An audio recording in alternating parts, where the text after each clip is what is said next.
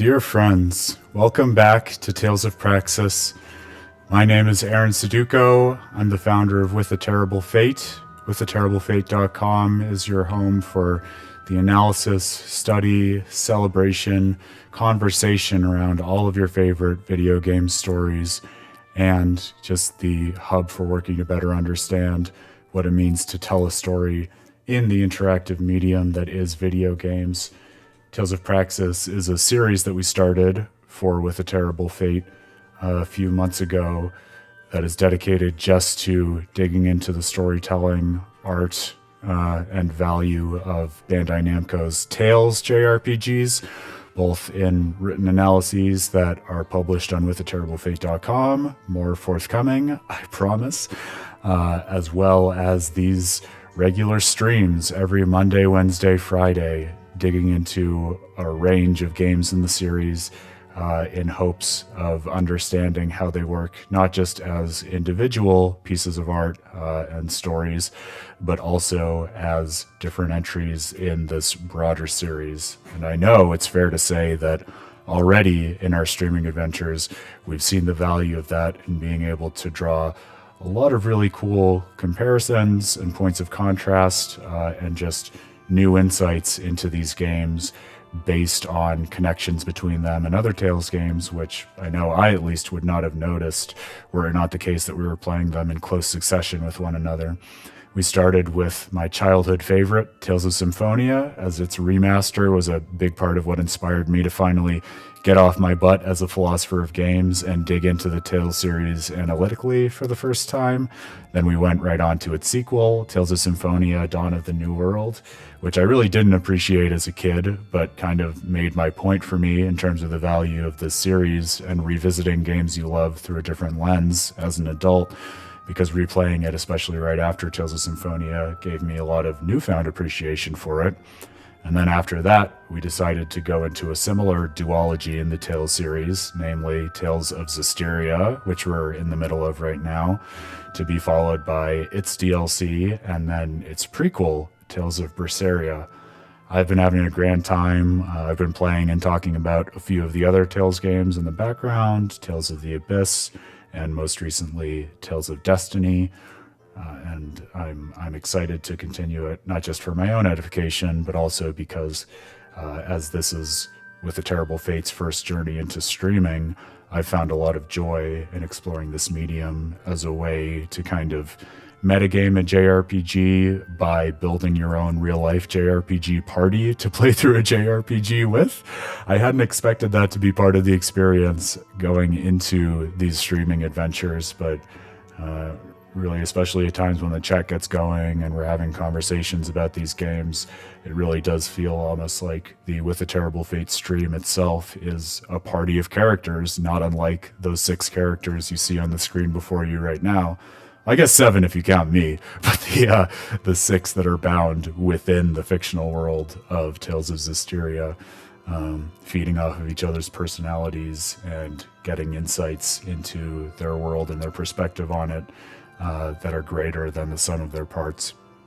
I love that. I think that's one of my favorite things about JRPGs, and so to be able to effect that new meta level of storytelling through this stream is really just chef's kiss for me. So thank you for that, and I'm looking forward to hopefully many subsequent streams with you enjoying similar themes.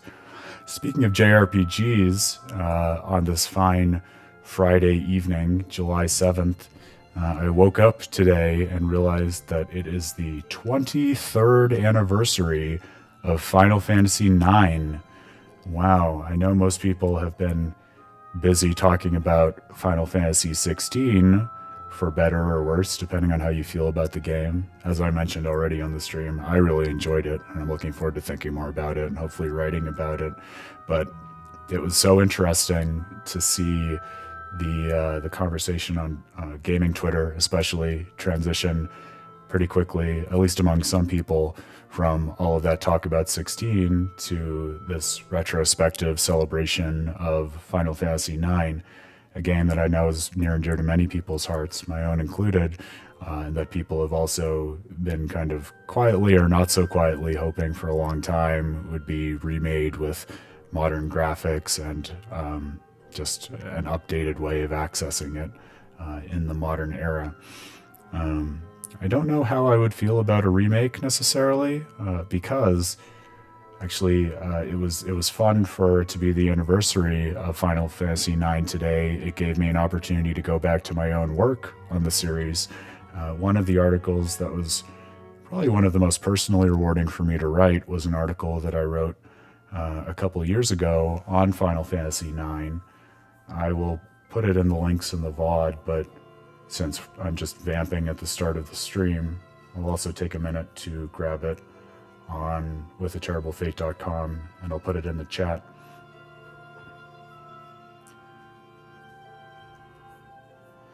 We do this series of articles on withaterriblefate.com, and I don't talk about it as much as I would like to, because I think it is a pretty special thing that we do. It's called Critical Review, and it's a way for our analysts to either look at their own previous work or the work of other analysts and write like a comment or an analysis branching off of that older work to basically create really dialectics or conversations or just ways of advancing the broader discourse around games, so that each individual analysis isn't something that's just shouted into the void and then forgotten. And so a couple of years ago, in 2021, I wrote this kind of critical review that was platforming off of all of the stuff I wrote about Xenoblade Chronicles 2 and Plato, and kind of the distinct sense in which I think Xenoblade Chronicles 2 could be called a philosophical game, because I came really late to Final Fantasy IX. It came out in 2000, but I only played it for the first time a couple of years ago. I'm a little embarrassed to admit. And when I did play it, and especially when I got to the end, and I won't spoil too much on the stream if you haven't played it, you really should. But suffice to say, when I got to the end, I felt like it was a similarly really philosophical game, and I wanted to try to unpack that. And part of what I think I loved about the analysis was, as I might or might not have mentioned on the stream before, I know I've talked about it a bit on With the Terrible Fate before, I did a lot of theater, especially in high school. I was a playwright, I was a director, I was an actor.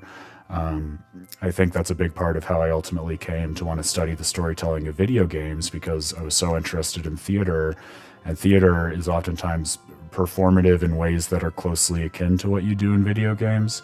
For a while, I liked to describe the kind of interaction that we have with a video game as being like someone in the audience of a play and also the director of a play at the same time, and maybe also sometimes an actor. It depends on exactly which game you're talking about, and also exactly which parts of video game storytelling you're trying to highlight. But I think that language of performance we get from theater is a good way into thinking about a lot of the unusual aspects of how a game tells a story. And so when I discovered Final Fantasy IX for the first time so many years later, in a lot of ways it felt like rediscovering my roots in the theater, because so much of the game felt deeply Shakespearean to me and inspired by theatrical performances. And so I really wanted to write about it, and I did, and it was one of those great cases of video game analysis that is really the reason that we've done what we do on With a Terrible Fate for so long, because even in the act of analyzing the game for myself, I really came to understand the game in a new way. I uncovered through analysis a new appreciation for its final boss, because something about that final boss just felt really surprisingly right to me in a way that I couldn't quite put my finger on it. And what do you do in cases like that? Well, what I do is to actually dig in and try to unpack that feeling through analysis. And some people worry about the analysis of art taking away from your passion for it or your appreciation. For me, and I think for many people, it's actually quite the opposite, where if you step back and ask, wow, why is it that this particular part of this game makes me feel so strongly? Oftentimes, by understanding that a little bit better and just asking and answering for yourself those questions, you can come to unlock a whole new dimension of meaning in the work for you. And I think that's so special and rewarding. And the more I'm thinking about it, the more I think Final Fantasy IX was really one of those games for me. It was a really special writing experience too. I don't talk too much about the creation process behind many of my analyses on With a Terrible Fate, but oftentimes the way it'll work is I'll have an idea for a game and it'll gestate for a long time, sometimes weeks, sometimes months, sometimes like the Tales of the Abyss analysis I did, literally for years in one form or another. And then finally something will happen where I'll sit down and feel compelled to really work on it and do the analysis and ultimately publish it. And my work on Final Fantasy IX was really special to me because, actually, fittingly for talking about it at the start of Tales of Praxis, I think I played the game right after or maybe in the middle of my first playthrough of Tales of Arise. So I was very much in a JRPG mindset. And then I went off to lecture at the first PAX in a long time. Maybe it was the first PAX I ever did solo, as opposed to with other analysts and members of the With the Terrible Fate team, as will be the case when we go to PAX West this year. I'll be contributing a panel, at least with Dan, and we might be able to bring some others along. I'll give you more details on that as we firm up our plans on our side. But in 2021, I went alone, and I gave 2 lectures. One was all about, actually, fittingly enough, horror storytelling and the Amnesia series specifically, since I'm still looking forward to playing Bunker, the newest Amnesia, which just came out, I think about a month ago now, because time flies. But then the other panel that I gave was on this other series of articles that we offer on withaterriblefate.com that Dan Hughes came up with, which are called Now Loading the Video Game Canon.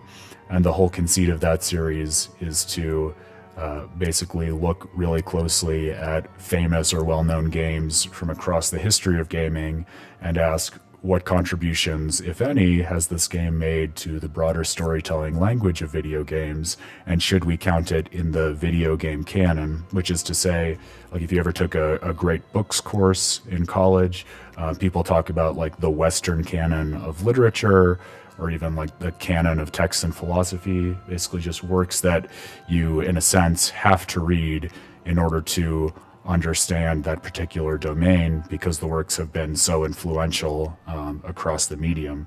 And that doesn't really exist for games yet. We've been working for a long time on building that language around a video game canon with this series and with withaterriblefate.com.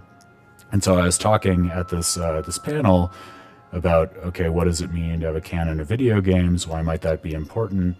And actually, in this version of the series that we did as panels at PAX over the years, the way that we made it like interactive for the audience is that I would spend some time talking about a video game canon, and then we would actually have the audience vote on which of a number of prefixed games they wanted to talk about and have like a live discussion and argument about in terms of, was this game significant enough to warrant admission into the canon? And so one of the options that I wanted to put for people to vote on was Final Fantasy IX, and I'd had this idea for an article in my head for a long time. And so I came into Seattle for the convention a couple days early, as I usually do, because I really like to enjoy the city. I love Seattle. And I remember at the time, not only was I really in JRPG mode because of Tales of Arise, but my dear friend and colleague Dan, whom I've already mentioned many times, even just on this stream, let alone the broader streaming series, he had finally gotten me to get into JoJo's Bizarre Adventure, the anime, because Dan is a huge fan of that. And I had never watched any of it, but he had gotten me into it. And so by the time I was in this hotel room, I was working through Golden Wind, that arc of JoJo's. And so if you can picture this, I was in like a pretty middle of the road hotel in a not great area of Seattle. I was really enjoying downtown. I was ordering delivery from all of Seattle's amazing restaurants.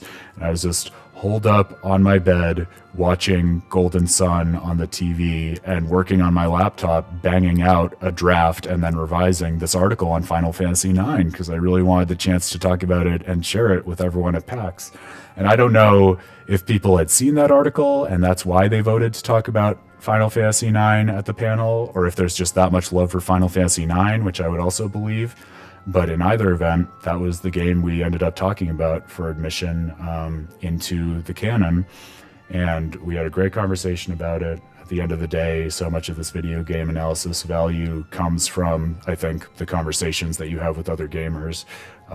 So that was just such a nice microcosm over a Labor Day weekend of so many of the parts of video games and storytelling, and also just the ethos of With the Terrible Fate that gives me a lot of just joy and value. And so I'm really grateful, not just to Final Fantasy IX for that, but also to all of the ardent and passionate fans of that game and of JRPGs more broadly and of video games more broadly. And I know I've said this before on this stream with reference to PAX West, but if you've never been to a video game convention, no matter which one it might be, if you care enough to be watching something like a stream of a JRPG that is 8 years old in your spare time, I'll just say you owe it to yourself to go to at least one of these conventions, because it's such a special sense of community, and I haven't found it replicated really anywhere else.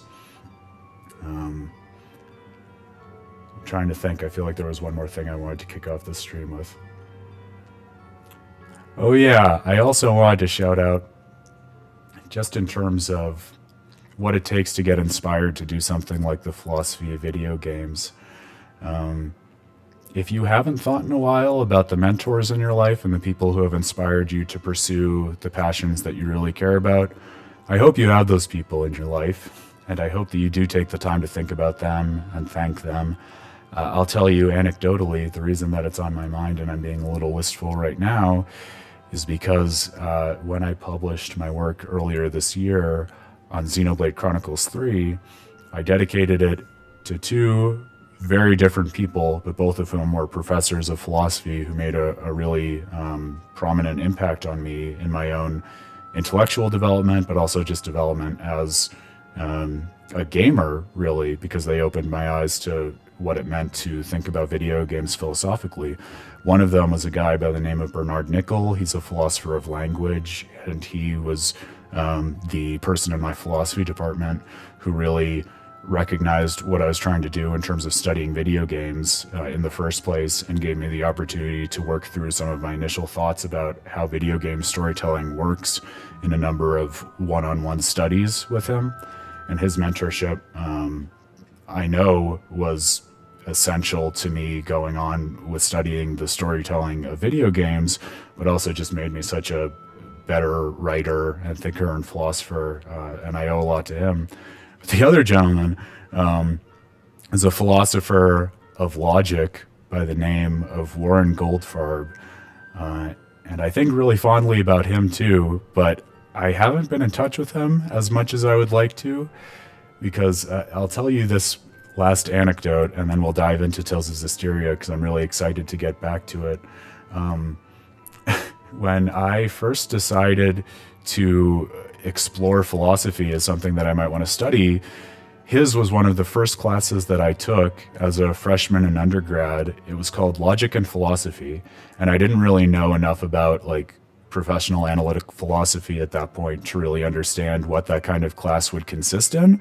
I just thought the course description sounded interesting, and yeah, I was a freshman, but I was really gung-ho on philosophy, so I figured I'd be able to hold my own.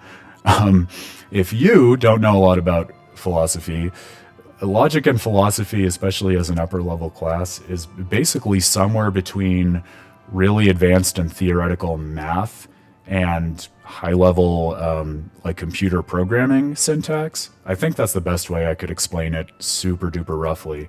But anyway, it was the kind of stuff for which I was woefully unprepared, and I was so kind of checked out during my freshman year that I didn't really realize that I wasn't keeping up with the class and I wasn't performing well in it until after the ad drop date for it.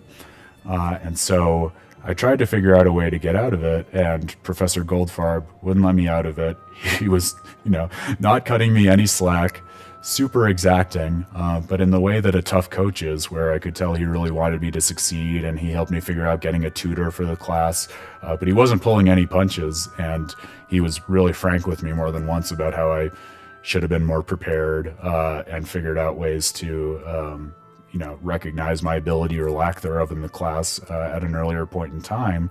But I really thought a lot of him, and I understood enough about the class to understand that what he was teaching was really important and rewarding and worthwhile, even if for the life of me I couldn't wrap my head around it. So I did buckle down, and I won't say I ended up doing well in the course, but I scraped by enough to pass the course and to get credit for it. And the funniest thing happened after that. He sent me a note basically recommending that I concentrate in philosophy and make that my major in undergrad. And as they say, the rest is kind of history. But for someone like that to have seen that in me and encouraged me, that was a big part of really what put me down this path for studying and publishing on and helping in my modest way to shape the philosophy of the storytelling of video games. And funny enough, Professor Warren Goldfarb is also a Wittgenstein scholar. And so in that class that I mentioned with him, that was where I got my very first exposure to Ludwig Wittgenstein, the very prominent 20th century philosopher who basically served as my cipher for reading and understanding the amazing storytelling of Xenoblade Chronicles 3.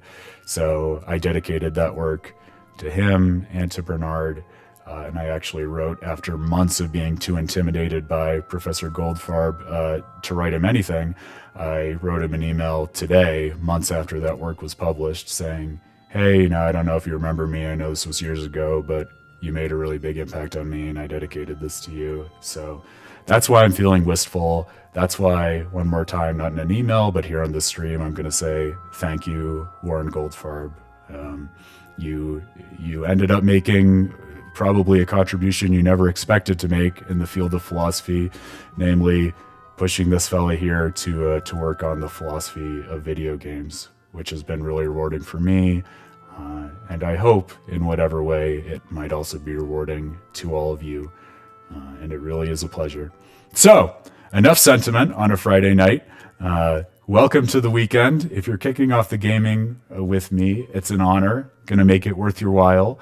And I am enjoying being able to focus on Tales of Zestiria with, as I mentioned last time, my undivided attention. We had that really unnerving twist last time of confronting Heldalf only for him to challenge our entire mental model of how malevolence figures into the world and whether it's a good thing or not for Seraphim to kind of be subjected to the act of spreading their blessing over the land for the sake of humans. So really excited to see how that unfolds in terms of how we're meant to understand this world and what the right thing to do in it is. And then we set off on this scavenger hunt at the behest of Mayvin to basically go explore the world as much as we want to before we advance the main story by talking to him, which was a lot of fun. We found some iris gems last time, but I was thinking, the more I was reflecting on the value of those gems and just the meaning of exploration in this game, that I do really want to kick off this stream before going back to Mayvin by doing kind of a thorough combing through of the areas we either haven't explored or haven't explored in a while throughout the world to see if we can pick up more iris gems and see, even if we can't 100% it now, to get as much as we can through the exploration and really explore the value that this game ascribes to that before we go and have our conversation with Mayvin and progress the main story.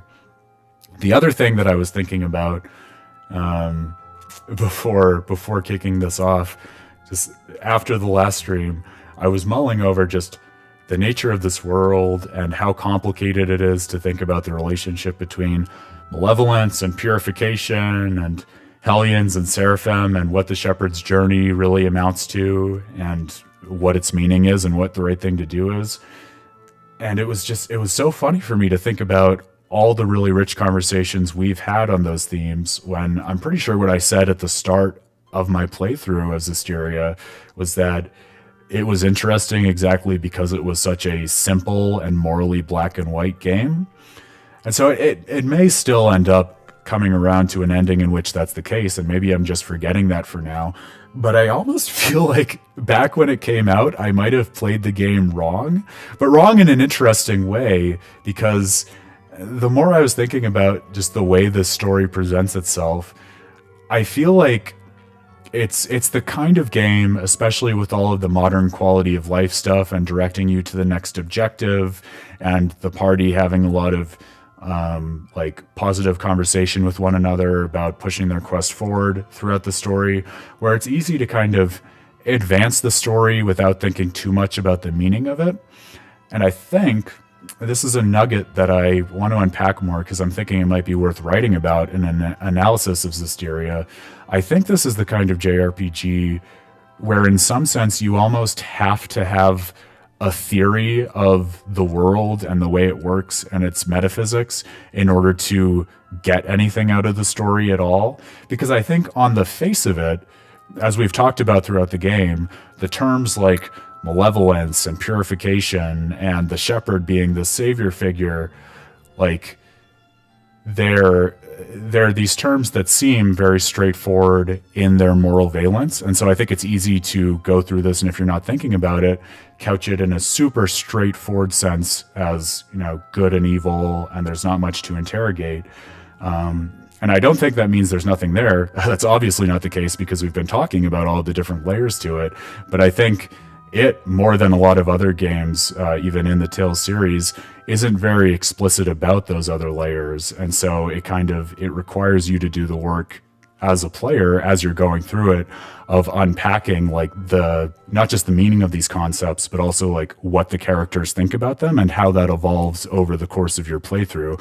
Because not only is it not going to hold your hand in making sure you understand those things, it's also not going to be really explicit in explaining a lot of those. Like you might have noticed, but over the last couple of streams, a lot of the work we've done in thinking about what the meaning of malevolence is and how that's changing has been kicking back to citations of just one or two lines that were said about malevolence way earlier in the game. So I think, it's not surprising that a lot of these games have a lot more intellectual challenge in them than many people give them credit for, but the further I'm getting into this playthrough of Tales of Zestiria, the more I'm coming to appreciate it might have depths that I just I didn't notice, or I didn't care to dig into for whatever reason back when I was playing it for the first time.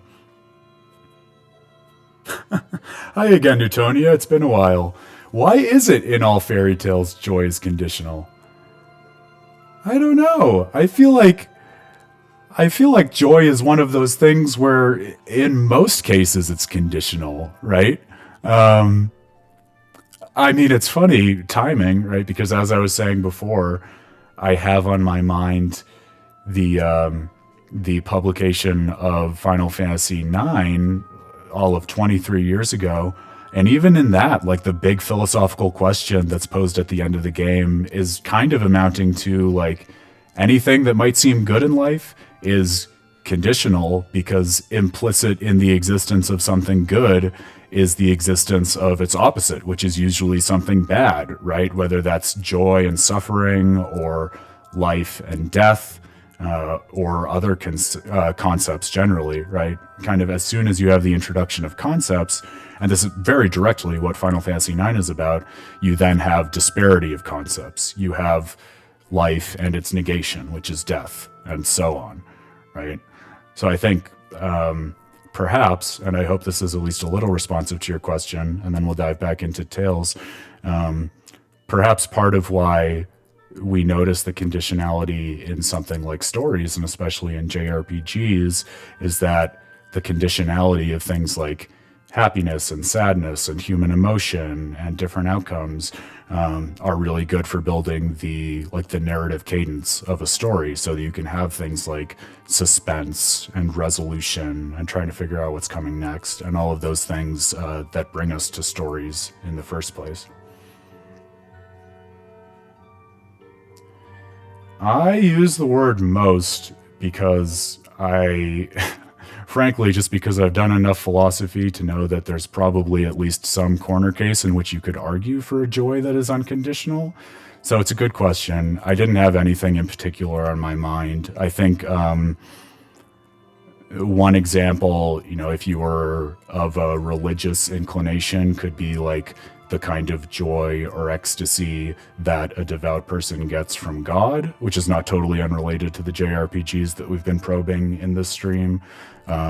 I think at least some theologians would say that is a joy that's not conditioned on anything. Similar to even in the world of ethics, like Kant's whole idea in terms of figuring out a basics for ethics is this thought of like, okay, if there's such thing as moral obligation, we have to interrogate like what are maxims according to which people could act that are not conditioned on any particular state of affairs out there in the world. And that's how he arrives at the categorical imperative. So you have things like that that bottom out in places that you don't get elsewhere.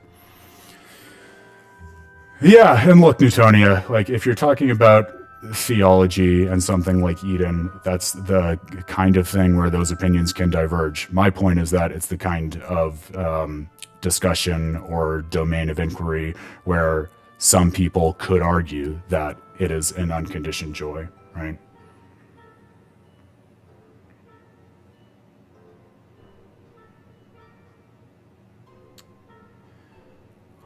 That is definitely a poetic and very JRPG apt comment that you left there.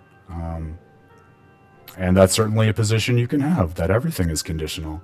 I'll tell you what's unconditional, that we are going to dive back into the exploration of Tales of Praxis now, and the next stage of Tales of Zestiria. Because I know there are some areas of this map that we have not explored yet, looking for iris gems, and I want to go there next.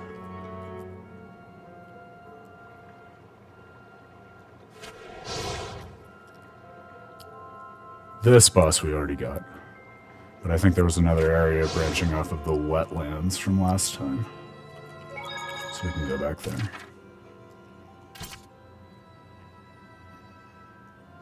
Oh, it won't let us travel between save points here.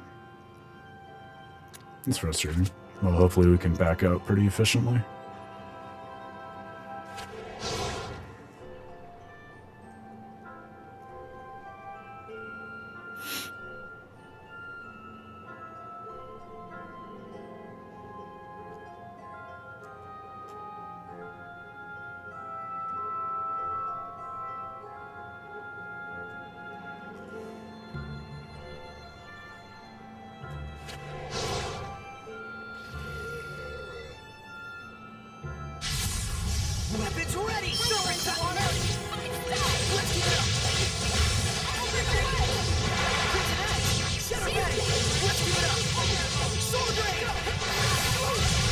Memory serves, I think, speaking of religion and theology, there's an alleged holy woman of some sort who founded a village off of the wetlands that led us to these woods in the first place, so I'm thinking that'll be our next stop.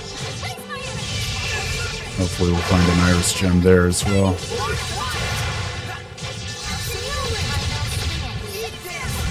I am really enjoying this opportunity to piece together the world history bit by bit based on how we want to explore the world through these iris gems.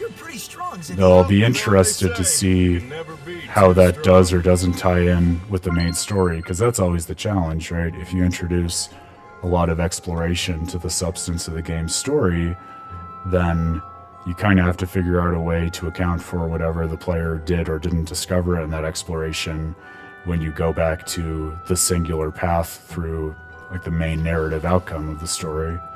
So I'll be interested to see how much the little bits and pieces that we uncover in subsequent iris gems do or don't contribute to what we find next. We didn't get to hear his stories about the ruins. It's all right. Even if we'd have met with him, he probably wouldn't have listened to your ideas. It's fine. But what we know is based on our own thoughts, after experimenting firsthand. Even if our conclusions are different. I'll say. Hey!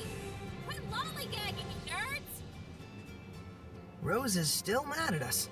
You know it's because she cares. I know. I'm cool with it. You guys are quite a team. Come on! Put some hustle into it! Coming!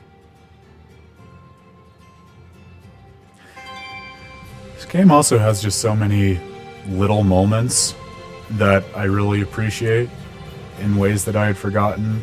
Like even just that little side conversation based on side content between Mikleo and Sorey really speaks to me, even in terms of a lot of stuff I've been thinking about pretty recently in terms of what it is to give an interpretation of a video game and talk about it with other people who played that game.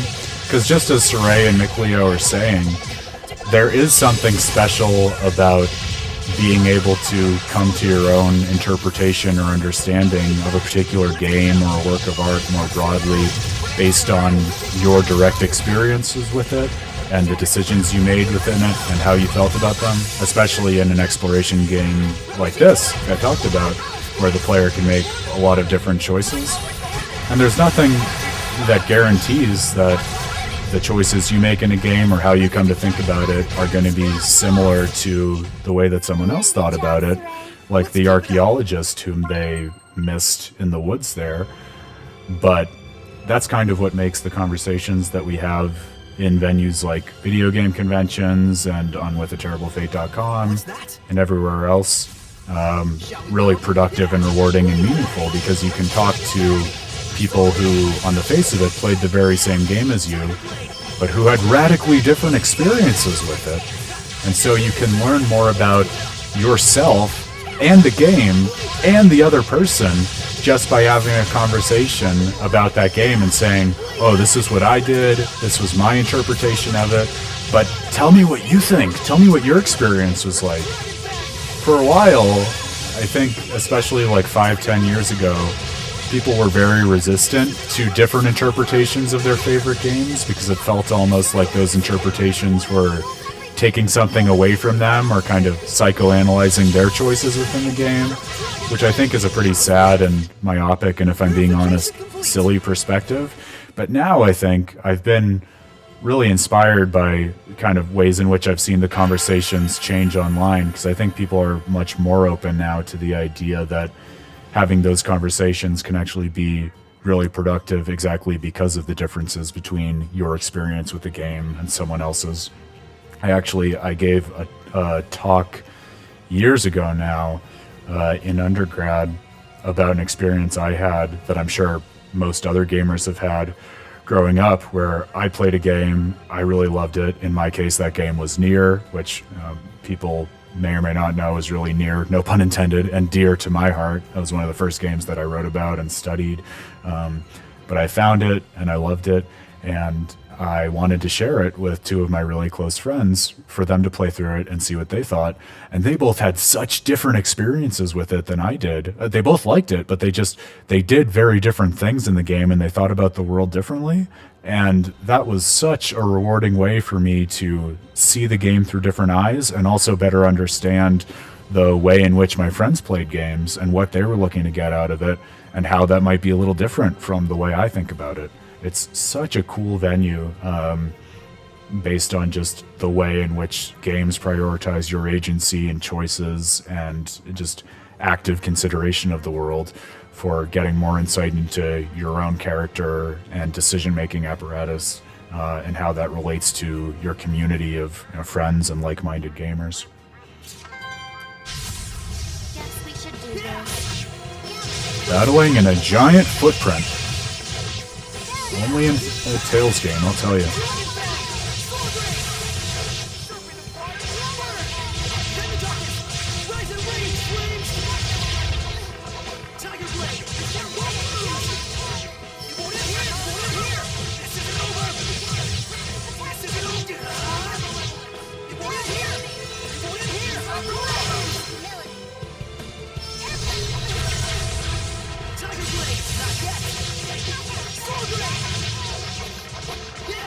Ready?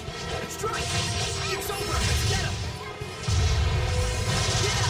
Get on! Strike! Yeah! Blink it right! Take this! My stuff! You want in here! Get on!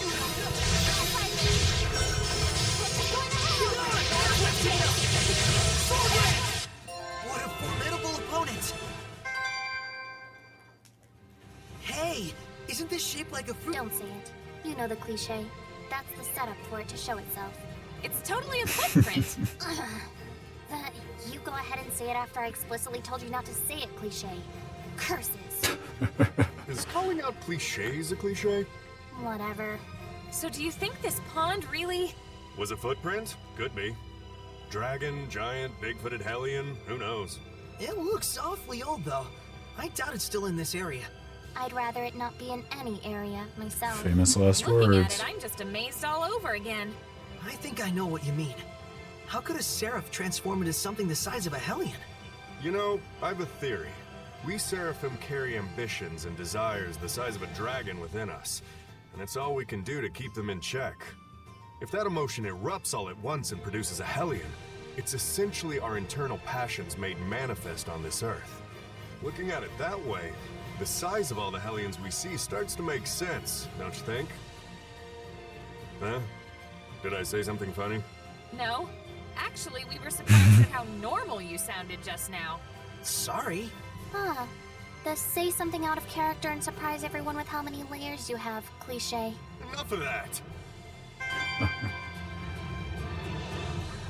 Those skits are a good way, at least, of keeping track of all the balls we have in the air. We hadn't talked about the relationship between Hellionization and emotions for a while, which, as I mentioned the last time it came up, is a good thing for us to keep track of.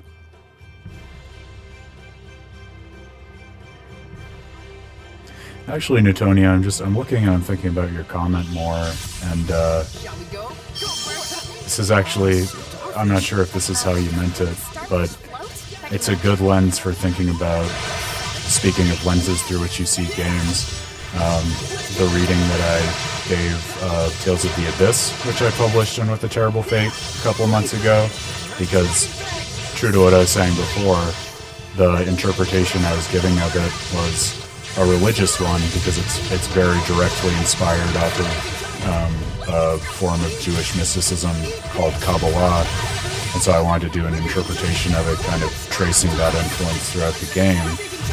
And in those sorts of, I think especially mystic religious traditions and stories that are modeled off of that kind of mythology, oftentimes I think the underlying ethos and lesson, if you want to talk about it that way, is that humans kind of interfere with their own sense of joy or happiness or satisfaction because of conditioning their lives on different corporeal things, whether that's, you know, their family or their success or even just their idea of an identity as separate from the collective whole. And so I think that game itself is a really good example of one where the progress of the story, kind of in the opposite vein of what I was talking about in terms of lots of stories using conditionality to advance their plots, like almost the point of that story and its narrative arc, which I love so much, is to kind of strip away all of the conditions according to which characters get in their own way existentially of being satisfied and understanding their place in the world, to the point that at the end of the game they're in a very unconditioned way satisfied with and have a richer understanding of the meaning of their life. That's actually a really interesting way of cashing out kind of what I think makes the value of that game pretty unusual and satisfying. I'll tell you, for a while, and I listened to an old podcast that I gave earlier today, and I said as much, I felt as though my favorite Tales game was Tales of Symphonia, just because it was the first one I played and it had such an impact on me growing up, as I've spoken about before, and I think in a lot of ways it became a template for how I think about video game storytelling. But man, the more I've gone back to it and thought about it, I think at least right now, and I haven't played them all recently, and there are some entries in the Tales series that I haven't played, period, yet, although I'm looking to rectify that. But as of now, I think I would say, for the record, my favorite one is Tales of the Abyss, because I think it's like, it was the sweet spot in the development of the combat system. I think the characters are really compelling. I think the story it tells, for reasons of the kind that I was just alluding to, are pretty unusual in video game storytelling and storytelling more broadly, and put the player in a role to really get a sort of spiritual insight that is rare in any kind of spiritual practice, let alone through the act of playing a video game. So I might end up streaming that at some point, even though I just recently replayed it myself, just because it is such a rich and interesting game. But if you're out there and you haven't played it, I strongly encourage you to consider doing that. It's more than a game. It really is kind of a a discipline. Like, I learned a lot of things that extend beyond gaming through the act of playing it and thinking about it. I like your moxie. Wait, this is you, Riley. Wait, this isn't Stino? And we don't have special Hellion music, so I don't know whether we can expect to get an Iris gem here. But this Hellion was definitely just hanging out, and we got special dialogue from engaging in battle with it. So it's worth dealing with either way.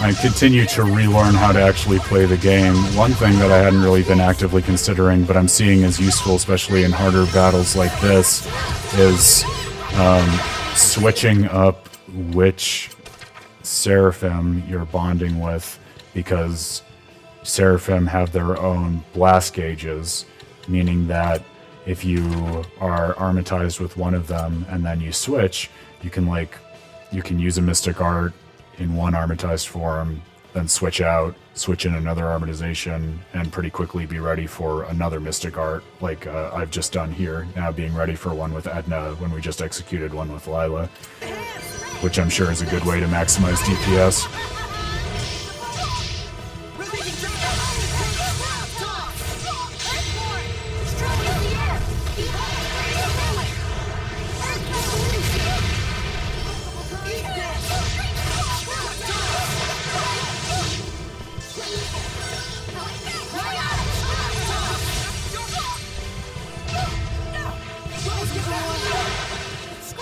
I don't want to jinx us, but I'll be really happy if we somehow make it through this battle with no one getting petrified.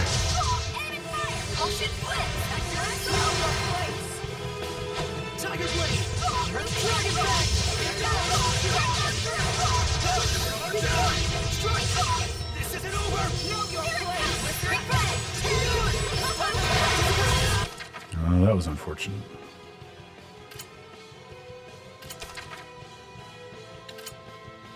We do have a second to breathe since she's dazed, though. That's a grace. Oh! Never mind.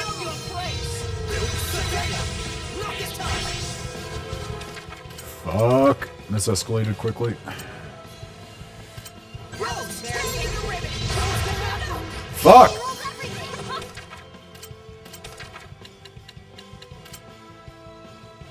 When you revive a girl and she instantly dies. Oh, Rose can use Rising Phoenix? Man, I'm jealous. That was always one of my favorite arts in Tales of Symphonia.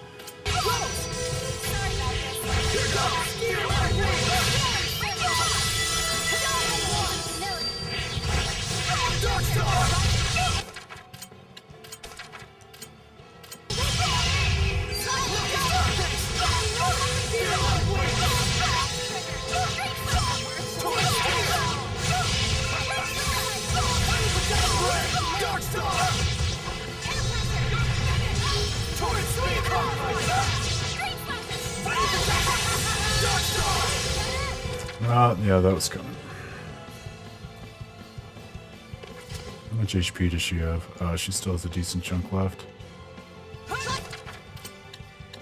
Well, I hope we die. There's nothing else we can do there, right? Oh, but we decided with the last Gorgon that she seems to prioritize killing the player character anyways.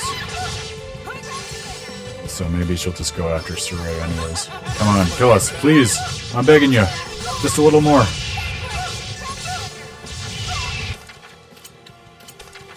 The Rose seems to be going to town on her pretty well.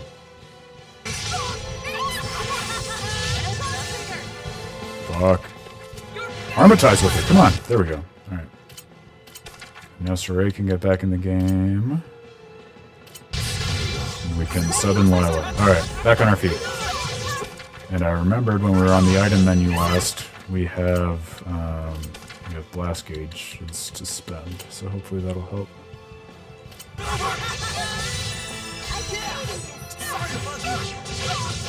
It's over! You're pretty much screwed.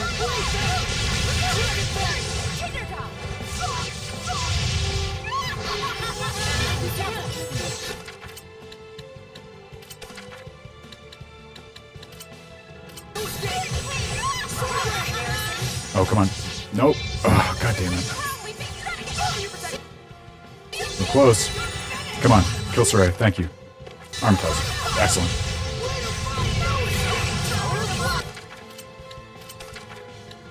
I'm sure there is an actual way to avoid or cure petrification, but I'm telling you, the tactical death, it's all I've got right now, and it seems to be working at least, so if it ain't broke, I guess. Yes! I knew it was worth killing her. I know how bottomless is human desire! Lila! You glorified me as a saint! You pushed all of it on me! You did nothing to help! You let disease take the children one by one! None of it was my fault! Hell hath no fury, etc. She still had fight left in her? Dang, we couldn't purify her either. Not doing so hot, are we?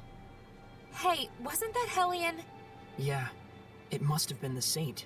Betrayed by the people she believed in. That's the holy woman that people were talking Hellions about. tend to be women with high degrees of self-righteousness and hatred. Hell hath no fury. Oh, so that's why you freeze when they glare at you. The saint Boo. was a nun. Maybe the church in Pendrago would have some info on her. Let's check it out. We can't have Hellions like that running wild.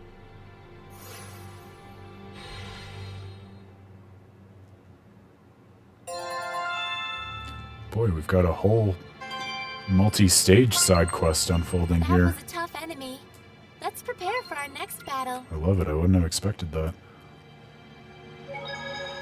Well, we have ruins up ahead here, but since we burned through some items and we now have reason to visit the Church of Pendrago, I'm going to vote we kick ourselves back to Pendrago first.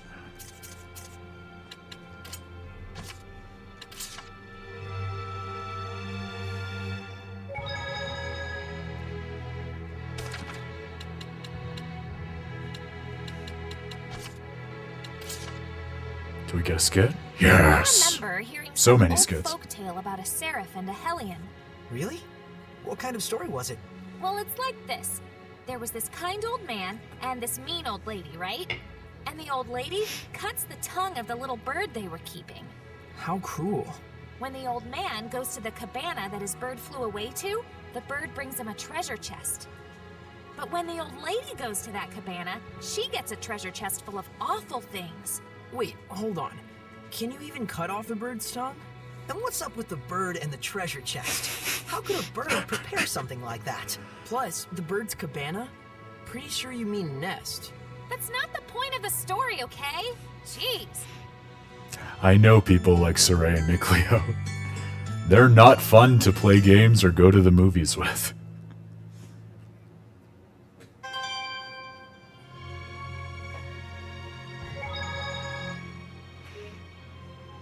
I know I've said before I need to install more cameras throughout my apartment so you can see this, but my poor little girl Evie has come over to the base of my chair and is cuddling and licking my hand because I can't quite hear through my headphones. I can see the skies look threatening, so my guess is it's thundering. My goodness, between thunderclaps and fireworks the last few days, she has been a nervous little camper. She never used to have issues with loud noises like that, but she's getting anxious as she grows up.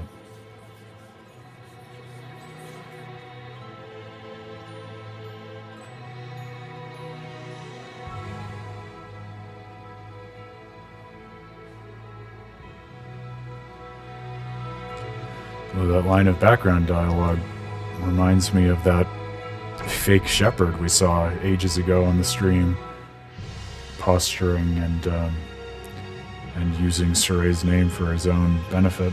I wonder if we're going to run into him again, or if it was just sort of a small vignette in the broader story. Books that we can actually check on the bookshelves! Ha! I've missed those. Eldest of the Fortin sisters. Oh, so these Medusa-type Hellions we've encountered are probably sisters. That's going to be the twist.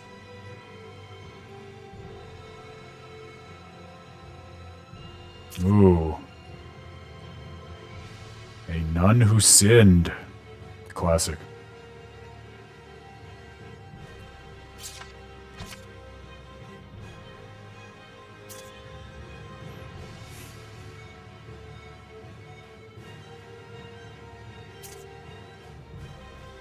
Yeah, this was the one we just fought. And the eldest sister, the one we fought before that in Horza.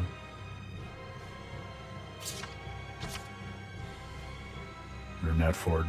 I mean, I guess this is the Cardinal. It was the first Medusa-type enemy we fought.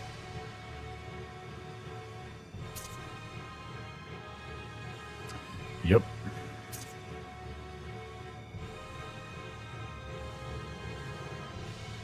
Oh, their village is named after them. The village of Fortin, beyond Glaven Basin.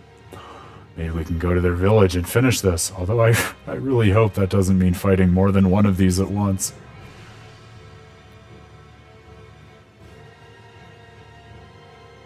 Oh, that's dark.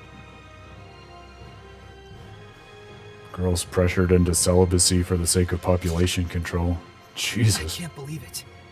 Both of the Medusa-type Hellions are... They're probably Cardinal Fortin's sisters. Are you sure? It seems like too much of a coincidence. Well, the only way to learn the truth is to ask the Hellions themselves. But how? If we're right, then I'm guessing they've gone back to their hometown. A gut feeling? Sort of, yeah. Just a hunch based on how humans think. Well, it's not impossible, psychologically speaking.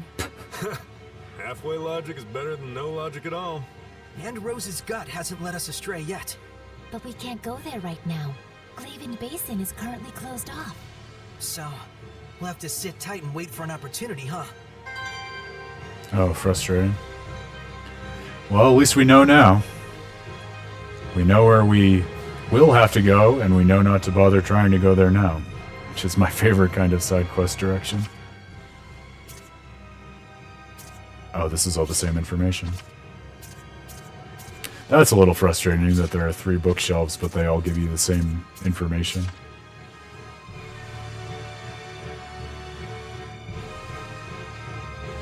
A ghostly white child wandering the shrine church.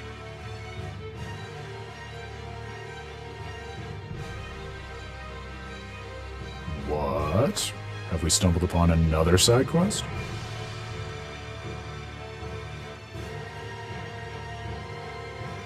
Okay, that's just related to what we just did.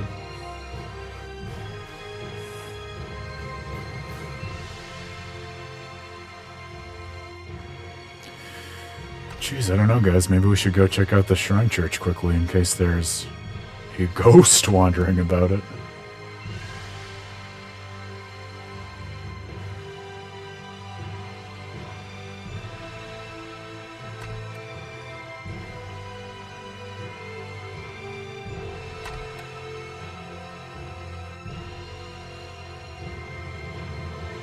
Not seeing anything.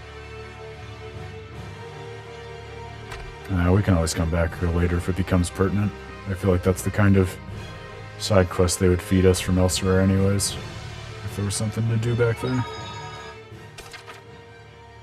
For now...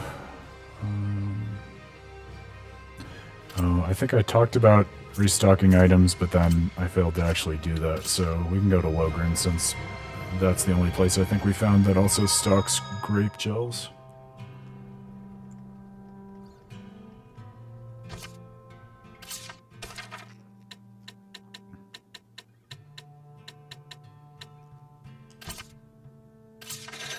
Extrinsic sword. What an interesting name for a sword.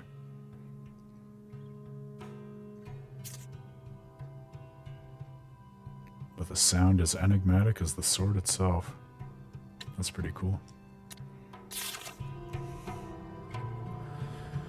Alright, now, I'll say if we're doing a world sweep, best to go back to the wetlands since that's the deepest area we've found, and explore the ruins that we haven't been to yet there. And then we can just work our way in the other direction. Abandoned Rodine.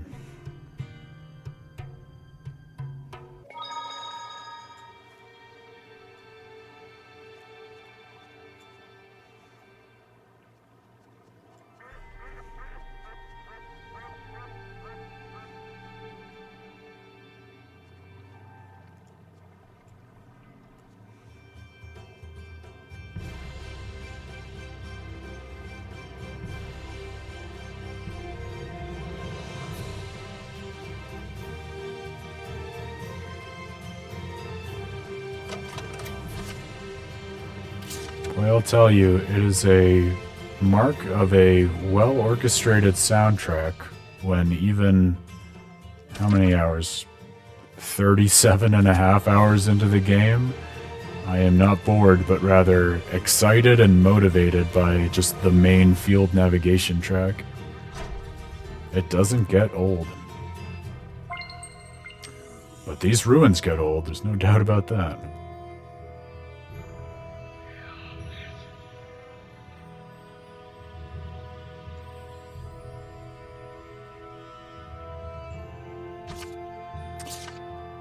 I knew it couldn't be that easy. But her brother's gotta try.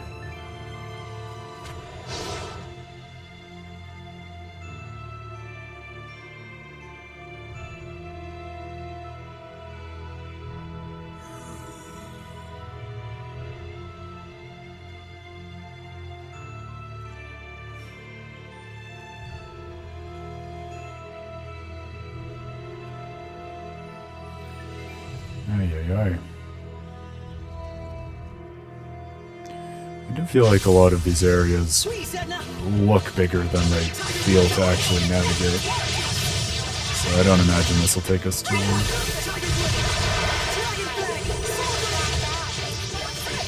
No need to go after every enemy, but I have learned enough from these Tales games over time to realize that we should at least face off against some of them so as not to get under-leveled when the time comes to face something big, bad, and ugly. When it's go time, we go all the way! Overdo it and you'll just exhaust yourself, Sorey. All things in moderation, as they say.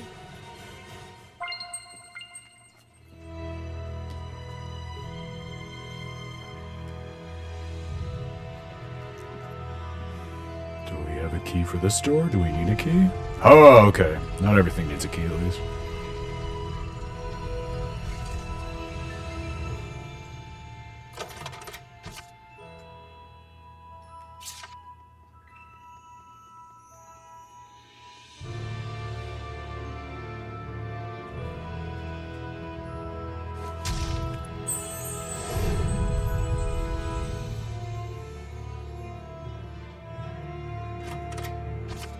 I think that's different colored rock. Is it special rock? Ready, Mikleo? We've seen other giant Hellions, but this one's so huge! If you want to live, attack while distancing yourself.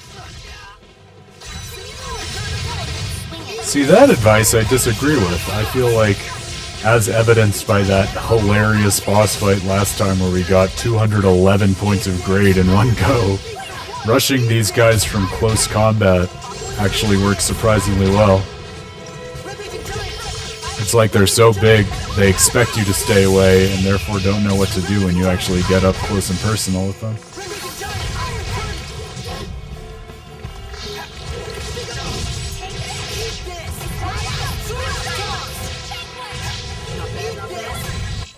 Looks like we win! It's all about those levels.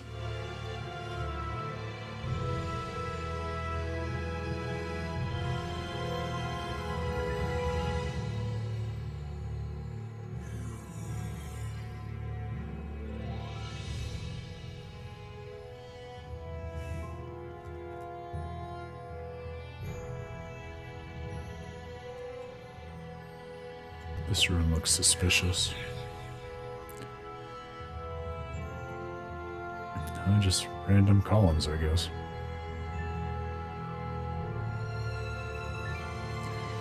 It's interesting to have little details like presumably load-bearing columns in a video game world where you don't really need to think about weight distribution in the way that you do for actual architecture in the real world. But gives it an unsurprising sense of verisimilitude, I guess.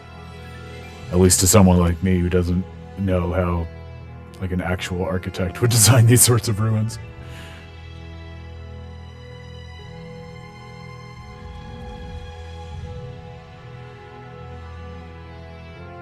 Is there something back here? No, it's a dead end. Please, Edna! Blade to the blade! Tiger blade!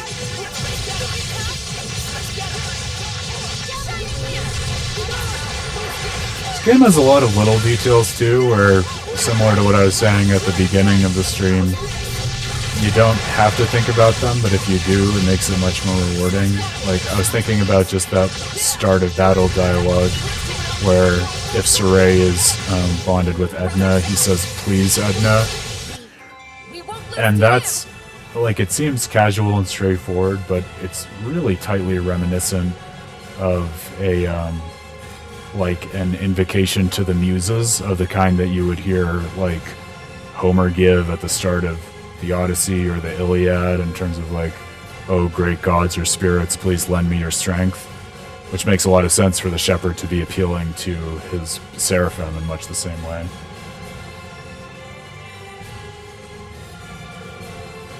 Hey, Yvette Kate. Yeah, appreciate your offer to help. Not really looking for any of that right now, but if you're a fan of JRPG storytelling, you've definitely come to the right place. Feel free to lurk or chat. Both options are more than welcome here.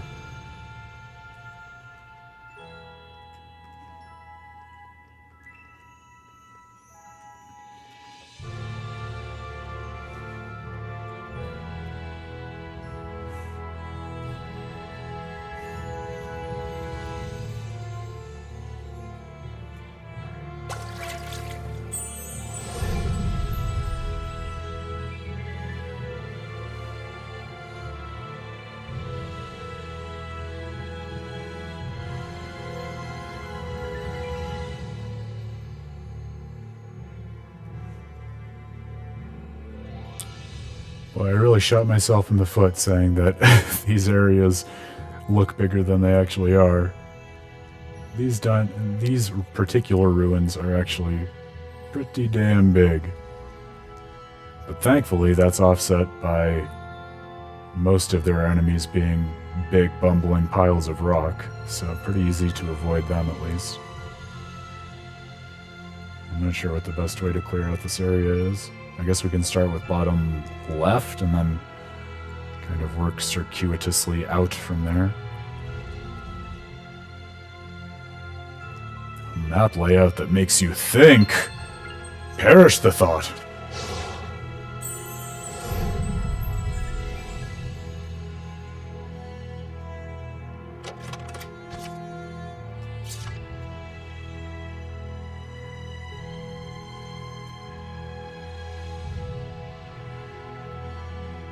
Alright, and now back around this way.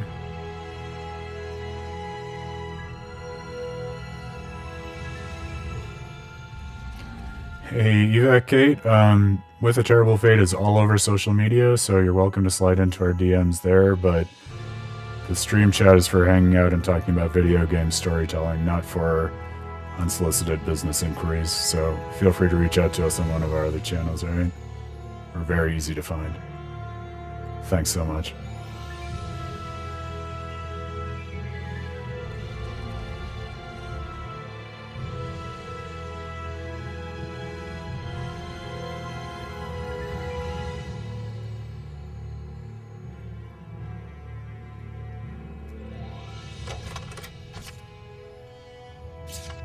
Jasper Soul. Love the names of some of these items. I know we don't talk about it as much as we probably should, especially in a game like Tales of not Vesperia, excuse me, Zestiria. All these names blending together. But since there's just so much skill craziness around deciding which items to use, I feel like it's harder to look at each of the items as individuals, but there is a decent amount of care put into the design between the name and the item description. Like, man, just stop, take a break from navigating the ruins for a second and look at this. Like, Jasper Soul. This pendulum is adorned with red jasper. It evokes imagery of bravery, honesty, intuition, and oblivion. And like, all of them have that level of detail. It's really... Even in something like this, like, I know Dark Souls and Miyazaki's games get the lion's share of credit for sort of thoughtful histories behind items, but you get it in JRPGs like Tales too. You need only be attuned to it. Similar to what I was saying about Sorey's invocation to Edna, right? Just way too many details to even attend to, but the flip side and kind of uplifting part of that to think about is you can kind of decide to turn your attention to virtually any aspect of the game, and chances are pretty good that you'll get some kind of interesting insight out of it if you interrogate it for long enough. Kind of a good microcosm of the whole ethos behind the kind of analysis that we do of video game storytelling and With a Terrible Fate, when you put it that way. Let's fight some of these ghosts. A ghost can self-destruct as a last resort. Oh, great. Till the very end. At least they warned us. Watch ourselves to the end.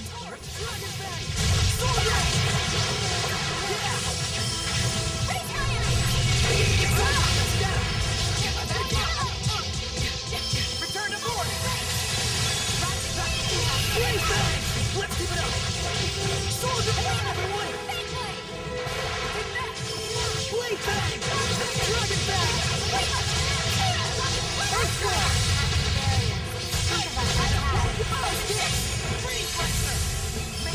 Red-making giant. Iron curtain. House beast. Eat this.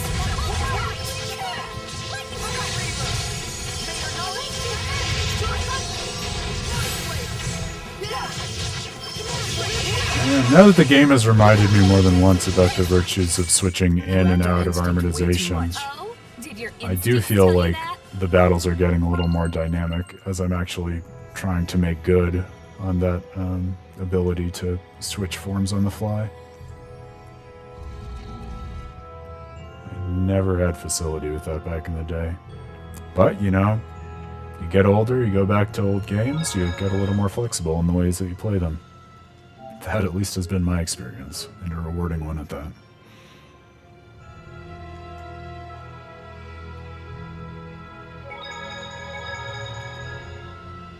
Is this door open? Ah! God damn it.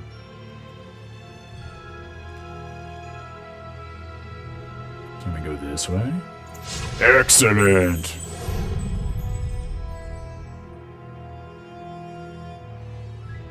I want a key. Give me a key. Ha! Gold key! So that's the key we've been missing for the highest tier chest, which is great, and that alone speaks to the value of going through these optional ruins.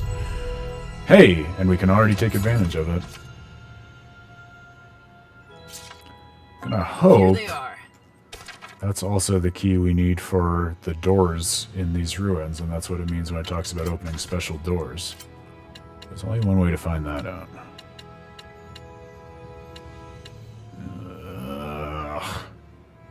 It would make him so much stronger, but at what cost? At a very clear cost. I mean, a loss of many, many points in most of his other skill branches. Attributes. That was the word. Couldn't think of that for the life of me.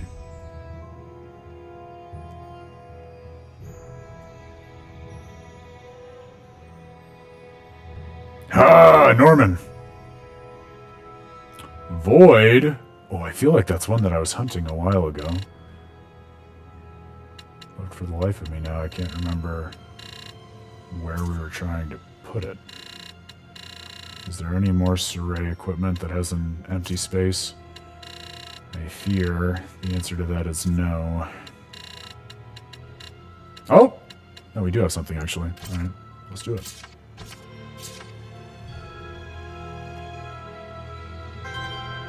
Was that worth it? Why was that in my head? Okay, so which one of these is void? Rangus, Blood. Void. It's all the fucking way over here. I don't know why that one was in my head. I guess just knowing me and the way I play these games, I probably intuitively internalized Void as a skill to prioritize because I don't love dealing with elemental advantages and disadvantages because they all seem so contingent to me. And so a skill that boosts power that doesn't have anything to do with the elements just always reads as more generically useful to me, even if in a game like this where virtually every element applies to one enemy or another, that might not be the case. That looks like a serious ghoul.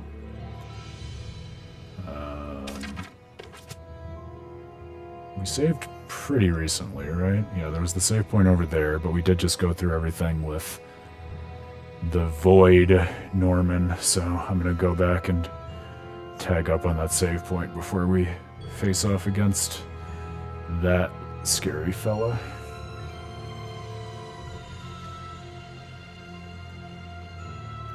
Ooh, and while we're here, actually, we can test whether or not it works on that other door, too.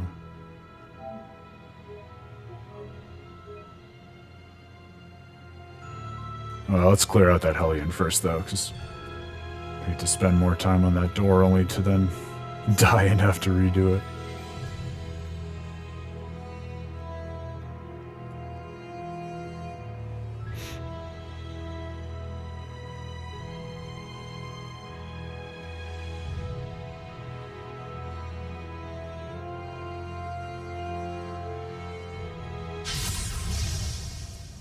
Not! What a cool name for this kind of enemy. Not. Huh? It's not. It's not what?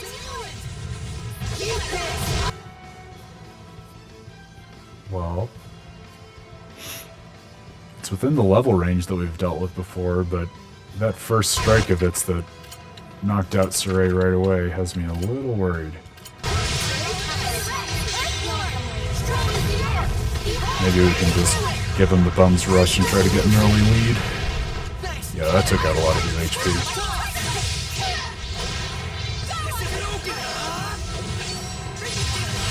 God damn it.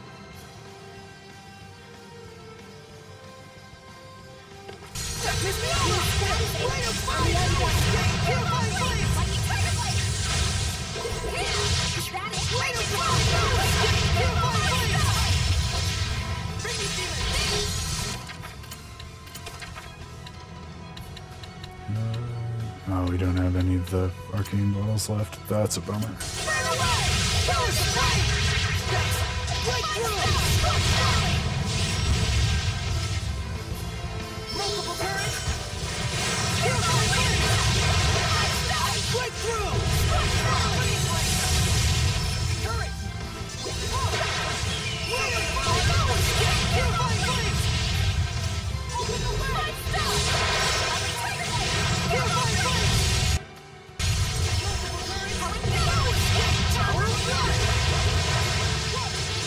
So he's just not a friend of Sorey's, I guess. When we have Sorey nice and armatized, he doesn't seem able to do much against us. We're survivors, no matter the odds. Alright. Love that grade, love those levels. Give me everything you've got. No Iris gem, though. Got my hopes up. Well, there are a few of those doors that we should now be able to open, dotting these ruins. So, maybe one of those will have something for us. This is a dead end. At least from this side. Looks like you might be able to open it from the other side.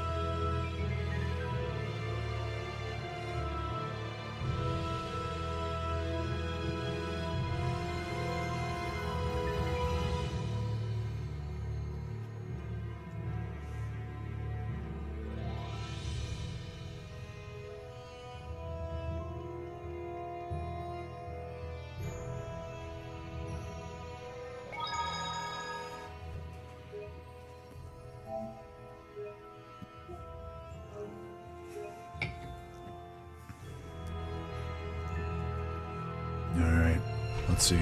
Fantastic! Oh yeah, and actually as I'm seeing it, if the icons on that door, they almost looked gold, and I feel like the door we opened previously was silver, so maybe all of these doors just corresponded to the levels of key that we had, which also were able to open corresponding chests. I remember this place was in the Celestial Record. Tell us about it, Sorey. Metallic funerary mirror. What a nice mirror! It's beautiful, opulent, but with an understated elegance. Yeah, you can just imagine the kind of person who would own this. For a relic like this to remain here untouched, this place must be entirely unlooted. Yes, Sorey, we know you only have one filter for everything. I wonder if the person buried here is a woman. Yes, she's probably the one who owned that mirror. Oh, so this was a grave! I'll be putting this back. That's probably best. Hey, do seraphim show up in mirrors? No. Well, usually not. But if we concentrate, we can make ourselves appear. Wait, so you mean even people with no resonance can see seraphim that way? Somehow, yes. But that's great! You could use that to communicate with humans. That might be difficult. It takes enormous amounts of concentration just to show up briefly. Anything beyond that is impossible. No, that's a shame. Huh, so that explains it. People always whisper about ghosts that only show up in mirrors. Those had to be seraphim. Yes. Sometimes when we're putting makeup on, we accidentally focus way too hard that's funny. and... Putting on makeup? Well, I mean, I am a girl. That is true.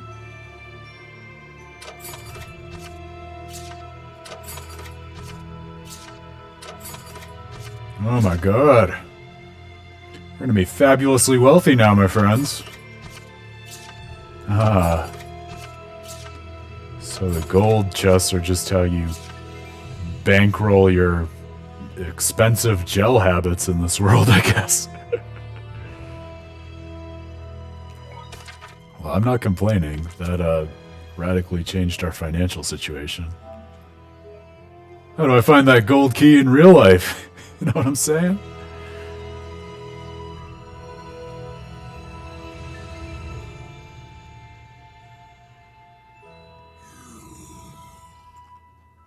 Alright, where are we off to next? I guess maybe this time it makes the most sense in my head to head north first and then sweep around clockwise. Yeah, let's do that. I'm not ruling out the possibility of an iris gem yet. Although this ruined detour was certainly more than worth it, simply for getting that gold key. That was a great discovery.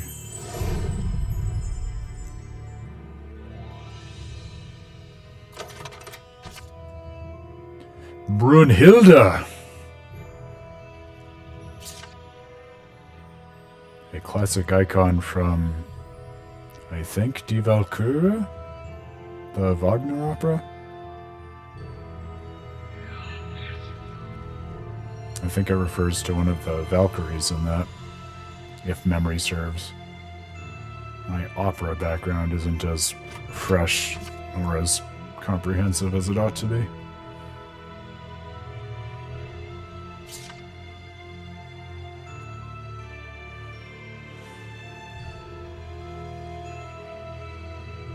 Okay, now we have to make sure we sweep down, hit that last room on this floor, before we head off of this floor for whatever's either above or below it.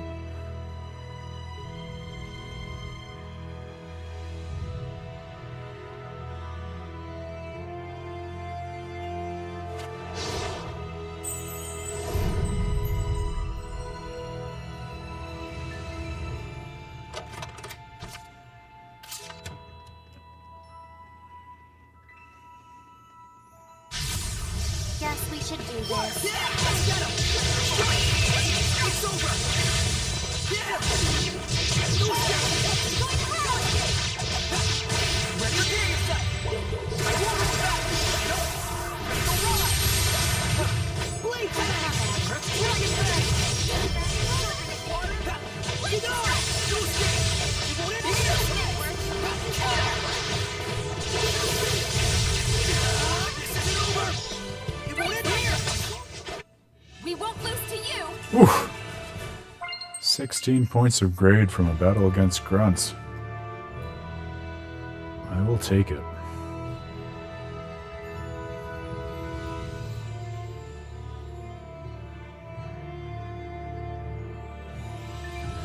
It's interesting. So I guess the tricky way that this game plays with map representation is, like, if you look at a map such as this, some of these corridors have little gaps where you can actually unlock the passageway using the field skills of the Seraphim, but not all of them are that way. So you might think you're coming up to a path through which you can navigate, but it turns out it's just a dead end after all.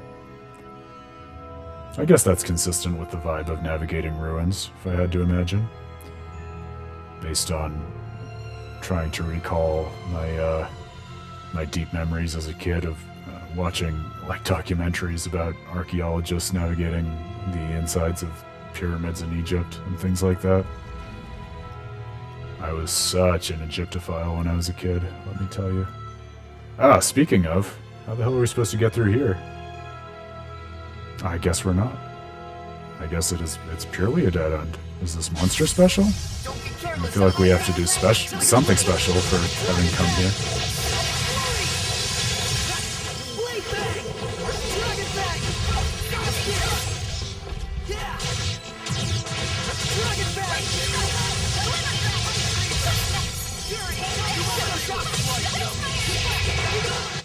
I can get changed that way.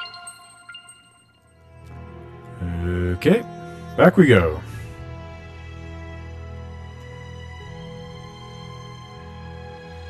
Well, I'm sure it'll be faster on the way out at least.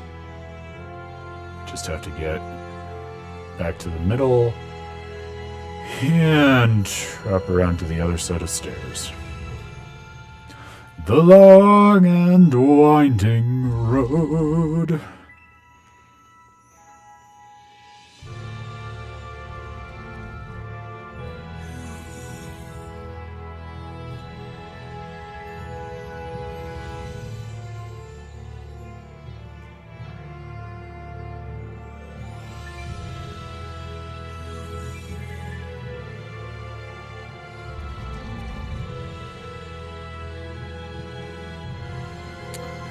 It's funny, as we're wandering through this, my mind is wandering back to Final Fantasy IX. It's been rumored forever that it's getting remade, but I guess, at least based on a little bit that I looked into today, like a very cursory look, I guess it's been at least quasi-confirmed that a remake is actually in the works. And I was listening to my podcast conversation with Dan about Final Fantasy IX on the occasion of the publication of my article about it. And one of the things that I said at the time was I really didn't feel like it was the kind of game that it would make sense to remake for a specific reason. And that reason is Final Fantasy IX was the last Final Fantasy game to come out before they added voice acting, because the next one was Tidus coming in hot with his invocation for you to listen to his story as he spoke aloud with his voice acting. And people talk about how Final Fantasy X has this special place in the Final Fantasy canon because it's beloved by so many, and I think a big part of that is because of its voice acting. But I think part of the kind of magical interstitial space that Final Fantasy IX occupies is made possible because it's like on the cusp of that development in gaming, but it still very much belongs to the old guard of games that were written out rather than voiced, and as a result of that, especially within the domain of JRPGs, oftentimes feel much more literary because they rely a lot more on the written word. And that takes on such a special aesthetic in Final Fantasy IX because the game itself, in terms of its mode of presentation and then also its themes and plot beats and everything in between, is a deeply theatrical game. I mean, my god, it starts off with like a pretend staging of a play on an airship, and wraps back around to that at the end of everything. And there are a million other theatrical elements that we could point to and talk about in all of the different acts of the game, really, that happen in between. And a lot of that depends, I think, on the way in which it plays with text and like text boxes that can bounce around and represent at one moment the words that a character is speaking to someone else, at another moment the thoughts of a character, at another moment like abstract ideas that don't even necessarily have a defined speaker. And I think a lot of that was easier to do in that kind of literary game context that did not strive towards sort of lifelikeness or, again, verisimilitude by virtue of voice acting. And so that's not to say that they couldn't create a similarly theatrical rendition of the game using a more modern design language that included voice acting. But it'll be interesting if it does indeed end up being remade to see how they go about doing that. Because I was thinking about like the modern standards of gaming and what it would take to make a modern Final Fantasy IX.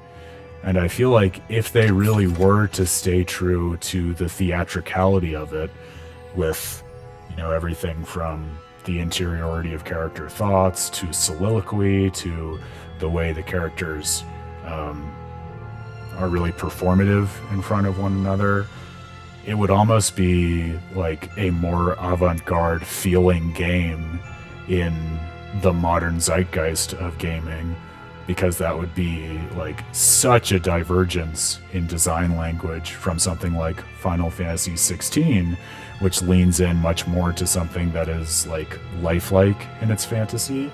So to kind of take a step back and focus on something that is not directly representational, but rather more artistic in the universe it presents, and self-consciously non-representational, would be, I think, really, really interesting, actually. And so the more I was thinking about that, the more I found myself getting excited for it, if they did decide to go in that direction with it. So if they remake it, I hope that they try to really put in the time and effort to figure out like what is the translation and modern design language of the themes and player experiences that we brought about way back in 2000. I think if they come up with a new way of showing that, that could be really interesting and cool.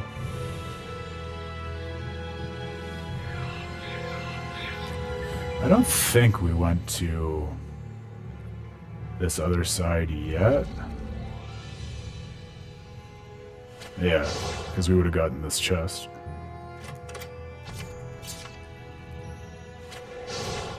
Hard to keep track of these ruins.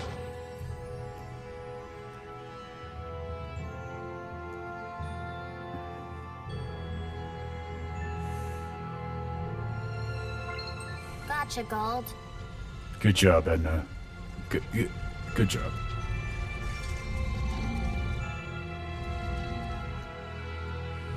Nothing there, nothing there. Nothing on my sleeve.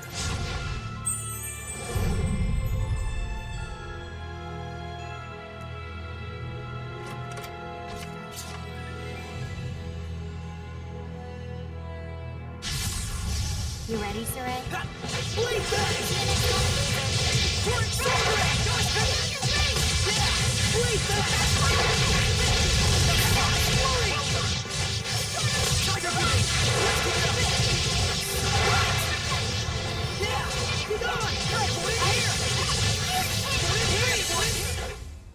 to become stronger as a seraph. Almost ran into that other one. Not today, Satan.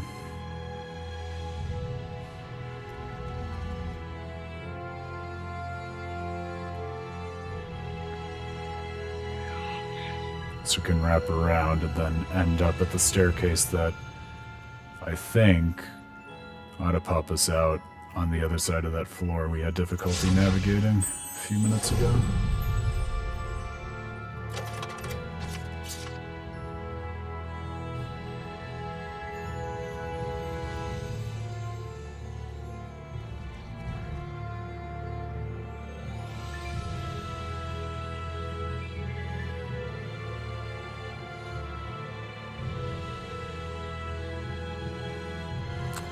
Another dead end. They got me. They really got me.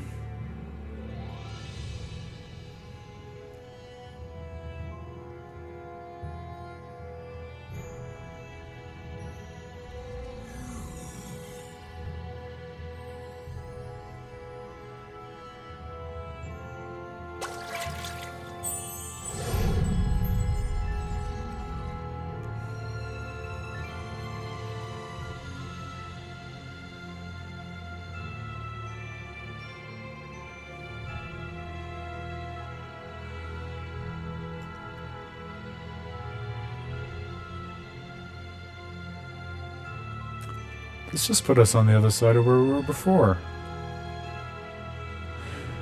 Oh, okay. I see what happened. So we went in a big circle because I guess where we were before was the other side of the floor we couldn't access, and that was because it was one of those walls in the middle of a passageway that you could open using an elemental skill, but only from one side. Which in hindsight makes sense, but my sense of geography in these ruins is not sufficiently attuned for me to have caught that in the first place and avoid that extra time that we spent. That's alright, we had some extra chests lying around back there, so it was worth it.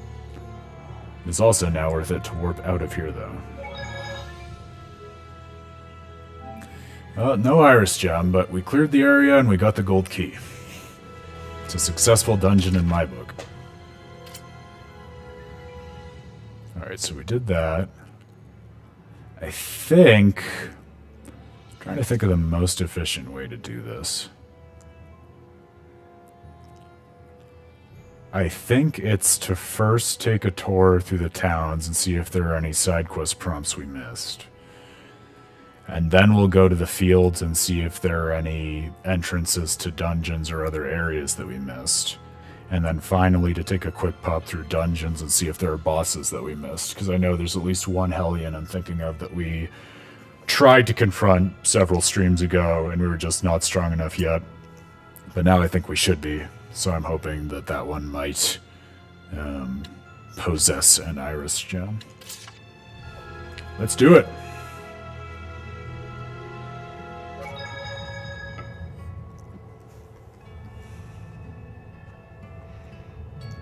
Now, the entrance to town is very much outside of the town.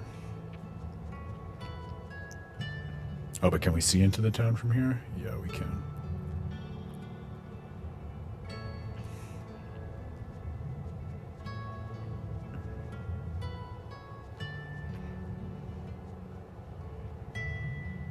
Not seeing any side quest indicators, but I'm also aware of the fact that the last time we were here, we triggered a bit of reflection within the party from Lila's conversation with Gramps, so it might be worth visiting the houses and in particular checking in on Gramps before we move on. Yeah, everyone's stats look good.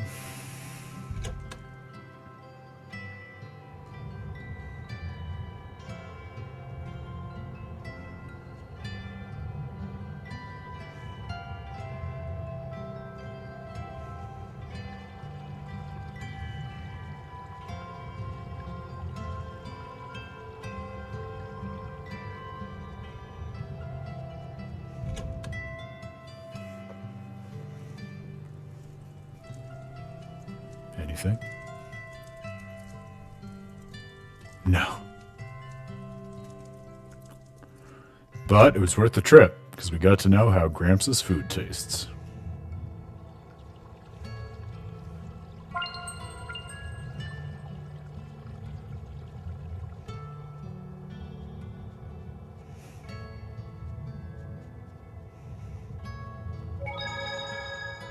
Oh, and we got a skit.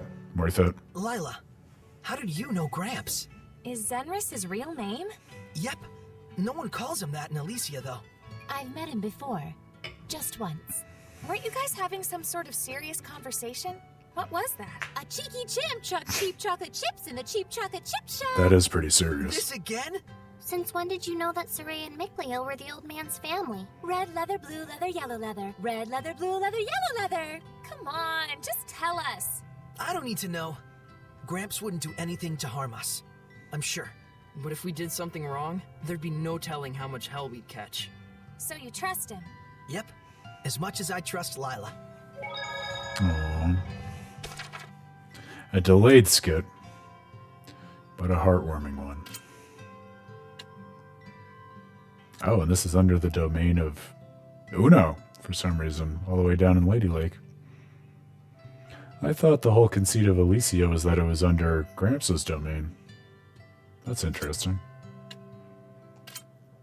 Well, time to contemplate that later. On to Lady Lake.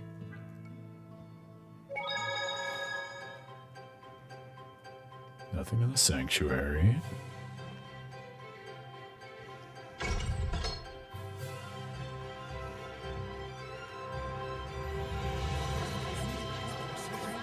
Nothing out here. I wanted to see if we could advance things with Alisha more, especially since we found that shop in, oh, I'm blanking on the name of the town. The desert town that we found that sells a spear, ostensibly for her. It doesn't seem like there's any prompt to engage with her yet. Hopefully there's potentially a way to get her back in the party if we're still getting spears offered for purchase.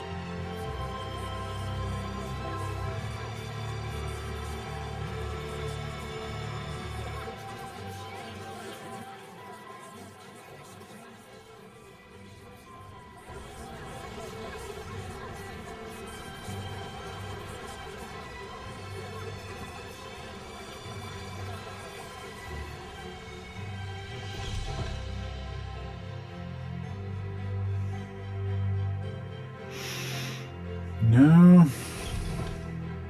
Nothing new here in Lady Lake.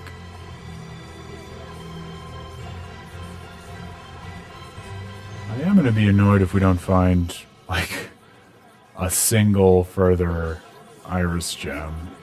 Because I feel like there are more to discover, and if there aren't, then I'm going to feel as though I should have really just listened to the skit we got at the end of the last stream when they said, oh, we should go back to Mayvin. But I just have a feeling that we've left too much of the world unexplored and unresolved up to this point to really have gotten all the iris gems.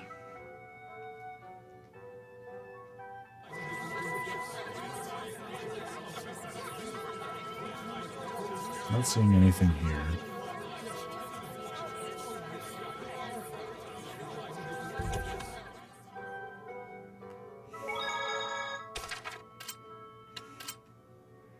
To Lastonville.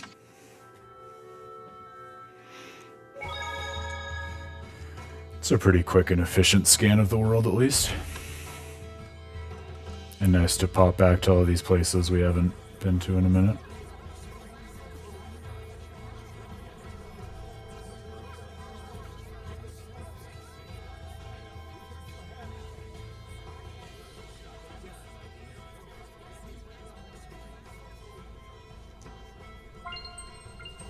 Oh, I don't think we've seen this monolith.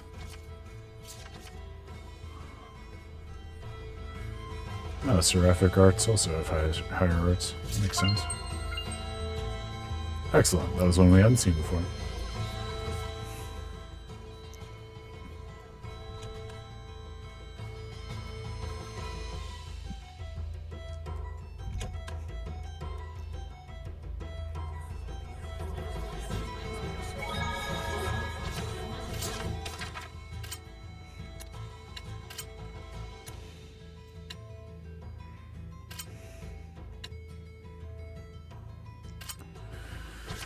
feel like we were just in Pendrago, but worth checking back in for completeness' sake.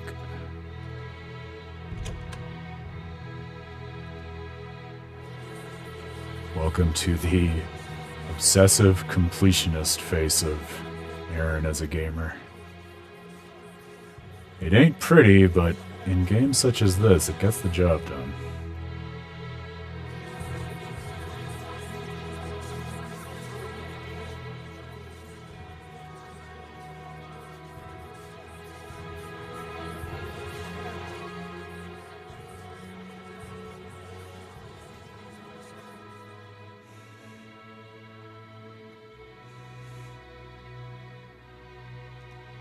We're just in the Shrine Church, so I don't think it's worth it to go back there.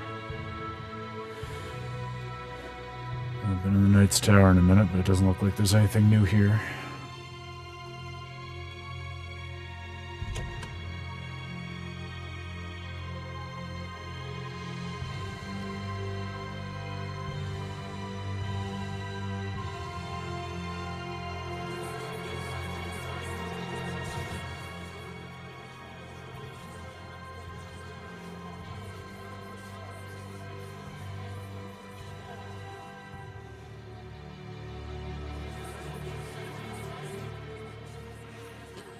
Dawden's next, I think. And I do feel like we left things with the former Pope unresolved. Like, he was kind of inexplicably ill the last time we saw him, right? And I think that was also our last sighting of the false shepherd. It would be nice to be able to continue that storyline. But we might have to wait longer for that.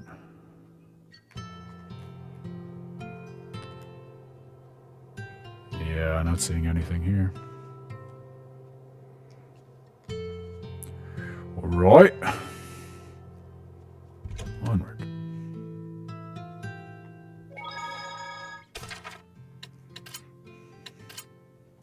Logren! That's the name of the most recent desert city that was escaping me. Nothing there.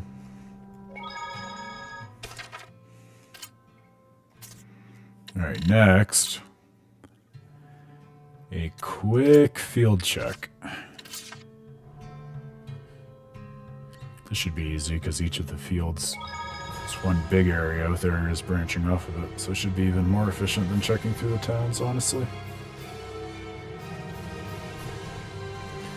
I want to check back in that little abandoned town to the top right, because from a previous playthrough, I have like a half recollection of there being some kind of Hellion or a side quest there, and I don't think we've encountered that yet. So I wonder whether it's waiting there for us now. Suspicious to me, because my last playthrough I put down hours and hours before where we are now. So it'd be weird if we found something here that we didn't find in this playthrough. Ah, there we go! Ask and you shall receive! And hopefully receive a grossly underleveled Hellion, since we're so much further in the story than I'm sure I was last time. Oh, but there are 3 of them. Oh, they're all level 25! Amazing! Let me sink my teeth into you! My purifying teeth. Because you're a Hellion and Sorey's the Shepherd. If that wasn't clear.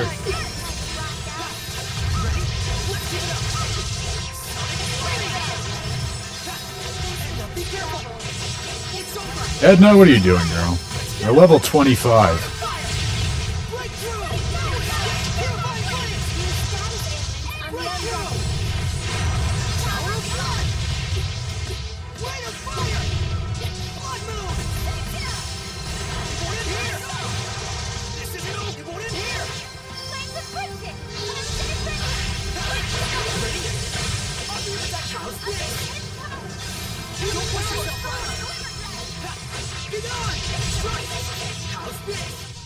You sure are strange, Sorey. Awesome. Really?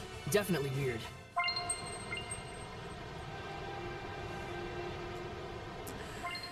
Let's restore our health. Well, no Iris Gem, but another special Hellion down and another one of those anomalous orbs. Which I haven't called out in the stream yet, but I have noticed. we're getting them every time we defeat one of those unique Hellions. Artificial blessing orb that induces a curious metamorphosis when held by Hellions. Boosts everyone's max HP. Oh, interesting. So it's like kind of a corrupted seraphic blessing in a sense, which is consistent with what we know about Hellions. And as you accumulate more of them by defeating more of the unique enemies, everyone in the party gets a little bit tankier. I love that. And something that I never would have been able to tell you had we not just taken that time to actually look at the meaning of those items. Sometimes it pays to read about what you have in your own inventory, my friends. I say that jokingly, but I do feel like with the way so many of us, myself included, play games these days, it's easy, as I was saying with item descriptions before, not even to really process all of the things that you're collecting over like a 50 or 60 or 100 hour journey in a JRPG, which is just such a loss when there are so many cool things that you do accumulate, key items and otherwise. I don't think there's anything like that to explore on this map. I am aware, looking at this map, that we still have Rayfalk, where Eisen is hanging out, and I definitely want to try to see if we can deal with Eisen in this playthrough, since that is just such a pathos-laden side quest. But I would not say that's worth trying to do now, judging by the fact that he's a dragon and we were given plenty of warnings and gravitas around what that means. No need to rush that. Trying to remember, I don't think there was any particular little place to explore in the forest. Although maybe I will just pop back to the save point by the ruins, because I remember that's where the kids were killed. I wanted to see if that had changed at all.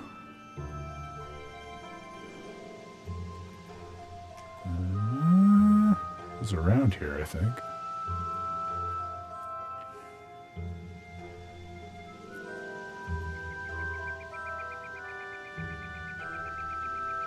They definitely pulled me in with that side quest, so I want to make sure that when we have the chance to finish it, we do. Doesn't look like we have that yet.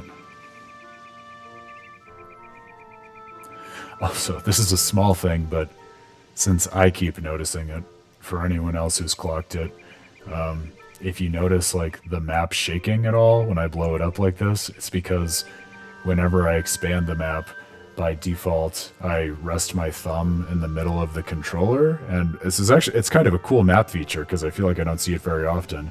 You can actually move the map by using the trackpad in the middle of the controller. But since I'm not used to using the controller that way, I'm trying to just use the stick to move around the view, and then when I'm also accidentally moving my thumb, you get those like this is right. micro movements that make it look like the whole map has had one too many cups of coffee. Alright, on from the forest.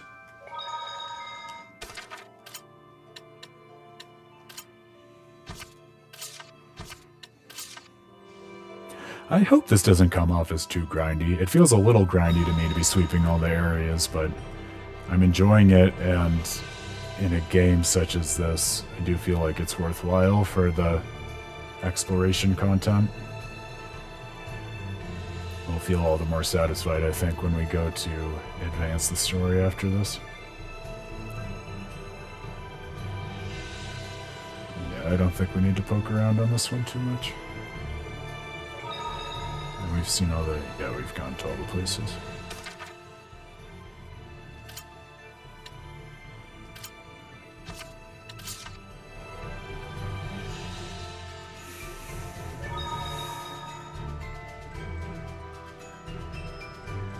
We've opened up all of these. Love to see it.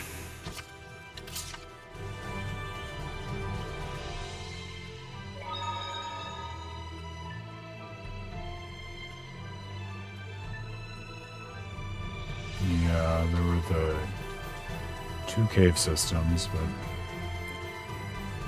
I think we poked around everywhere those here. Yeah, I'd be surprised if we missed something here. Ifrit's hunting grounds. We were just here, so I don't think we missed anything.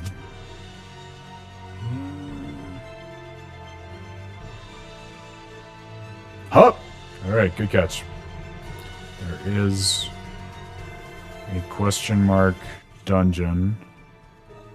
I found these for you. Which one do you want? Oh my god. PlayStation, you are way too sensitive. How do I exit out of this? This is what I found. Would you like me to look? No.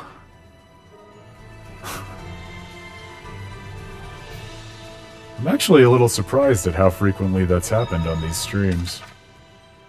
Because I don't feel like the console's name, which shall not be named lest it happen again, sounds that similar to any other combination of words, but it must be 4 or 5 times that the voice control has opened up midstream. Totally opposite my intentions. At least it wasn't in the middle of battle or anything crucial like that. Alright, I think we went down this way? No, we went up. Oh yeah, the ruins right here, I see them. That's not a Medusa figure, is it? No, I think that's just a snake figure. Oh, but this looks like a special Hellion. Spider Queen! Only level 45. That's right. Okay, now I'm remembering there are also just some that wander the fields. I feel like it would be too much to go back and try to find all of them on the fields, although my guess is, just based on my read of the game so far, and other just JRPG literacy, I'd be surprised if that type of like field boss had iris gems attached to them. So in terms of our preparation for speaking with Mayvin again, I don't think we need to go out of our way to hunt them all down anyway. But, while we're here... It's a mutant Hellion type of spider. Well, it sure looks the part. It has a very cunning personality, and as for its characteristics, this is no time for babble. Let's go.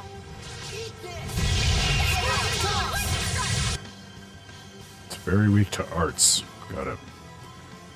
Oh, and it is resistant to everything but fire and wind, so you probably don't want Edna. Lila, on the other hand. Didn't like that.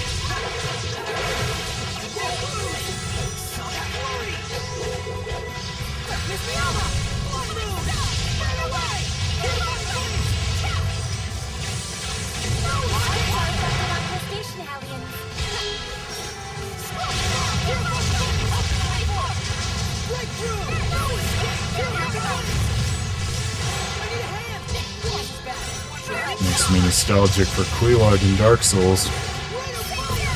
The good old days. Well, those were not the good old days. Though we can switch in Savid, who she also has no resistance to.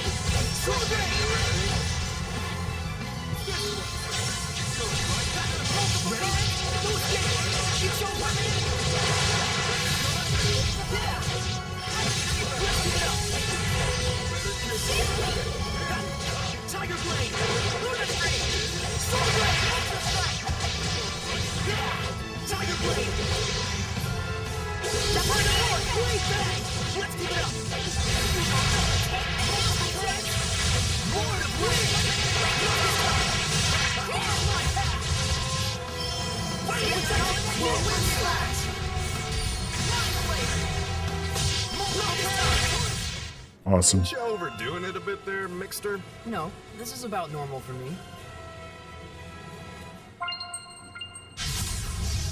Yeah, so we got another anomalous orb, but no scene, no side quest, no iris gem. About what I expected. Still worth it to take it down when we run across it, though.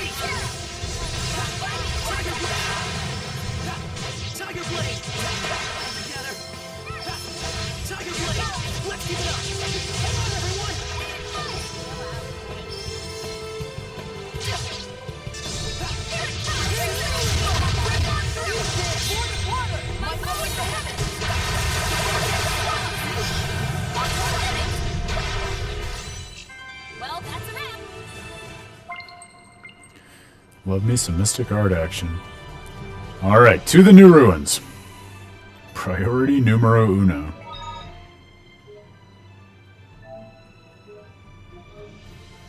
Hopefully they're not quite as convoluted as the last set. But there's only one way to find that out.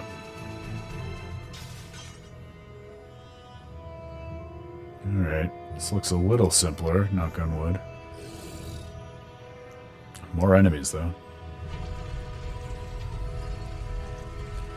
My goodness, it is refreshing now to have, I think, and I hope, all the keys we need to deal with chests and doors.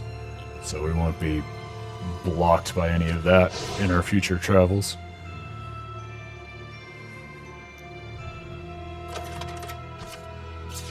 Oh, 2 arcane bottles. It was already worth it to come back here. Are you kidding me? Christmas came early. Oh, mommy.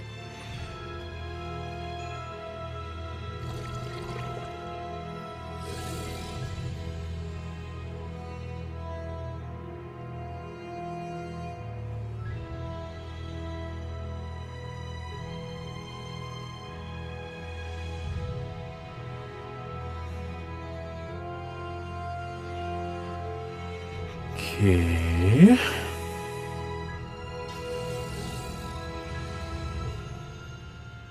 I'm going to console myself that judging by the boss Hellion outside, these Hellions we're dodging right now wouldn't even be at sufficient levels to really give us a good amount of experience. So why bother with them?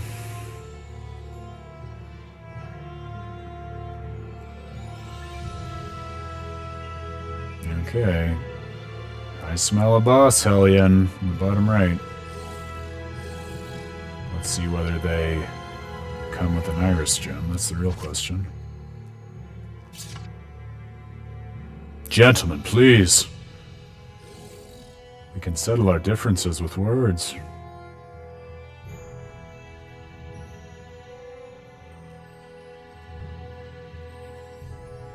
Alright, that is a false avenue. Oh, but there's a chest down here.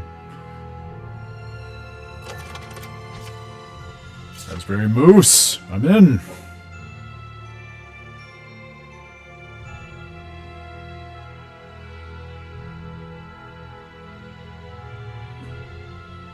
There should be a vista point nearby.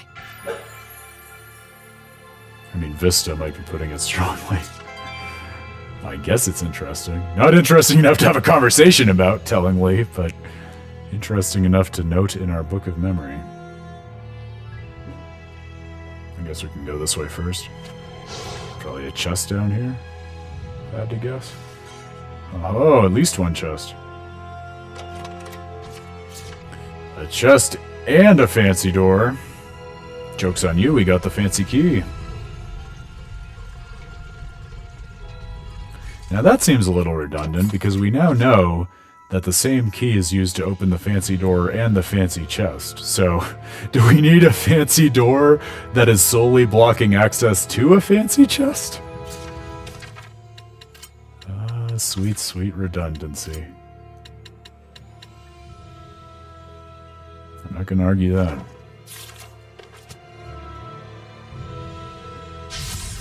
Please, Edna! Ready? Dragon back!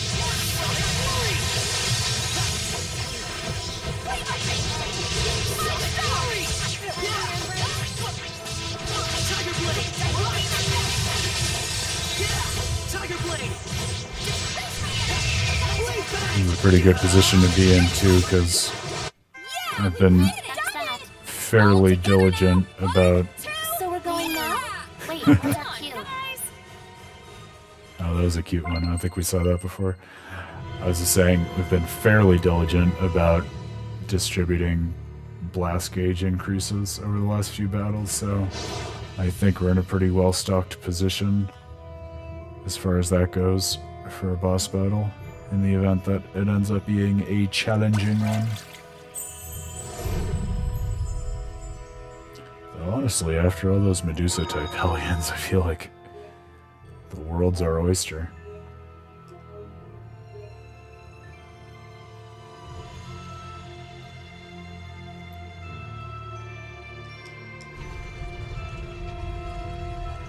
Ooh.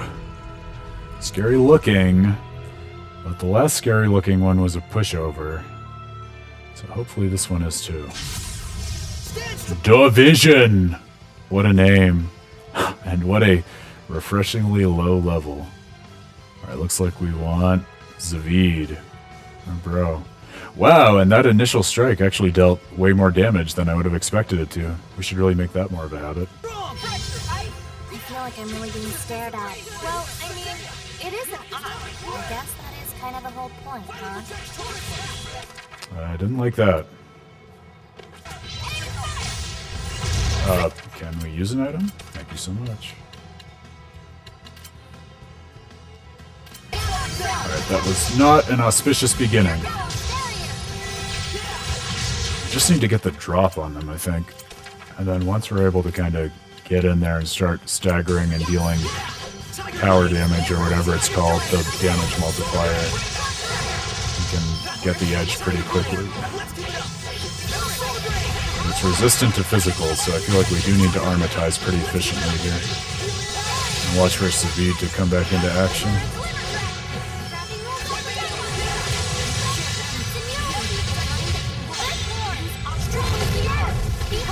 It's resisting the damage, but a Mystic Guard is a Mystic Guard at a certain point. 2,000 damage is still like 1,500 more than we would have dealt otherwise.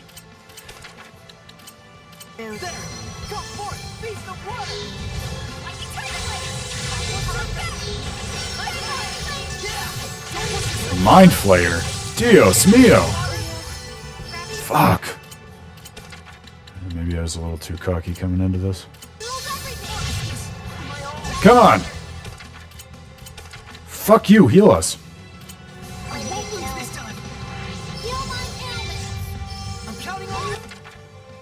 Okay.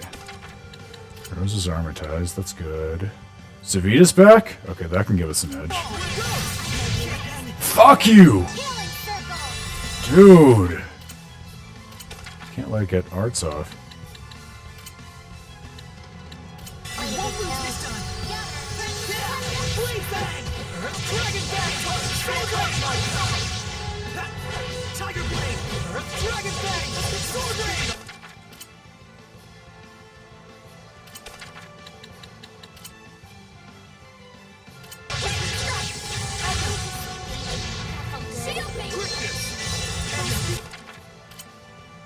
Everyone's dying. I need an arcane bottle. I think that's what I need. Didn't have that much HP left.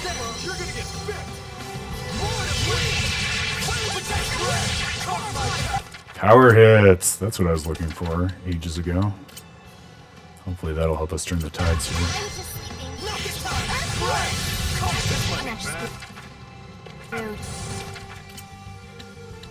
Fuck. This might be the end if we can't get this off.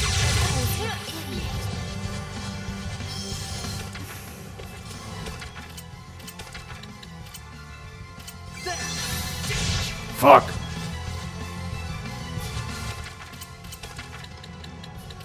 Come on. Rose! This might be bad. I need a hand!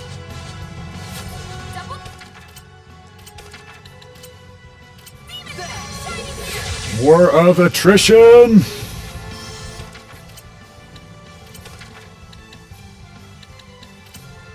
Need another Seraph.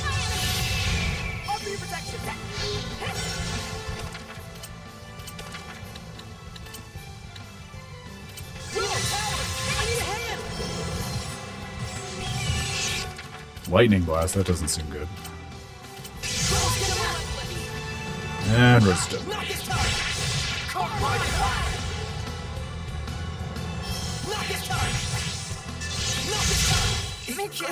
Fuck! I didn't like that. We can get him, though. We were so close. Well, now that we know what he's weak against, I think it was water and wind that he didn't have resistance to, right? So hopefully that setup will help us initially. Oh, God. That pissed me off. When you get that close and you just can't manage it. In the words of the immortal Chris Martin, when you try your best, but you don't succeed.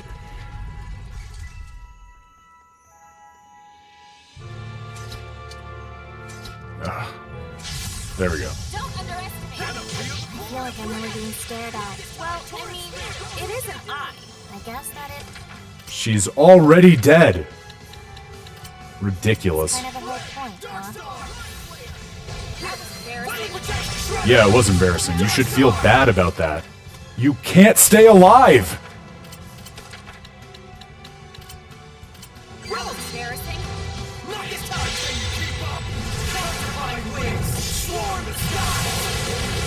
That's something, at least. Honestly, I'm just going to prioritize getting another Mystic Art on him. I feel like that's better than the nonsense we were doing before. Leave us alone. Leave us alone! You fucker!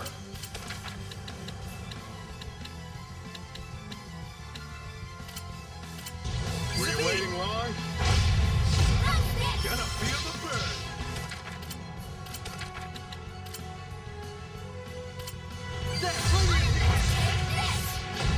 Time to get psyched. More to win. Nice time.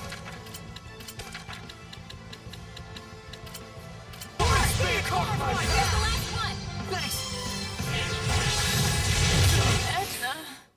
I literally don't understand how to consistently pull off that Mystic Art, which I'm sure is my fault, because this game system is too complicated for any human to understand, but I was pressing the Mystic Art combo, and it was not registering. We're gonna get through this.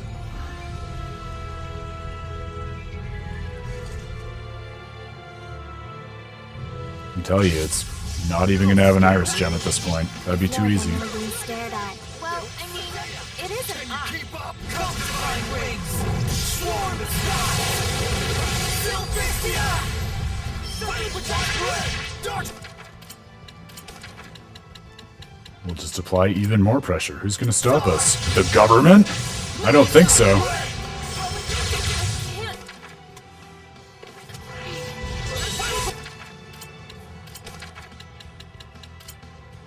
Oh, he's probably gonna armortize with her anyway. Whatever. Let's move. Embarrassing. Dark Star! Here's the last one. Thanks! Torrent Spear come forth! That's not what I meant to do. These controls, I swear to God.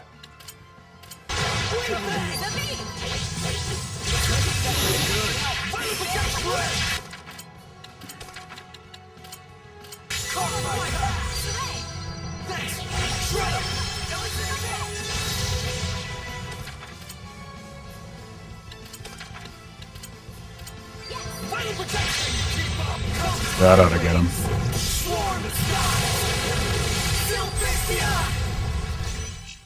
That was pretty good, Shorty. Being big is for losers. I honestly don't even care at that point that I burned an elixir for it. God, that was more frustrating a battle than it ought to have been. And we didn't even get an Iris gem. Oh well.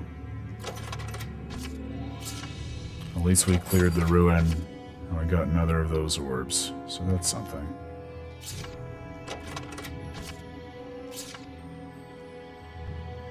And we're getting plenty of fashion attachments, if that was our jam.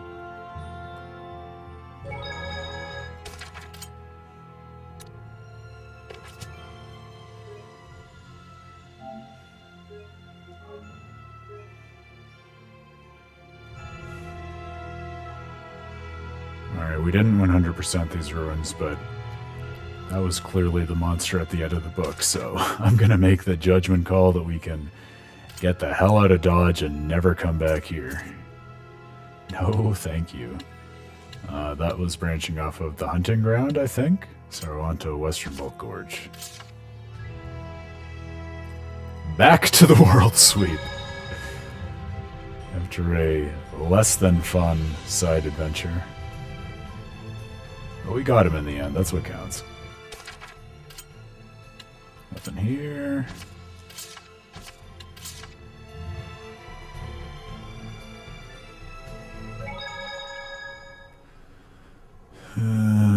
Nothing here.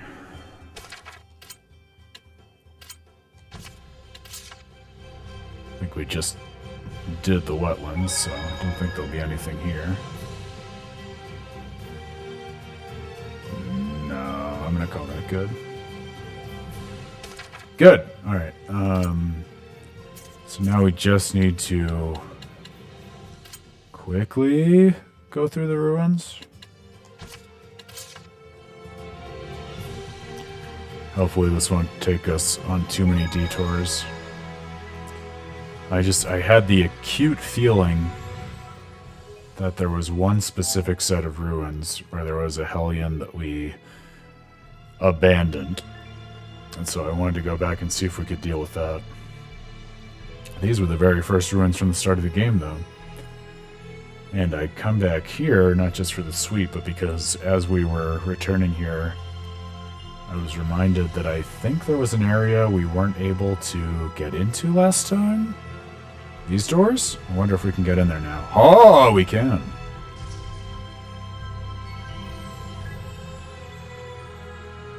What, I wonder, have we here?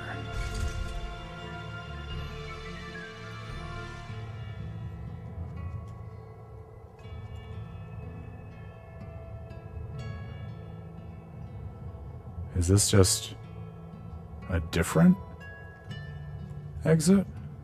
I just saw a monolith written in ancient tongue.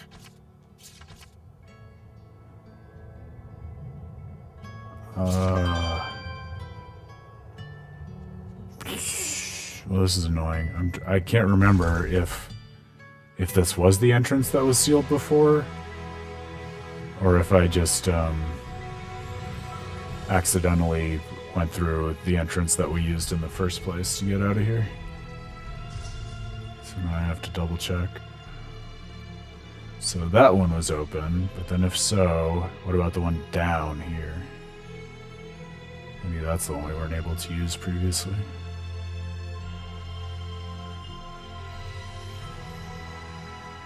What have we here?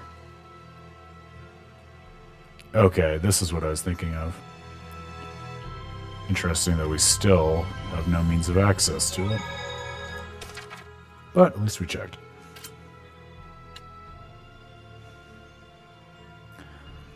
I don't think Roundtable Palace is worth a revisit. Oh, we can't even go back there. That makes narrative sense.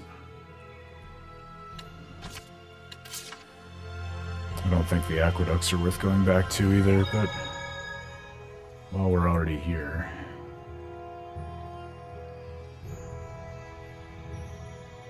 Chester didn't go last time.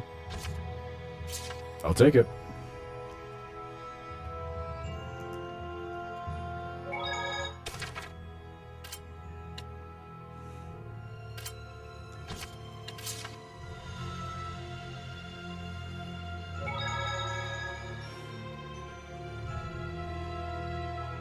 Yeah, the Galahad ruins were pretty early, and I don't see an enemy in the deepest part.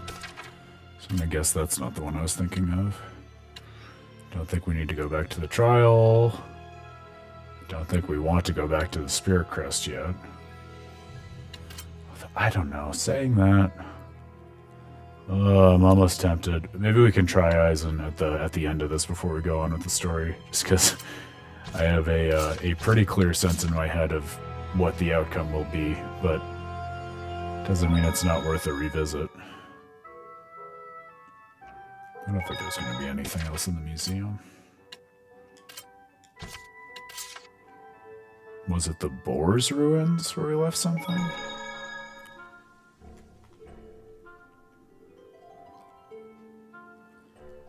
No. It was an underground set of ruins that I was thinking of. Those were the ruins by the forest where we found the mural depicting the trials of the shepherd.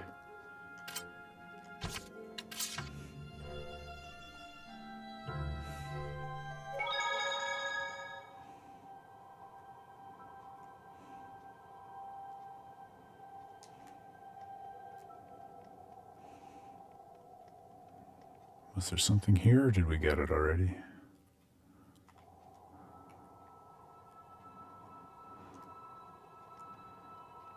That looks like a special Hellion. Okay. I will take that. Yeah, but I will also switch back to, I guess Edna? She has those sweet, sweet blast gauges. Maybe we can put Lila in for the same reason. Can we get this yet? Excellent. Get a save in.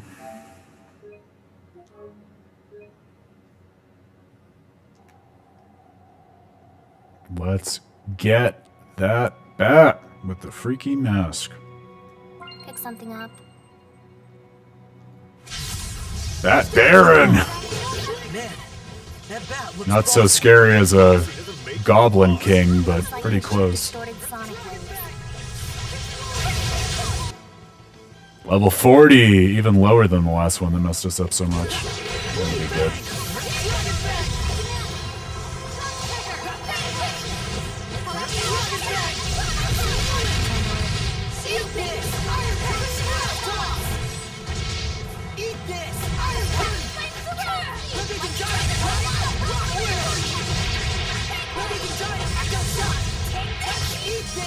See, this is when I worry about balance, because either it feels like we're being abused in the last battle, or now I feel like it's being abused. And in the middle of my saying that, it killed half my party. Talk about the tide turning on a fucking dime.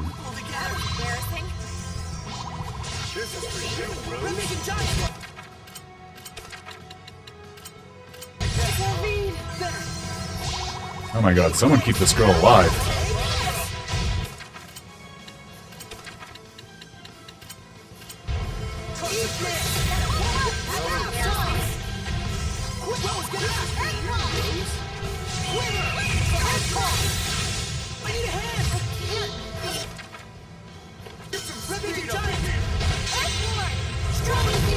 Look at him. It's pretty low. Right. Do you have anything? I'm not hiding anything, I swear. It was not pretty, but we got it done. That was a tough enemy. Let's prepare for our next battle. Not with any Iris gem to show for it, unfortunately. But we got another anomalous orb. I really should be tracking. I was curious to see how much each one of them boosts our party's HP. My guess is it's one of those things where each individual one has a very minimal impact, and yet, as they sum together, it can make quite a difference. We've collected quite a few anomalous orbs. You mean those orbs you get from mutant Hellions? If you possess these orbs, you will be able to manifest powers beyond your ability.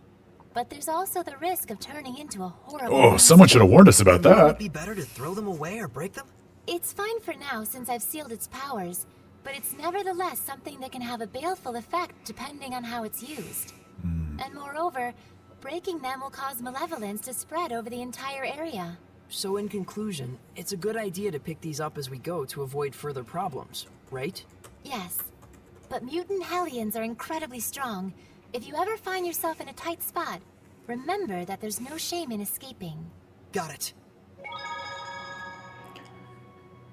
Boy, interesting in the spirit of what I was saying about what the story says and leaves unsaid and only says sometimes under rare conditions at the beginning of this stream, like to get that little skit giving so much interesting color to the nature of this item that we've been offhandedly collecting without even realizing it throughout the whole game so far.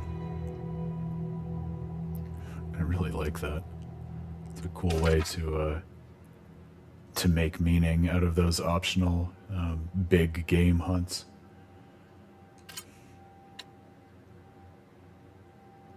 The forest.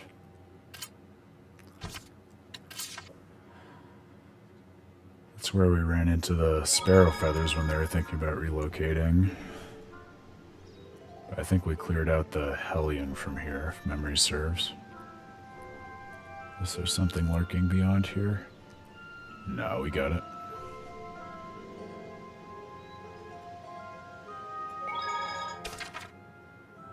Oh, we should probably heal.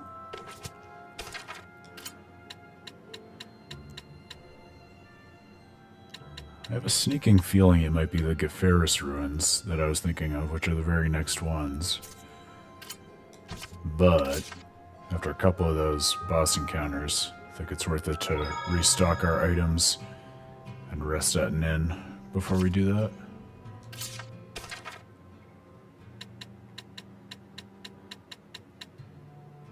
Okay. Got that.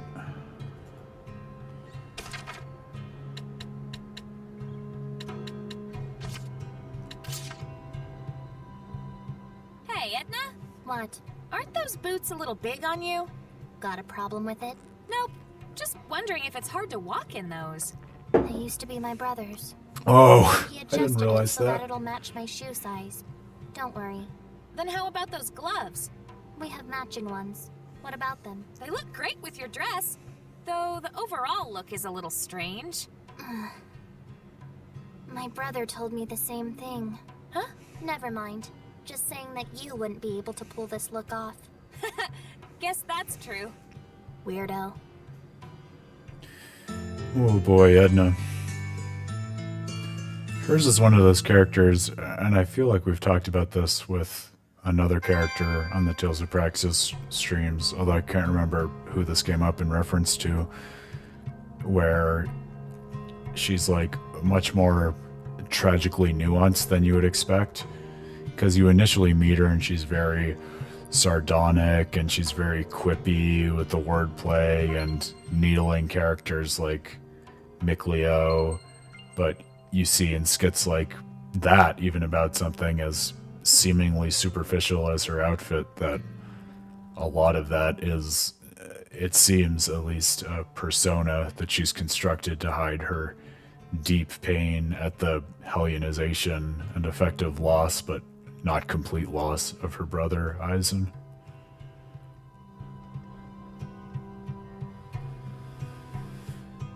Well, with that sad yet restorative detour, we can go back to the Geferis ruins.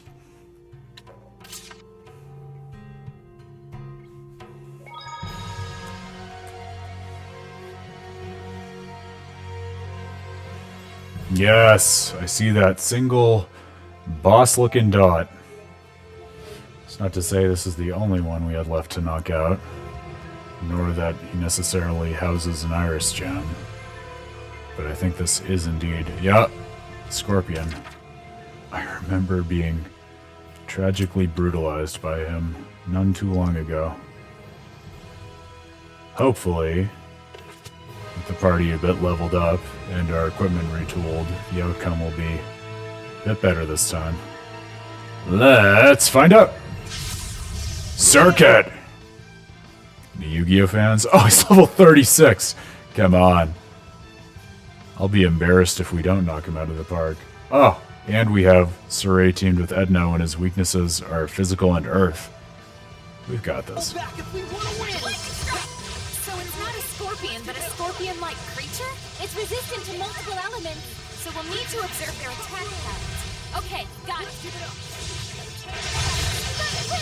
I don't think we will need to observe its attack patterns, Rose.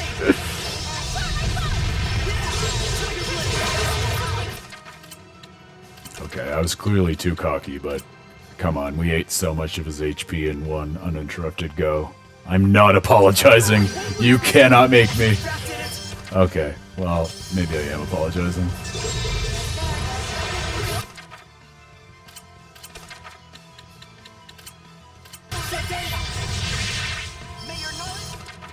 Sorry, can you actually heal me, or find a sign to life bottle? Anyone? Anyone? Thank you so much. Jesus Christ. I really think, speaking of comments that have nothing to do with the substance of the story, even like 1 or 2 iframes after a character is revived, I feel like, would make these battles much more tenable and less ludicrous for the number of times that a character has gotten up only to promptly get back down, brutalized by a boss. But just my 2 cents.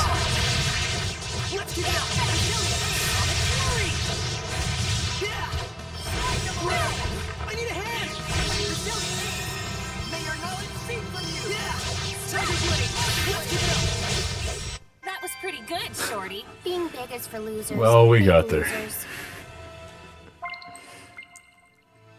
Let's restore our health. And I won't lie to you, all jokes aside, there is something a little fun to being overwhelmed by a boss that you felt like you'd be able to take to the cleaners. Mostly in the instance when you're able to turn the tide on him again and actually get the win out. When he surprises you with his force and then just nukes your entire party, it's a little less enjoyable in my experience. Do we have herbs to use? Excellent.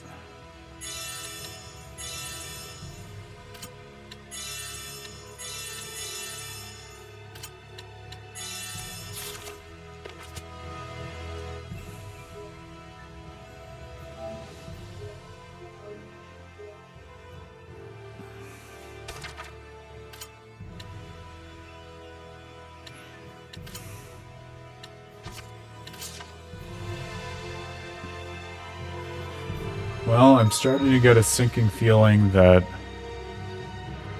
the party was super accurate when they said it was time to go back to Mayvin, and they'd gotten all of the iris gems they needed to.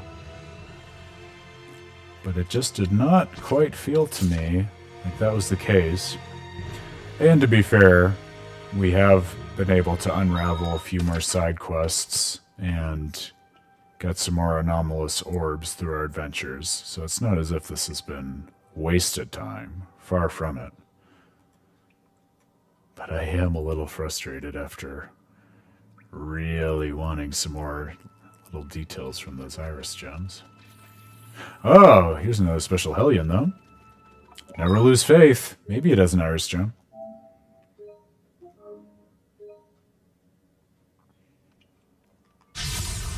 Weapons ready!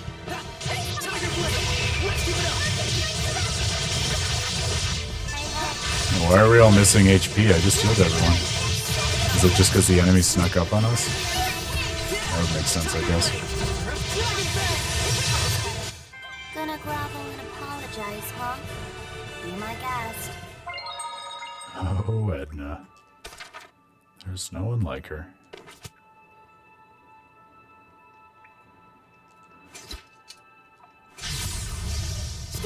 Nine-headed serpent. Orochi made manifest? Perish the thought. Ooh, Okami, that could be a fun game to stream at some point. Not a Tales JRPG, but a JRPG, and one of my favorites.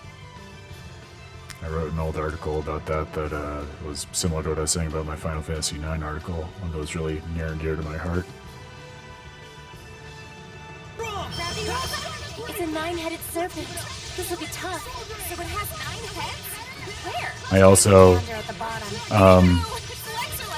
I love, first of all, I love that dialogue between those characters because I wasn't going to say anything, but that was exactly my reaction. I read the name and I was like, what 9 heads are you talking about? And then I looked at the legs and I said, oh, that's what you're talking about.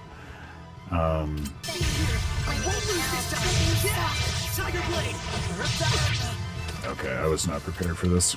Clearly. Put a pin in that thought about Okami while I see if I can win this, and then we'll get back to it.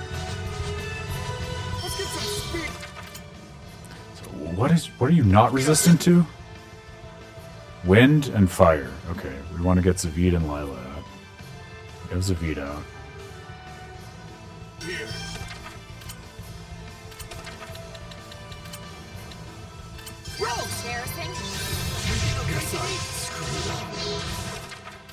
Zavid is down.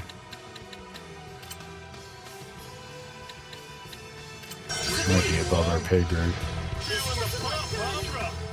Unless we can find a way to... It's that Mind Flayer. You know, that's what it is, because that's the same tech that stupid eyeball was killing us with. Don't even consider it, you piece of garbage.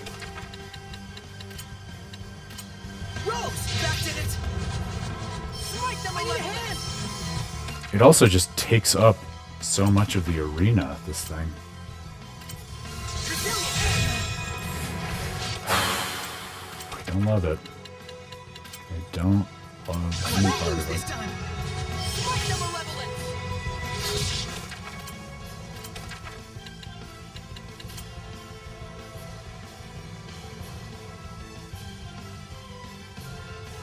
I don't even know what the best item to use is right now, to be honest with you.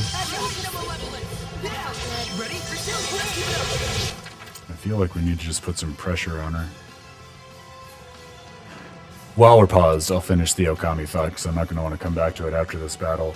I don't know if anyone has games where they play it through on a whim, they love it, and then they put it down for a long time. Maybe that's months, maybe that's years. And then it's not even that you go back to it, but you see someone else playing it, and you immediately fall back in love with it.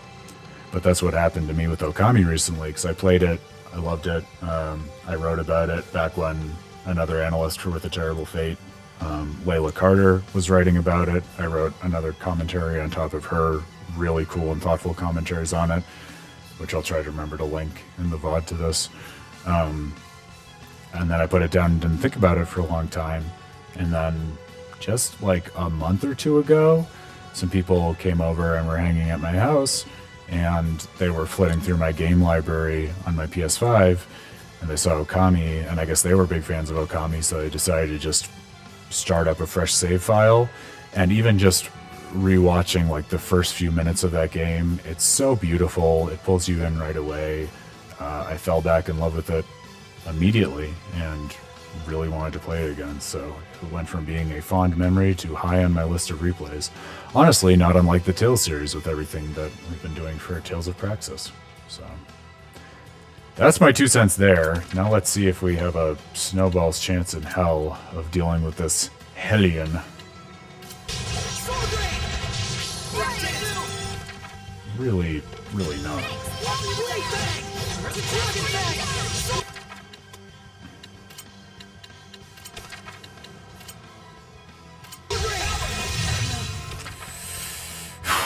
If you were faster in applying the gel, Mikleo, you useless seraph.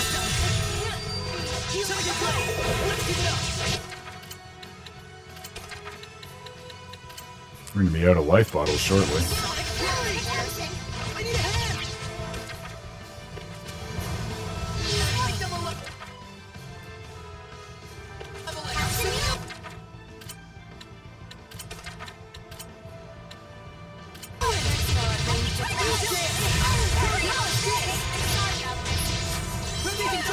Okay, alright, we got something going. We got something. Beckoning? Fuck you, you're not fucking summoning enemies on my watch. Doesn't help that we have the 2 Seraphim equipped that it's resistant to.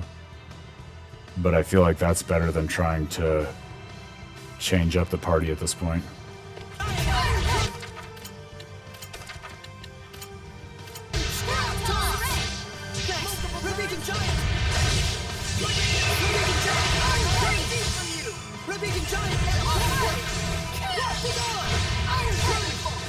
Pretty easy to interrupt at least. Shut up! Stop trying to summon your friends. I swear to God.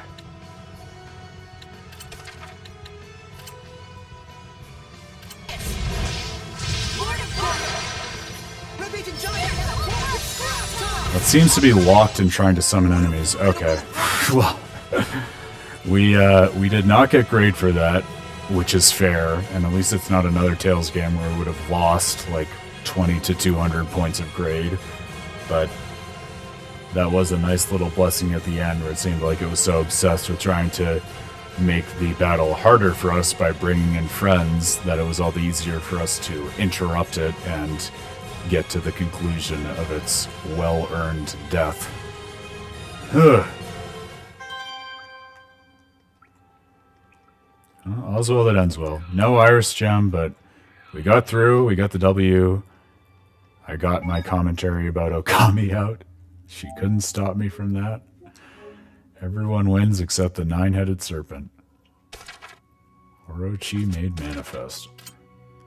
Alright, those were the caverns. I don't think it's worth going back to the trials.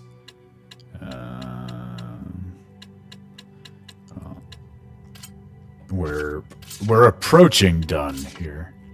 This has definitely taken longer than I anticipated, but A, as I said, I think it's worth it. And B, you know, friends, fuck it, it's Friday night. If we end up wanting to grind a little bit further into the story to get some progress after all this adventuring around the world, we can push a little bit past the designated end time of the stream. And I won't tell if you won't. So we'll see how we're feeling once we're done with this world tour.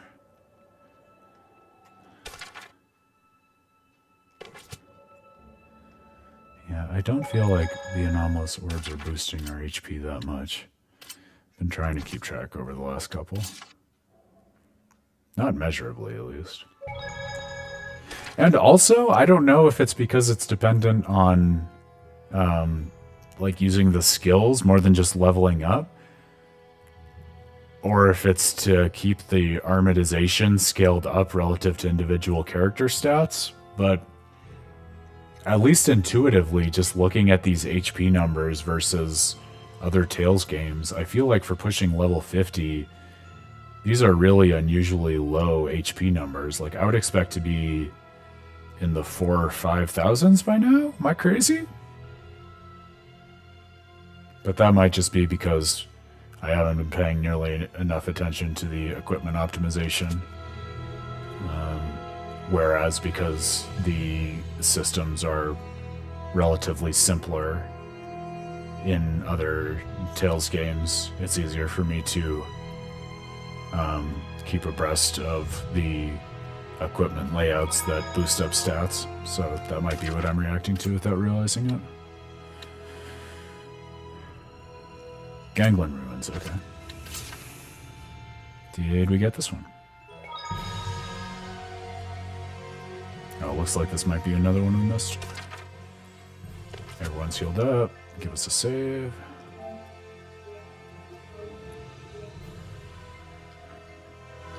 The Ruin track is another great one that never really gets old for just being in the background of exploration. This one that we're listening to now. Oh, another big one. But the bigger they are... Okay. 49. We can do this. I have faith in us. It is resistant to everything except water. Ay, ay, ay. Yeah! Whoa! That troll looks like a boss. Oh, yeah. I immediately remember this. And not in a good way. Well, we'll try. How astute of you. That's actually a boss troll. If it's called a Fuck! boss, it must be a boss. Why is it that strong? It's like that elephant the first time we tried to fight it. Who am I kidding? The first several times we tried to fight it. That's what I was saying. I won't lose this time. Wait ahead!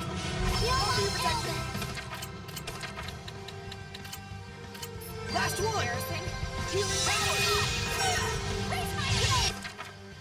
I think the elephant is a good mental model for this, actually, because I feel like similarly this is one where he just hits slow and hard, and if he hits you, you're done right away. Yup, like that. Exactly like that. Swing it.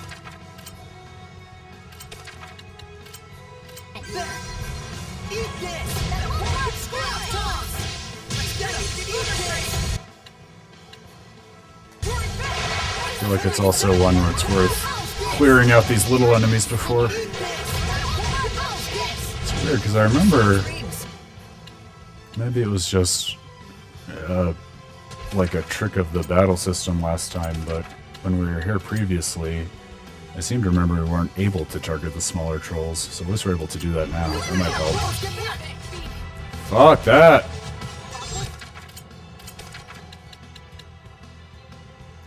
Oh, that's right, we had like no life bottles left. Well, that might be why we don't end up winning this time. We might end up having to go back to a shop to restock prior to that. But Mikleo should ideally be able to armatize. Yeah, there we go. Okay, and now we have the little minions done. If we protect our HP while armatized, we should ideally not need another life bottle, which is the goal situation.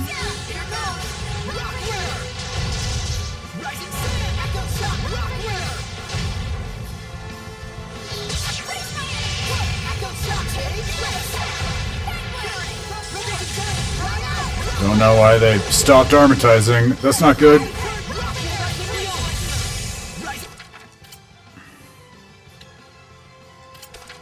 I don't know if this heal will register once he armatizes with Rose. Doesn't look like it. Of course not. That'd be too easy. Oh, maybe it did. Because it seems like we can't use an item right now.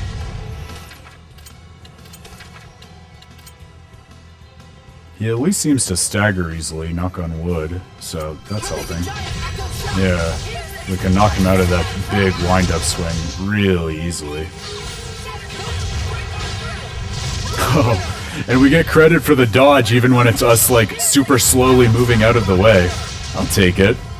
See, at least some of these enemies, I feel like, they might seem overwhelming, but it's mostly, like, calming yourself down, figuring out what the enemy type is, and then just playing the enemy type. Like most good game design, I guess. I mean, even, you know, Miyazaki's games are the same way. I jinxed myself here. Alright, we don't have life bottles. I was trying to decide if it makes sense to use an hourglass.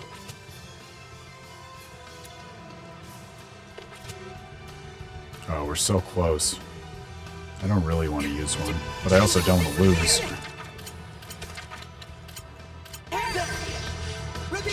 Oh, come on. How do you get priority over me? Shut the fuck up! You armatize with Rose, that's what you do. There you go. See how easy it is when you listen to me, Mikleo?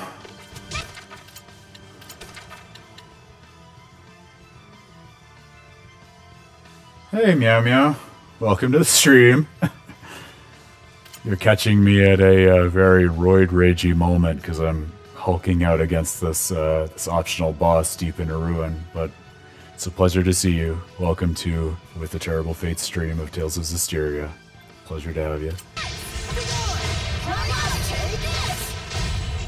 All right. Once again, no positive grade, but we didn't lose a ton, and we got through. And we'll never have to fight that boss troll again. Would've liked an Iris gem, but I guess that's the theme of the night. We're just not gonna get that. That's alright.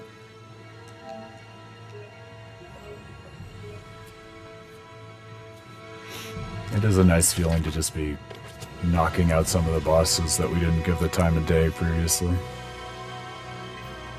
Alright, so we're gonna clock where we are. We're in the Ganglin Ruins. That should be easy enough to remember. We're gonna make a quick but warranted detour to a town to restock on our items and rest at an inn. Most especially the life bottles, because oh my goodness, that's one of those things where I'm so bad at item management, especially when I'm streaming, because I just have too many other things on my mind. And like I knew from the previous boss fight, oh, we're down to like 3 or 4 life bottles. That is not a good amount with which to go into any subsequent boss fight. But then, of course, I immediately forget after the rush of victory and want to just charge full steam ahead. I think I want to stick with the meal that kind of hedges our HP risk in battle. Give us a skit! Yes, I love it! Every time. I feel like Zestiria is especially good for that. Snap! Sorey, let's set up the sauna. Maybe later. Come on, don't be such a buzzkill. We men need to be open and comfortable about things like this. You know, a naked relationship. Well, you are always half naked, Zavid. I may look That's like true. an exhibitionist when it comes to my body, but the door to my heart is always closed. That's why I wanted to take this time to bond with you. You know, like, as an accomplice. Don't tell me you're going to read the wind to snoop around the girl's sauna. Oh, you're pretty sharp after all, you no-good shepherd. You. What if we took Zelos Wilder and multiplied him by Zelos Wilder? Could it be that we would get Zavid the Wind Spirit? Oh, I love it. It's just so unabashedly Zavid. Oh, meow meow. I'm so happy that you're enjoying my streaming this game. And welcome from Argentina. It's always a pleasure to get people outside the US with a terrible fate for whatever reason, and I don't know why this is, has a lot of international followings in various pockets of the broader world. So it's a pleasure to see you. Yeah, since you're new to the stream, I'll give you a quick welcome. With-a-terrible-fate.com is all about like digging into especially the storytelling of video games and why it's so cool and how it works. And on our stream for the last few months, we've been playing through not just Tales of Zestiria, but actually a wide range of the Tales games. So we started with the Tales of Symphonia remaster, then we did the sequel, Dawn of the New World. Now we're doing Zestiria. We're going to do Tales of Berseria after that. So if you're a fan of JRPGs, if you love digging into their storytelling and enjoying all of the characters and thinking about, you know, what are the themes, what are the stories trying to tell us, you have come to the right place. We do this every Monday, Wednesday, Friday, and it is such a pleasure to have you. So hope you stick around. I don't think this is a good idea. Someone's definitely going to notice. I don't want to grow up to be the kind of guy who views everything as a win-or-lose situation. The trickling sweat, the flushed red cheeks. There is a healthy, sublime beauty in this clothes. I feel like I'm falling more in love with Zavid's voice acting as I hear more of it. Let's go hunting for babes. That sure was therapeutic. Why don't you guys step in as well? You mean like this? That's not the kind of babe hunting I'm talking about. Huh?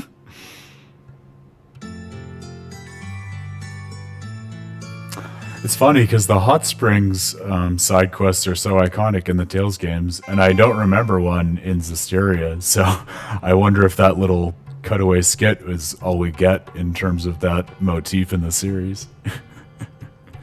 Even if it is, though, you know, I'm satisfied. That was very fun, and just to be able to see more of Zavid's character, like I'm happy with it for that reason as much as anything. All right, so we're all healed up. We're all re-equipped. Let's go back on our world journey before we continue with the main story. We were in the Ganglin ruins. We're skipping the trial ruins because I have a distinct feeling there's not going to be anything there. Oh, it's interesting the Camelot Bridge is coded as a dungeon. Maybe there's something there that happens later that I'm not remembering. But we can go back to the campsite at least. I feel like we've gotten information on different side quests there before. Oh, and true to that, I see an exclamation point. Oh, a map! My favorite kind of exclamation point, because it advances the game, but not with a lot of effort put in. Finally found where he's Okay. Are we finally getting the climax of the Toidle's Revenge quest that I've been eagerly following off and on throughout the stream? I'm so fucking delighted. I didn't expect this game to get me this invested in this weird little side anthropomorphic species and their mission for redemption or revenge or whatever is happening. And I don't even know that I did this in my original playthrough of Zestiria, but let's dig in. Hey! Careful! You okay?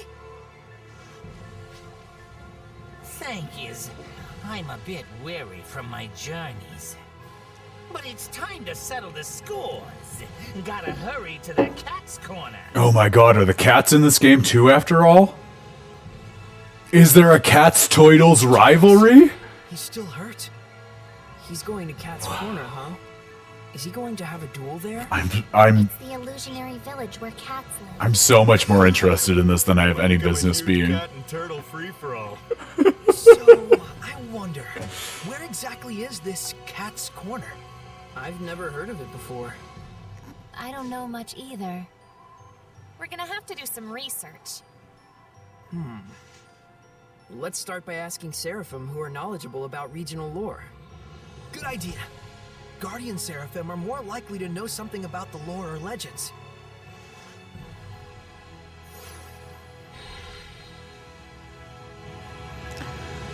Oh, it's never easy though. So does that... I mean, I assume that means we want to go and hunt down the Lords of the Land. Well, we only have 3 dungeons left to survey, so let's do that. And then, if we need to talk to the Lords of the Land to figure out where Cat's Corner is, you better believe we're going to do that before we go back to the main story. I am dialed in.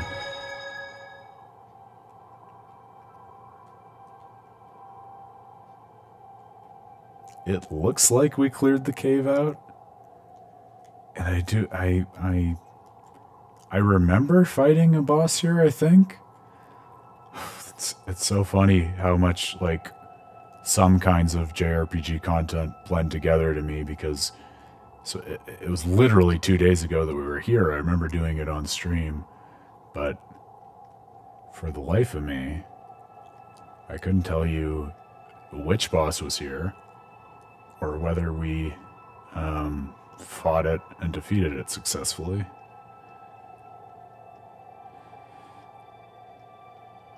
But it seems like we did. More power to us.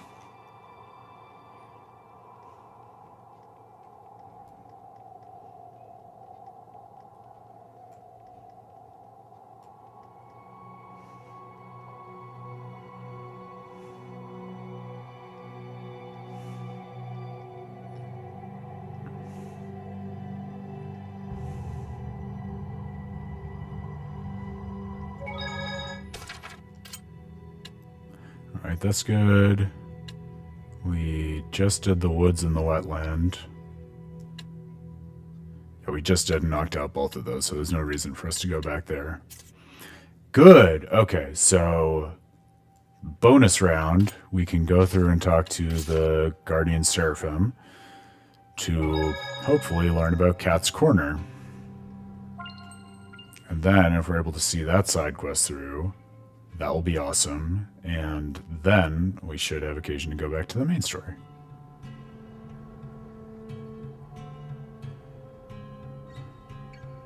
Cats can turn into cats? Impossible. And yet we can't talk to this cat. That is very disappointing.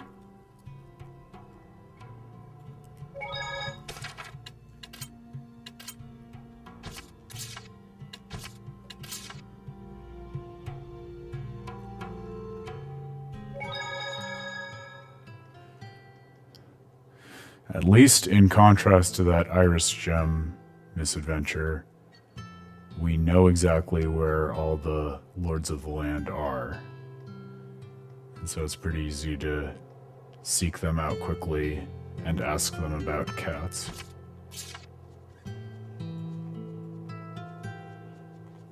I say that, but where's Gadon's Lord of the Land? I know we got it. Is it hiding somewhere? There's usually that convenient icon on the screen.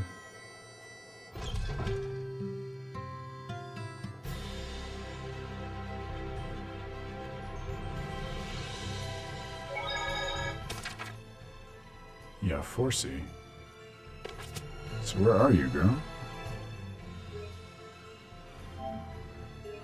Well, we can hunt her down if we need to. For the moment, we can go elsewhere.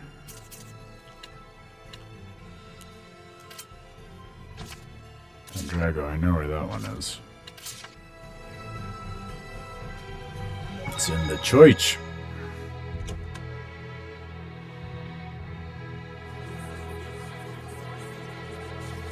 Which is, I think, this way.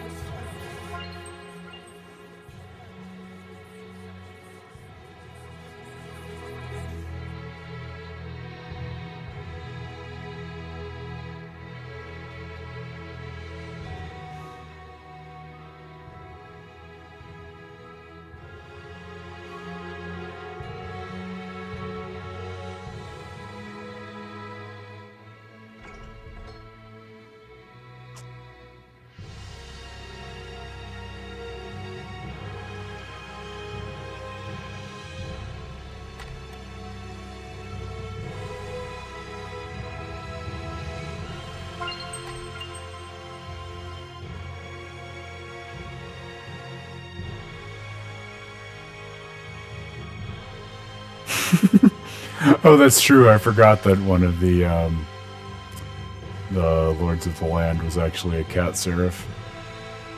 That's cute. It's a lightning-using, high-ranking seraph who went to Cat's Corner frequently. That's interesting. It's also interesting, I note, that Lord of the Land icon was overridden by a side quest conversation icon, so that might be why I wasn't able to easily pinpoint the Lord of the Land in Gadon, just because I was looking for the wrong kind of icon. So we can go back there if we have to.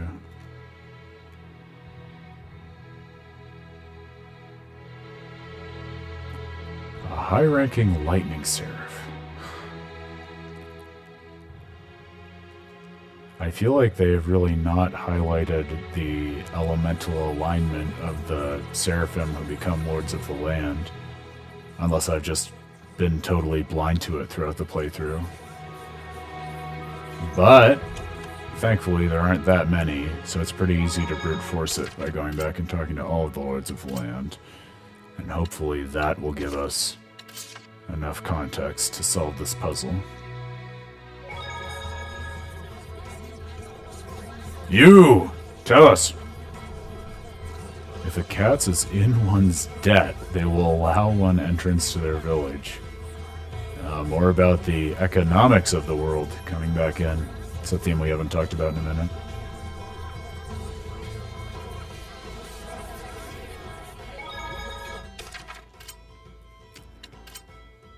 This will be kind of cool, and I will definitely appreciate it if it's one of those things where every single Lord of the Land holds a piece of the puzzle, and you can't figure out how to get to Cat's Corner until you get all of the Lords of the Land and talk to all of them.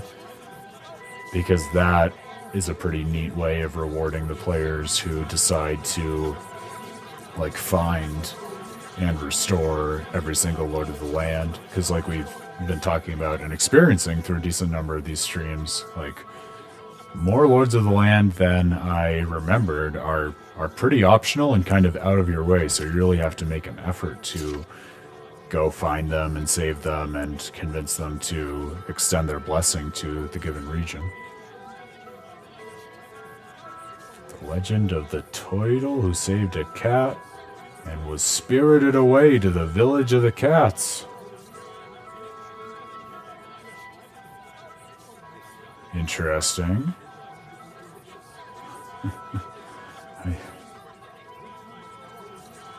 I feel like the more I learn about these cats, the less I understand. Teach me your ways, mysterious humanoid cats.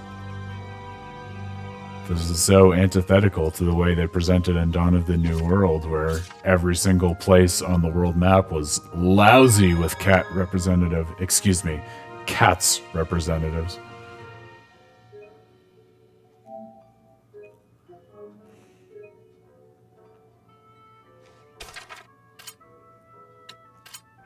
Back to Lady Lake. Uno is in here, I think. If memory serves. Yeah, I got it in one.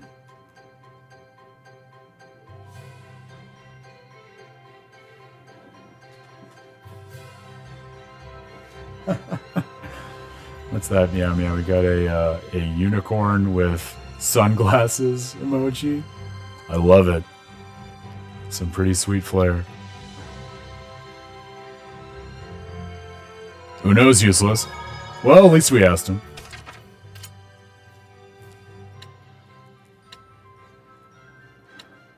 And Alicia, it said, was under Uno's blessing, but I feel like it's worth going to ask Gramps anyway. If he happens to know anything about these legendary cats.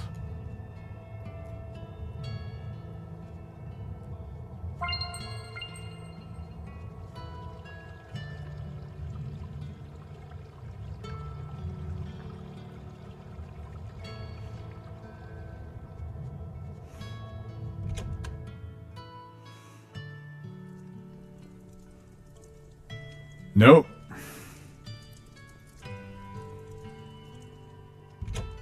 Well, it was worth the quick warp. So then the one we have left, unsurprisingly, is the one we missed in Gadon. So we can go back, and I have a feeling that now that I know what kind of icon we're looking for, it'll be pretty easy to surface that Lord of the Land. Yeah, there's exactly one of those on this map. Silly me, I just figured that the Lord of the Land would be identified by the trademark Lord of the Land icon. No dice. Pick something up. Thank you, Edna.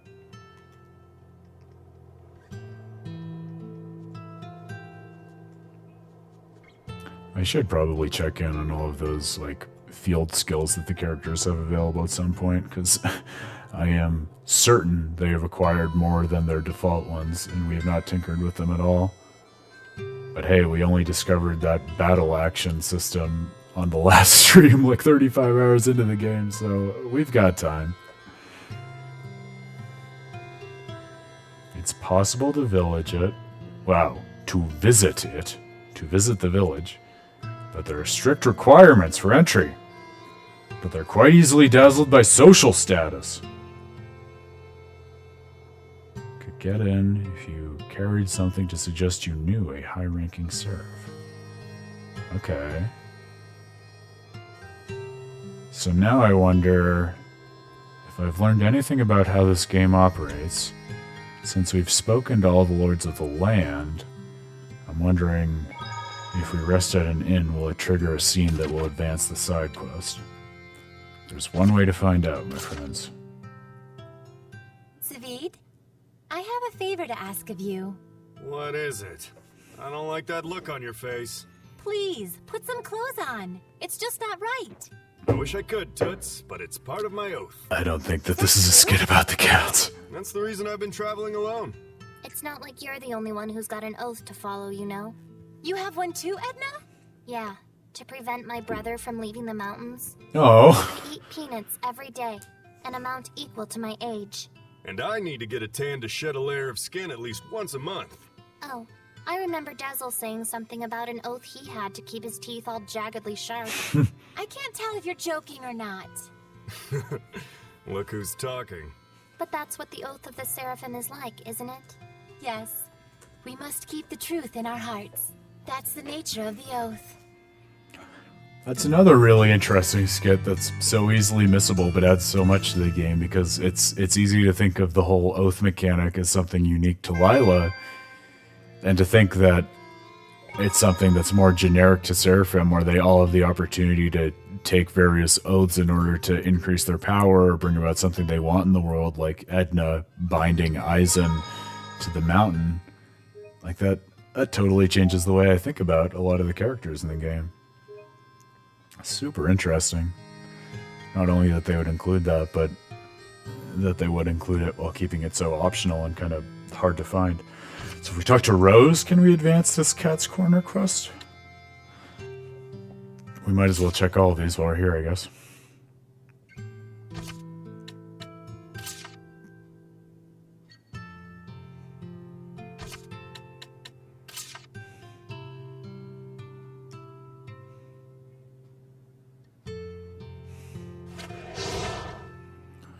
Doesn't look like Rose has anything to say about it. And at least based on the world access that we have now, I don't think there are any other Lords of the Land to talk to.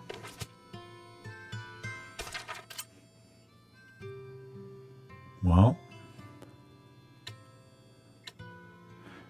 we got some information, so I guess we need to keep an eye out for a high-ranking lightning-aligned seraph, and cats with a C, who may be cats with a K in disguise.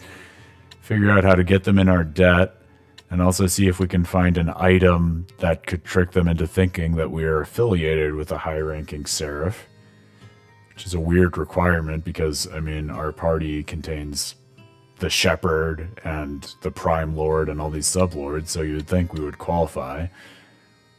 So we have a lot of information, and I think we have a good sense of what to look out for, but I at least don't see intuitively any way to advance the quest beyond that at this point. And we've done our world tour, so I'm going to say, feeling very good about our progress in exhausting everything the world has to offer and exploring everything the world has to offer, let's go talk to Mayvin and push the main storyline a little bit further before we call it a night and wrap things up.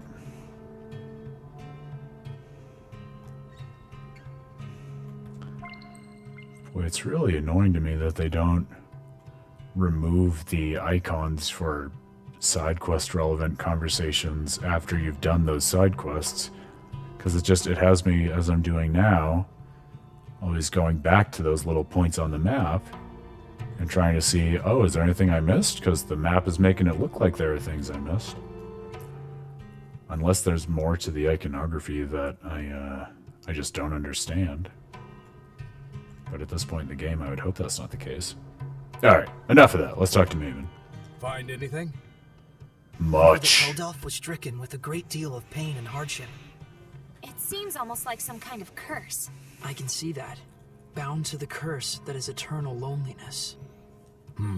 During our most recent encounter with him, he taunted Sorey, preying on his emotions and trying to bait him into becoming a fallen shepherd. There's a term for it. Afterwards, he reached out Fallen to Sorey shepherd. and tried to convince him to join his ranks. The Lord of Calamity, reaching out to the shepherd. I want to know, just what happened to Heldalf to make him the man we see today? But that would infringe on the old man's taboo. We don't even have a clue what that really means. Maybe this is selfish of us, but still. Is there no chance you can help?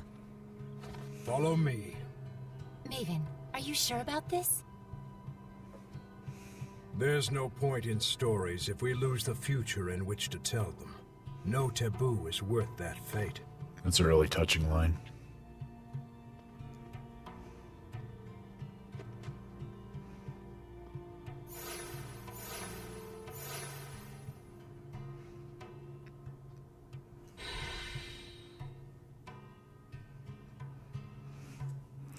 We haven't really talked about this very explicitly in the stream so far, but I mean, in all the Tales games, I really appreciate the script writing, and I think there are some really thoughtful and resonant lines in basically any Tales game you pick up. But just like that line I just got with Mayvin, I've been really struck by and impressed with a lot of the just seemingly throwaway lines of dialogue in Tales of Zestiria. I feel like a lot of them have a lot of like weight and pathos behind them. I really appreciate that. I think a lot about, I think I mentioned this in our previous stream as well, but with long-running video game series, like the Tales series or the Final Fantasy series or whatever, I think our perspective on them is so directly informed by and shaped by whatever the first game in that series we experience is, especially if we dive into that series as a kid. And so for me, with Tales, that was absolutely Tales of Symphonia. I found that when I was like maybe 9 or 10 years old, played it into the ground, like 10 plus playthroughs. And so many lines from that game, which I still think are incredibly well written to this day, especially having replayed it recently and remastered, are just burned into my mind and I'll remember them forever. But I think about, you know, kids who were 9 or 10 when Tales of Zestiria came out, and it wasn't my experience with the game, but I'm sure for a whole generation of gamers, like, Tales of Zestiria was like the initial childhood game for a new generation of Tales fans. And so I would love to like talk with those fans and get a sense of, okay, in the same way that, like, for example, off the top of my head, I have the line from Tales of Symphonia, "Feel the pain of those inferior beings as you burn in hell," burned in my brain forever, and I'll never forget that, or the context of it, or the meaning of it. I wonder, like, if you're a kid who grew up with Tales of Zestiria and all the really touching lines from it, like, are there lines that are similarly burned in your brain forever? And if so, like, which of those really have special meaning to you, and why? So I think the more we can start having those conversations about, like, the special meaning that particular Tales games or just particular games in a video game series have to us with other fans of the series who may be entered through other games, the more we're gonna get, like, a broad sweeping appreciation for the series as a whole in a way that we'd never be able to get if we just played the games by ourselves in a vacuum.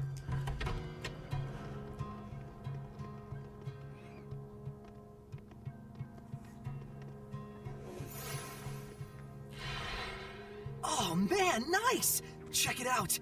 That huge thing has carvings all over it! Is this from the era of the gods? I've never seen anything like it before. Oh boy, more fodder for our resident nerds.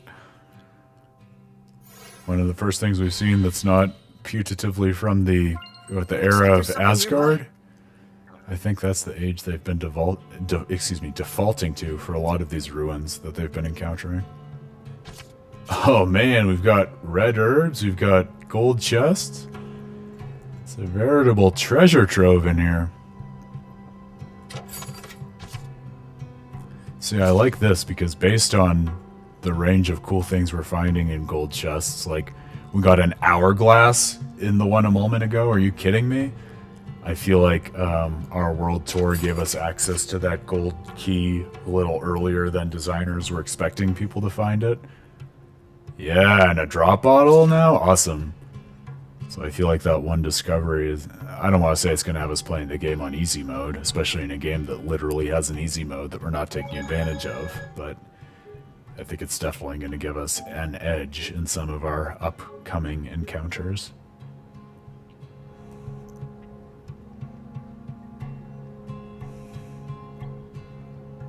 It's a very tall monolith, or obelisk as the case may be. To most people, this monument is nothing more than a lump of rock.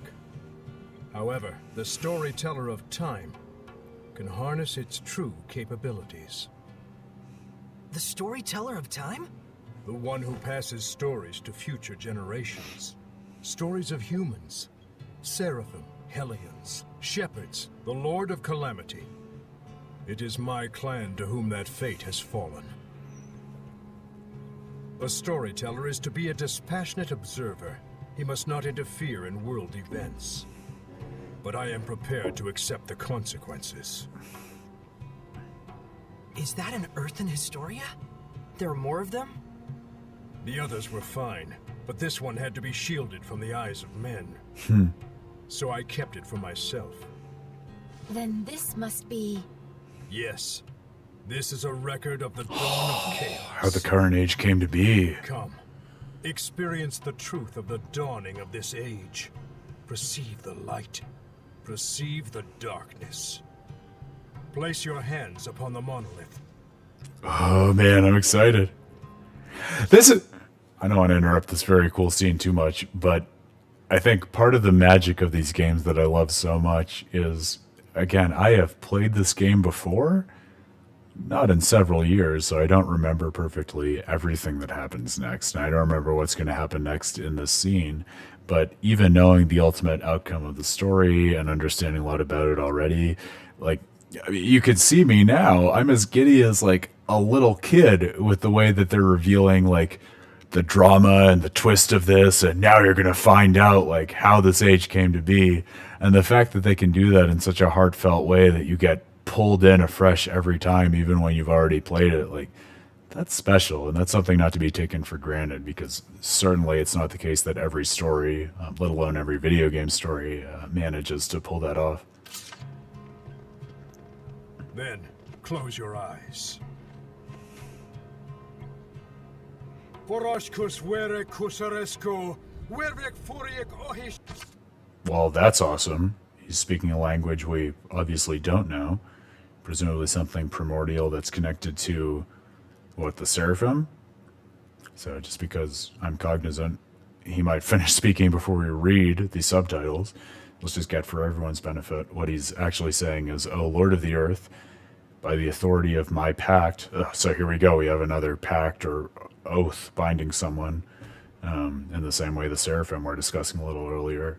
"Bear us your soul." Lord of the Earth. That sounds a little bit like Maotelus, that the Lord that we've been seeking for quite a while here. Do not ponder the answer for now. Simply feel. Understand? I love that. Could write a whole study about that, dude. Are you kidding me? Could make a note of that. What happened? Where is this? I've never seen this place before. We're experiencing the dawn of chaos. So I suppose this would be... Camlon, the Origin Village. Well, might as well go on. Undisagreed. Can just say agreed, Edna. Oh, this is awesome. What a cool way to do a flashback. I also totally forgot that it was called the Origin Village. Speaking of cool things that I didn't even remember. Man, between Xenoblade Chronicles 3 and without spoilers for the content of it, I'll just say it's pertinent also to Final Fantasy 16 and now this.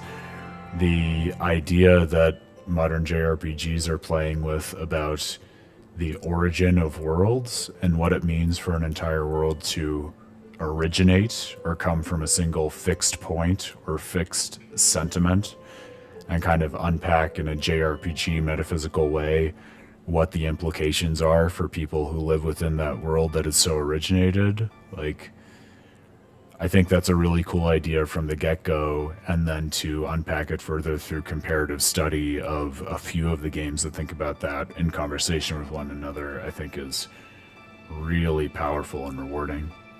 I hope we get more games meditating on that in the years to come.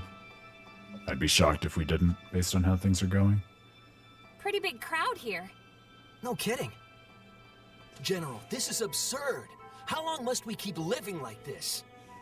I am protecting you from the invasion by That the looks like forces of Heldalf. Highland. I'd expect you to be more grateful, Shepherd. Huh? This guy's the previous shepherd? You have occupied our village for half a year now. This isn't protection, it's house arrest. Not to mention, the Kingdom of Highland is only acting against us because Roland's moved their army here in the first place. Looks like they can't hear us. The Earth in Historia shows that which has transpired. The strategic importance of this location cannot be overlooked just because the Shepherd founded a village here. You can trust Highland would say the same. What, so it was inevitable? When one considers the rise of the Highland Valkyries, yes. I've had enough. Just leave us. Like Meltern, she's one of the Valkyries, right? Michael, are you really okay with this? Those bastards are treating Lord Maotelus' shrine as their own fortress. How much longer must they blaspheme the Seraphim? So this is a shrine to Maotelus himself. And, like we've talked about, a very Christian-inspired game for the previous shepherd to be named Michael, like Michael the Archangel. Pretty interesting and clear connection there, too. It's okay, Muse. He's right that Camelot happens to be a strategically crucial location, given that we're here along the northern border. An army that controls this territory can send troops to the enemy's capital at will. Their interest in our land is sad, but understandable. Do you really trust the words of that tyrant? They will do as they will. We must focus on what we believe in. As a lone shepherd, with no other family in the world to call his own, I vow to protect Muse and everyone else. I swear it. So the Origin Village was occupied by Heldalf. And then dragged into the chaos of war. Still, you can understand why neither army could leave it alone. Is something wrong, Mikleo? Huh? Oh, well, the humans were treating Maotelus with scorn and contempt. No wonder his blessing was lost. But there's probably more to the story. Let's head towards the shrine. Right.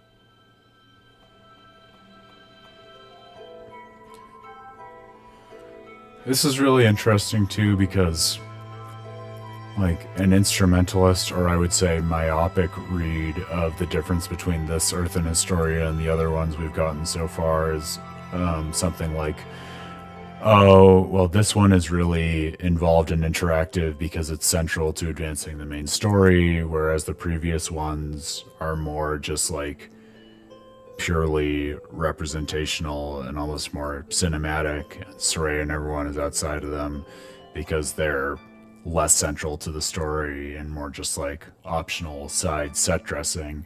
But I think there's at least an interesting question to ask in terms of why is this Iris gem so different in terms of bringing the entire party into experiencing this moment in the past, whereas that didn't happen with the previous ones. And I don't think we know enough about the overall trajectory of the story or even the nature of this Iris gem to answer that question yet, but I think those are the kinds of questions that really interest me as I'm going through a JRPG or any other kind of video game story, because it's those little differences, I think, in how you engage with the different elements of the game, especially those that you would expect antecedently to be kind of formally comparable with one another, like all of the Iris gems.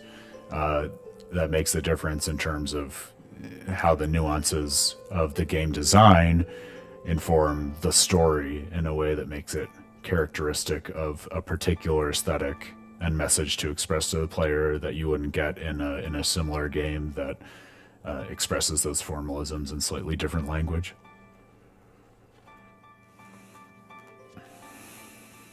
Could it be Rollins has noticed Michael led Lord Maotelus away from the capital?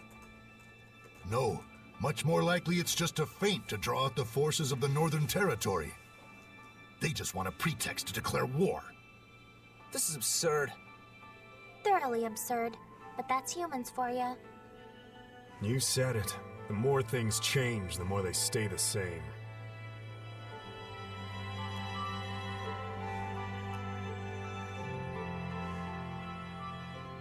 According to what the shepherd said, the shrine is full of malevolence, and the village is beginning to lose its blessing. Oh no, is Maotelus going to become a Hellion?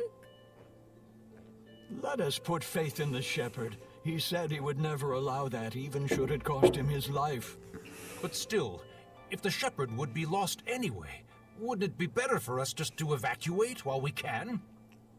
There's no way that someone like Michael could ever do such a thing. Right. He's the shepherd. He couldn't just abandon Maotelus and let him succumb to malevolence. Sorey.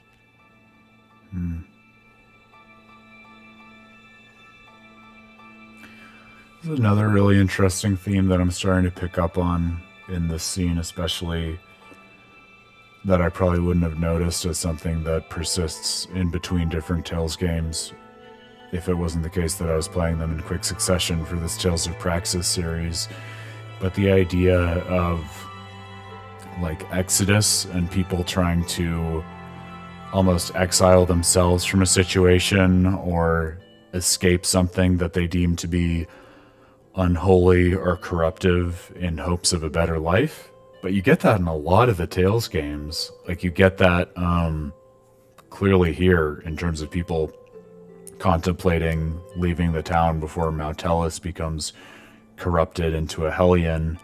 You get that in Tales of the Abyss with the whole mass exodus in terms of the I'm forgetting the term now in the game, but the elevation of the land to the outer lands in order to escape the miasma.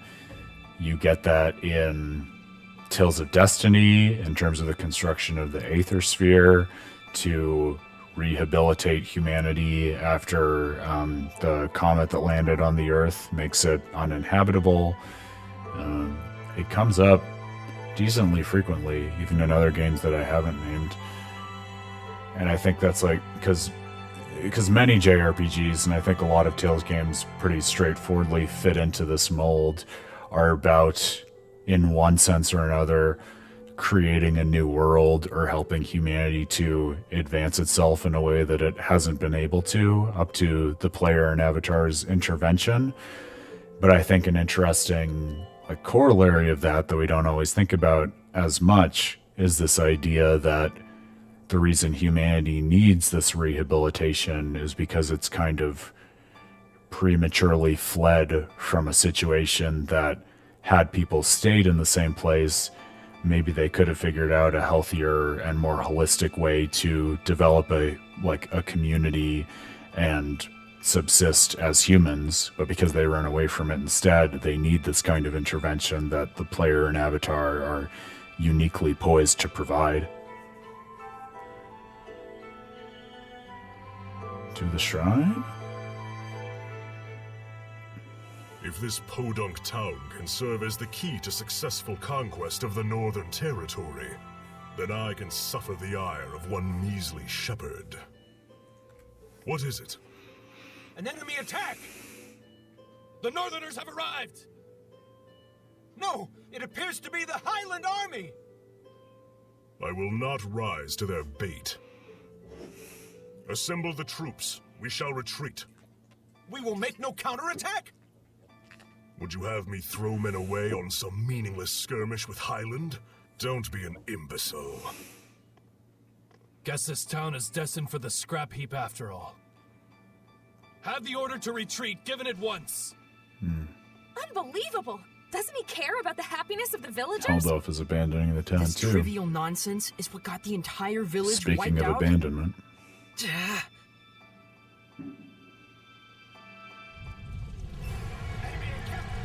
Stop it! Jesus. Sorey. Knowing we can't do anything to intervene just makes it worse. What on earth is Heldalf doing? Heldalf abandoned the village and fled. Filthy Roland scum! Sneak into the mountains, will you?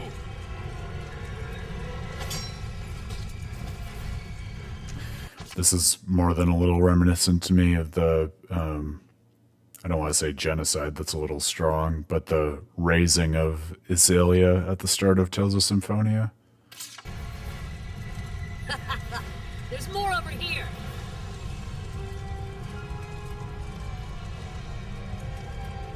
How could this happen? Shepherd, Muse has gone to the shrine. What? To beg the Roland's army for assistance. But Heldalf's already run away. Muse, please be safe. Hurry to the shrine. Right.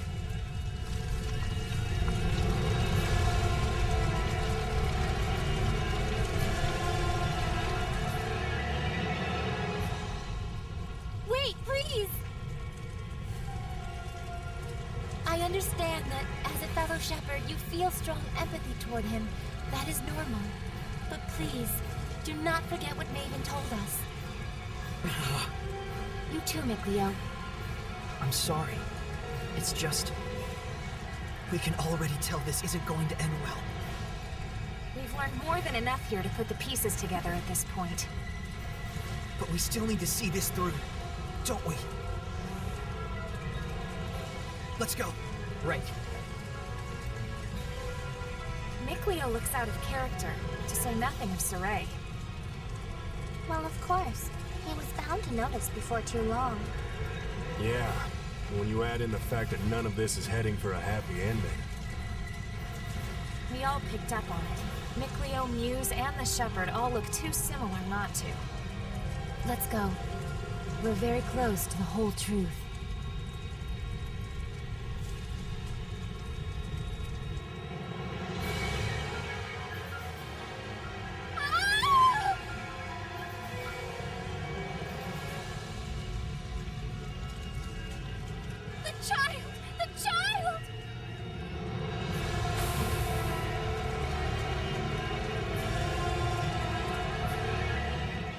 He's alive. Oh, he's alive. But, oh my God! Maotelus!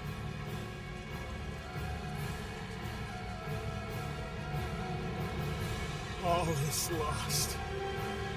Maotelus has become a Hellion. And this innocent child. All due to the insipid ambitions of one man. Brother, wait!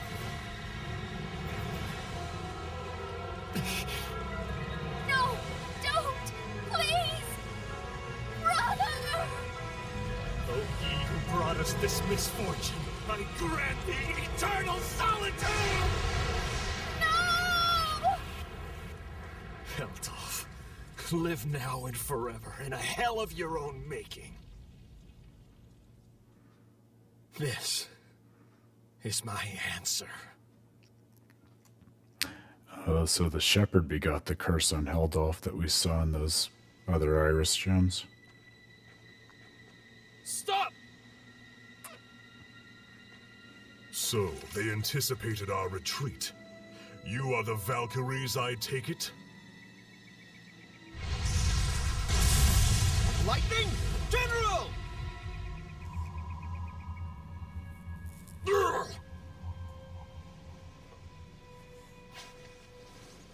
Heldalf, prepare yourself!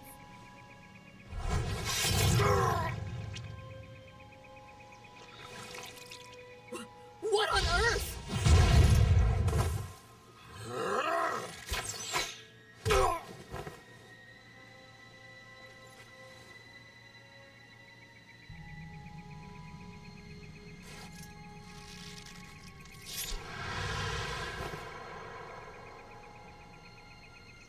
Stay away from us, you monster!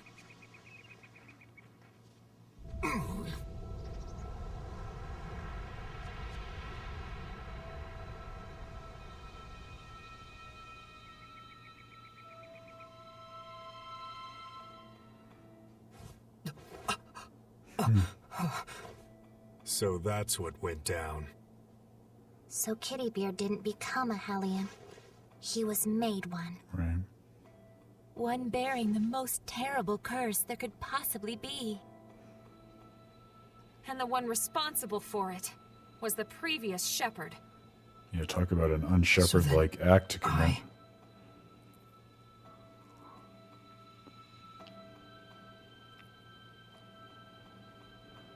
Is this the same village? If it's not over yet, then there must be more to it.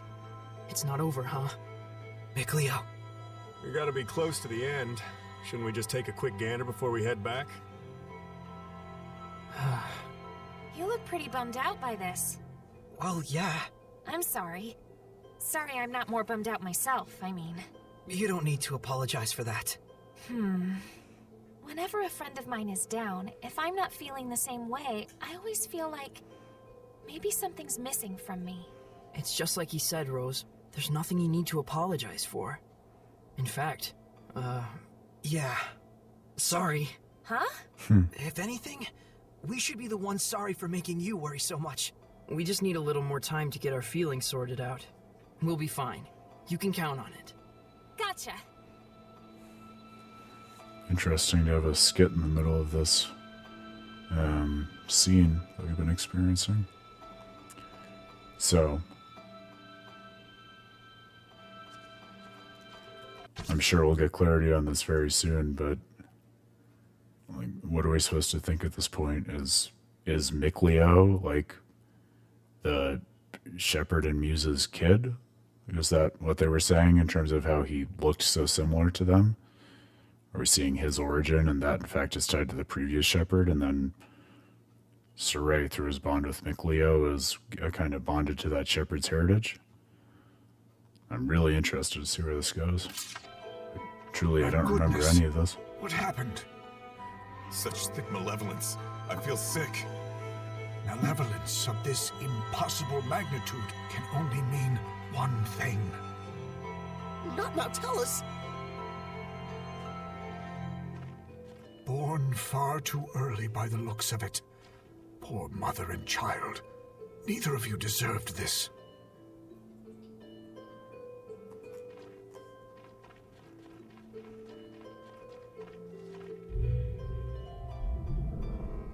Oh, that's Gramps. This too is fate.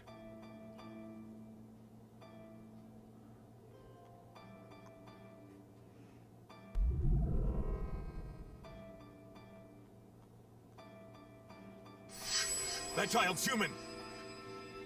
Are we not all the same when we first breathe this air? Save for the vessel we chance into? But a child born so premature won't last but a few months. Probably so. Zenrus! Muse, my goodness. What happened here? I'm afraid there's no time to explain. We have to seal off the malevolence before it drifts into Elysia. Who's that child? Celine's? Could it be she was with child? In order to contain Maotelus within this land, you would be the sacrifice to seal the path to Elysia? But Maotelus is using the land itself as his vessel. Even if we can trap him here, it would be no more than empty consolation. I understand, but even so, this is something that we humans have brought upon ourselves. And the Shepherd? I take it that the Shepherd has finally fallen? That may be so, but fate has blessed us with a thread of hope. You don't mean to say you will raise these children to become the Shepherd and his sub-lord? For a human and a seraph child raised together, anything is possible. So Sorey and Mikleo both came from the past of the previous Shepherd. On these children. I humbly accept your two small beacons of hope. Gramps! Zenrus, I have not the words to thank you.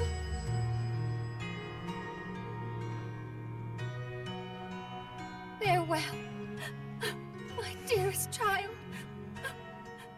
Mikleo. Wow. And Mikleo's mom made the classic mother sacrifice to seal the corruption of Maotelus into a single region. So, Sorey, you were a survivor from that village. And our boy Mickey was refashioned into a seraph. So I was a sacrifice. You can cry if you want. Why would I cry? I'm surprised, to be sure, but I'm not sad. I mean, it's kind of sad. Like, maybe they'll talk about this explicitly, but if I read that scene right with the previous Shepherd, he was a sacrifice, like a ritualistic sacrifice where the previous Shepherd, like, slaughtered baby Mikleo in order to, like, damn Heldalf and turn him into a Hellion. I mean, even by the measures that we've come to expect by shepherds who become corrupted like Azura, that's a whole other level of darkness. And for Mikleo to be carrying that history inside him, I hope he's just able to rise above it in the end. And now we know where Maotelus is. Now the only thing left is our answer. Right. So does this mean we found it? I know now what path I want to take. Though I'm not sure that counts as an answer. Very well then. Let's consult with Mayvin once more. Hey, where'd he go? Just a little while ago, he was activating the hidden powers of this monolith. He's probably still around here somewhere. You're right. Let's go look for him.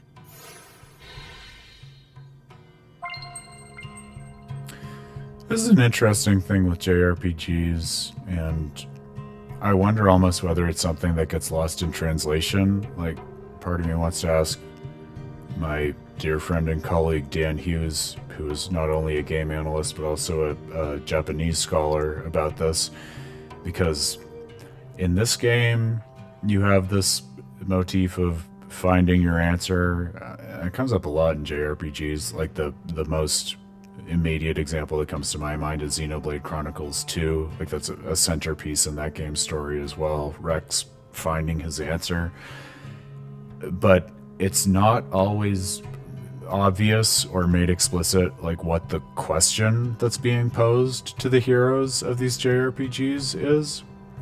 So it's like they go through the whole game to find their answer, and even if that answer is made clear to the audience, it's not always obvious exactly what the question was, or if that's something that was like a predetermined fixed point guiding their journey, or if they also had to determine the question along the way.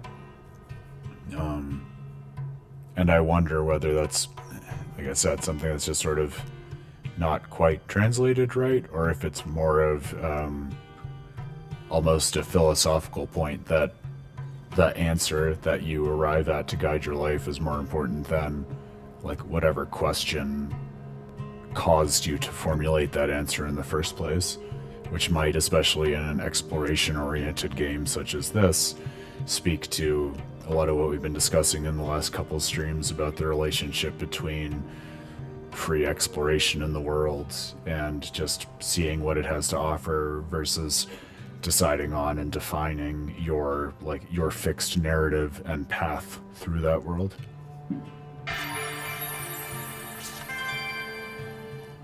Come to think of it, I wonder how this monolith works. How do you think it activates the Earth and Historia? Probably because this is an Earth Pulse Nexus, don't you think? Earth Pulse? I'll let Terror Firma herself do the explaining. The Earth Pulse What is a a name. manifestation of the power of Mother Nature that permeates the Earth. Exactly. Logren has been known for centuries as a spot where several branches of the Earth Pulse intersect.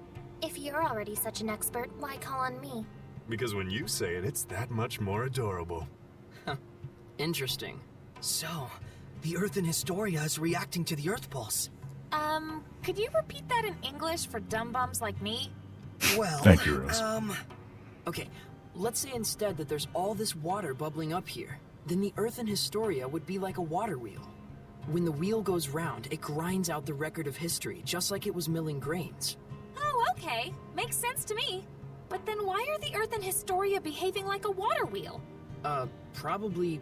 I told you, the Earth Pulse is the power of the Earth. Oh, I see. So if Maotelus made the Earth and Historia, and he's using the Earth itself as his vessel... Then probably it's the force of his will that's making them do that. Did we know that Maotelus made the Earth and Historia? I feel like that's new information that they pretty casually dropped on us there.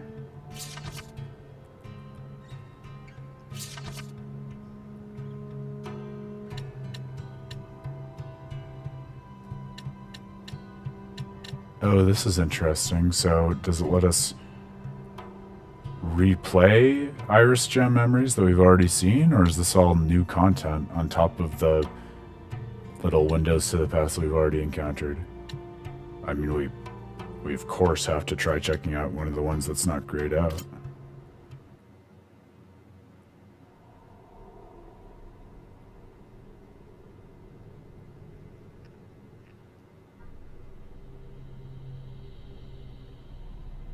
Sure, so this is the history of Heldalf that we've seen already. This isn't new. I wonder if it's just going to play them all in order. And maybe that's what they mean about the Earth Pulse, because I think, if I remember correctly, we looked in our inventory before and we weren't able to replay what we'd already seen. Yeah, I remember, because I talked about this, actually. It seemed at the time like it was interesting to consider that each of these Iris gems was just a fleeting glimmer of the past that was one and done. But maybe this is actually adding another interesting layer of explanation onto it, where it's not so much the matter of them being one-time use objects, but more of them needing to be in the right position relative to the Earth, or I guess more specifically the Earth Pulse, in order for them to be replayed.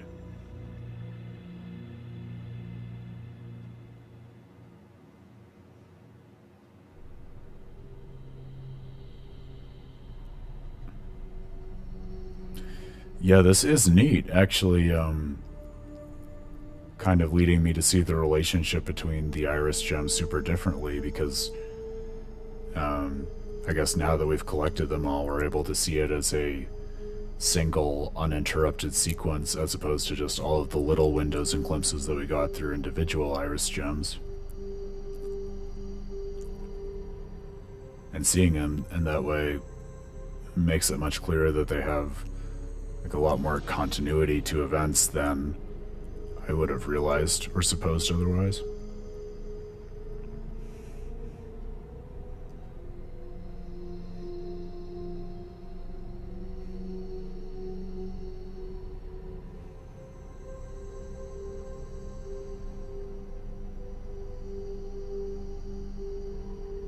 Monster Baby. Remember this one. Whoa.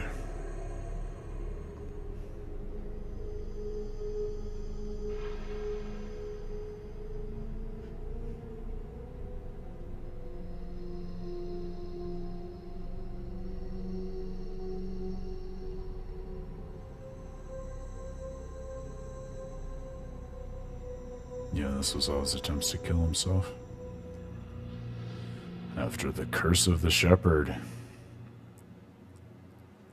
Not the most shepherdly thing to do to someone else.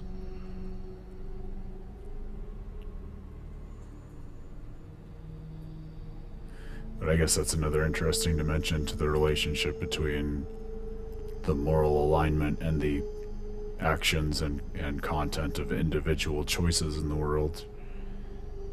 Because similar to what we were talking about at the start of this stream, what we've seen very clearly through this most recently added sequence to the Earth and Historia is very clearly, like, being the shepherd does not guarantee that you will be a morally upstanding person or someone who makes the right choices for purifying humanity. So even with the name of the shepherd and the duty of purifying the world, you might think that guarantees you being a Jesus-like savior figure, but that is demonstrably not the case.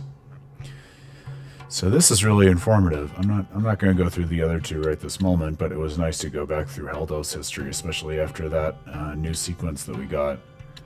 But this is good to know because I guess, assuming I'm reading this right, this is showing us we've gotten all of the green Iris gems, all of the yellow ones, all of the purple ones, and we just have yet to fill out the red ones. So that's good to know. That honestly makes me feel like we've made more progress on the Iris gems overall than I'd feared we might have.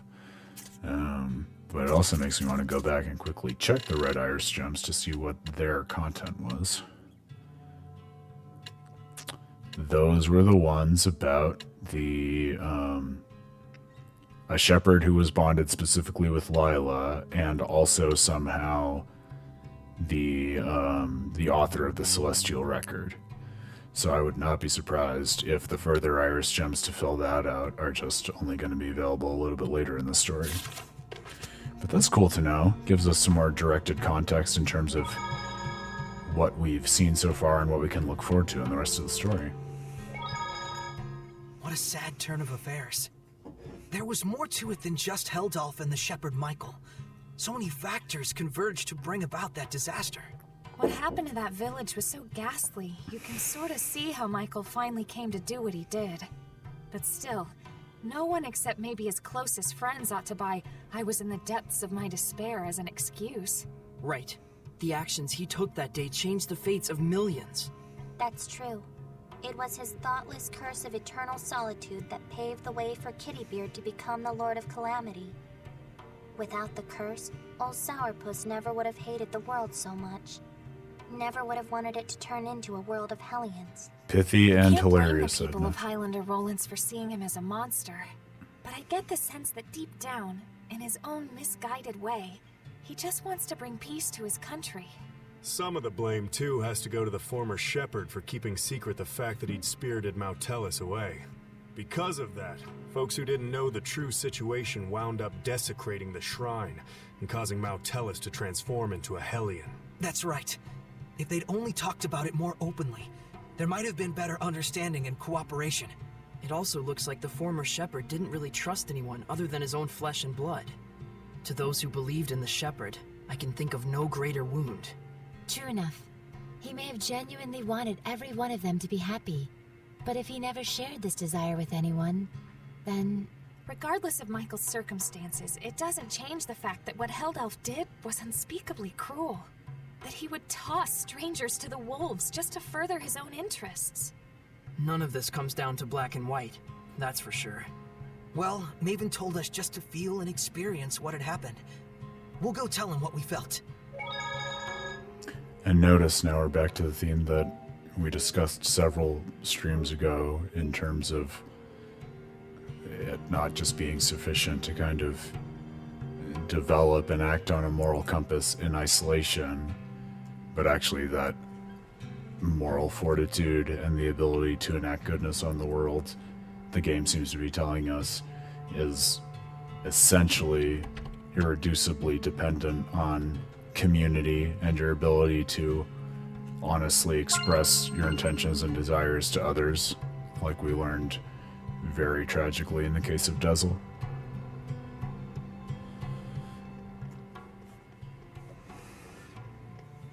You're back. What are you doing here? Oh, I just wanted to make sure the monolith doesn't get damaged. Your thoughts? No one involved was fully in the wrong, but no one was really right either. That's how it felt to me. A useful understanding to reach. Now, your answer. Sorey, let us hear your answer to this. My answer is I want to save Heldalf. The shepherd's job doesn't just boil down to quell the Lord of Calamity, or even clean up the previous shepherd's mistakes. When malevolence consumes seraphim and turns them into Hellions, we save them. Yet when it brings misfortune and grief to humans, we say they only have themselves to blame. It doesn't seem fair. So that is your answer. Dunno if it counts as one. There are humans out there just like Heldalf. He just happened to play one part in a cascade of terrible events. I'm not gonna say you shouldn't sympathize with him, but I will say it would strike me as bizarre to completely let him off the hook for the horrors he brought to such a peaceful village. And what he's trying to do now is still messed up, right? Absolutely. It's wrong, period, and I will stop it. But even so, you would save this man? If I won't save humans like Heldalf, who've had Hellionhood thrust upon them, I'll never see humans and Seraphim live in peace.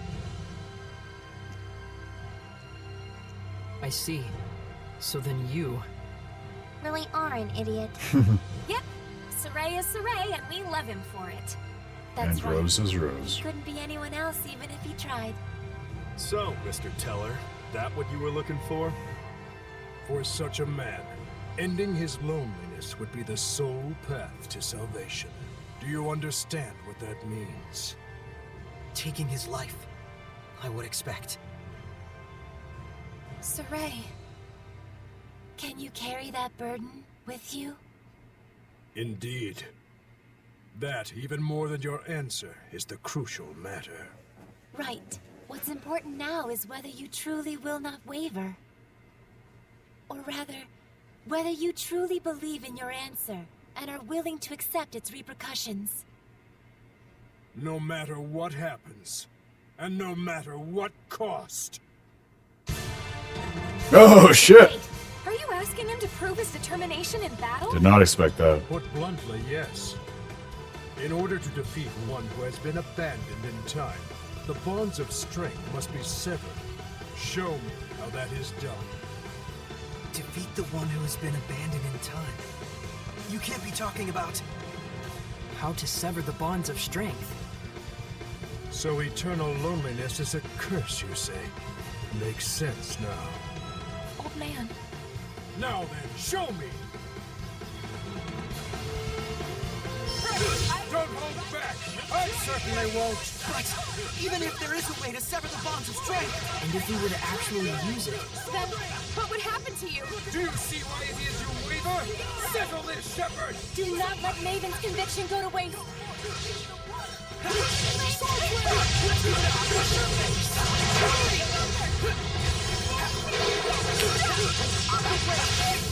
It's a very different situation, but this has like surprising echoes for me of Van in Tales of the Abyss.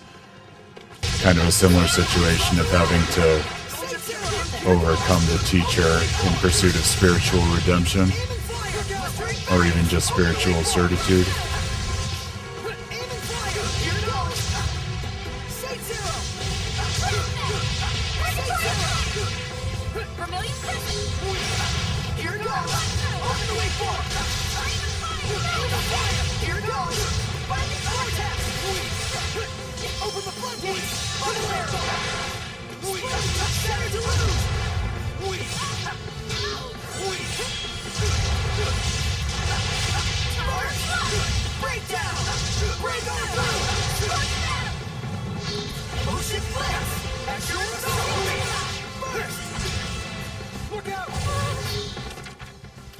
Girl.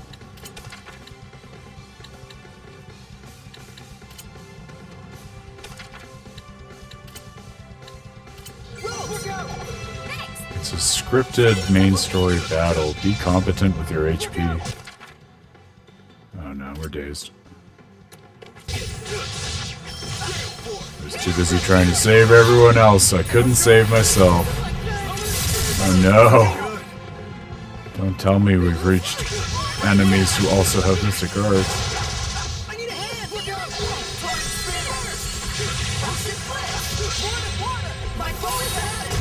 That'll help us for sure.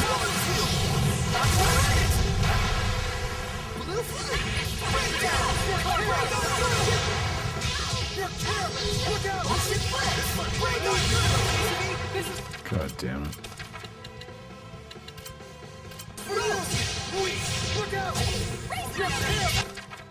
Oh, please don't die, Sorey. It'll just be such a pain.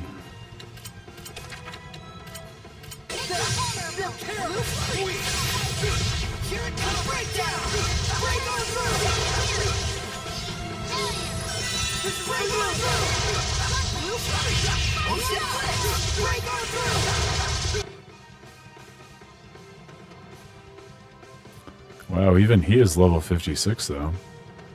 Maybe we are underleveled at this point in the story. I mean, I guess we demonstrably are, right? Because he is a main story boss, and I think we're about level 48, 49. That's okay. Gotta be some way to give ourselves a challenge on this normal level difficulty. At least Mystic Arts don't seem to be killing blows when enemies use them on us. That's a kindness.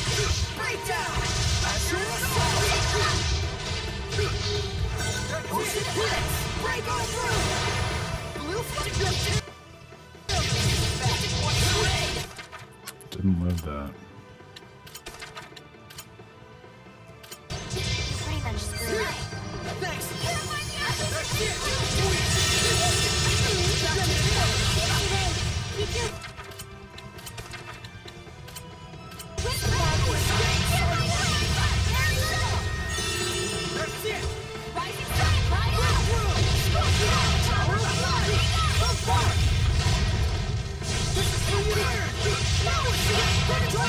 Well Thank you, Mayvin.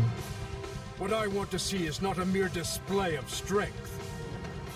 So you really are immortal? You understand by now, don't you, the way to defeat me? Yes. Turn my friends into attacks with wills of their own, and use those attacks to pierce through the bonds of strength. What Dazzle said he did. Then why aren't you doing it? I'm not a Hellion. Even if you make use of that means, your friends will not be consumed with malevolence. You won't admit it. After all, to demonstrate that method upon me is tacit acknowledgement that it is your only option with Heldalf as well. But Mayvin, isn't there any other way at all? No. Even Lila's power is not enough to purify one as consumed with malevolence as he is. You should know that. Sorey. Rose. If you weigh lives on scales, you will falter at the crucial moment. All the more so if it is your friends' lives in question.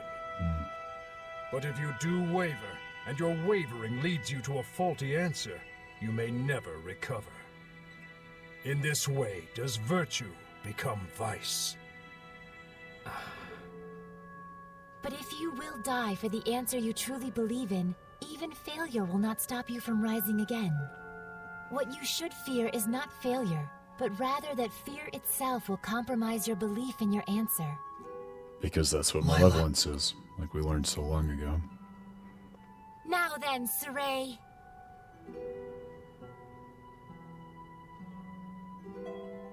If you intend to make this a farce, then I shall end it.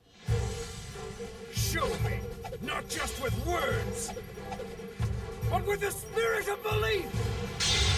I shall end it. Luminous favor. Jesus.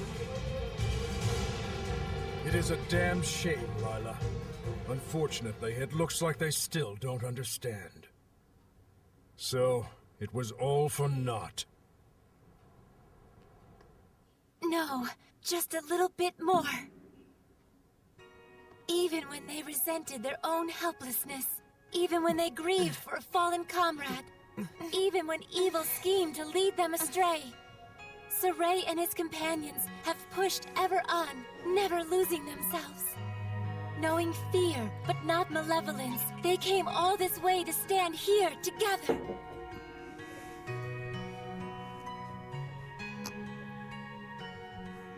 You're really something. I don't like having regrets, and I don't like giving them to other people either. Don't you forget it. Sorey, Rose, you paralyzed or something? Going up against Hellions is already life or death. It shouldn't be new to you. Edna. Zavid. It's just as they said, Rose. Sorey, do you remember what I told you? Back at Lady Lake? I didn't come all this way just to be a liability. I said it before. Do I need to say it again? No. If the shepherd Sorey truly believes in his answer, then surely may he bring an end to the Age of Chaos. Then show us. Show us your answer. This is cool. We're getting declarations of belief from all the party members earlier than the final confrontation. It's a somewhat unusual cadence for the stage of a JRPG story. Right. Let's go! Come at me! Wait, what can I do? Don't just charge in there. Mayvin! This is my answer! Old man! Mayvin? Oh, we didn't even see it pierce him. I thought I could hold out until you finished it, but... Mayvin? Oh, I'm so sorry it came to this. You're an idiot too.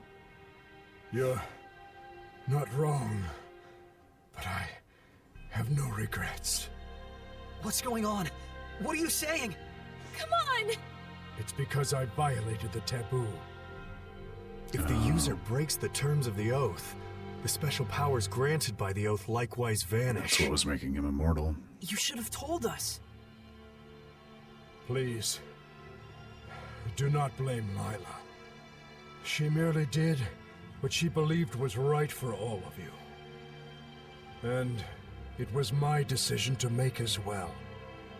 I believe too. In my answer. And in my friends. And for their sake, I will not waver in what must be done. So there will be no regrets.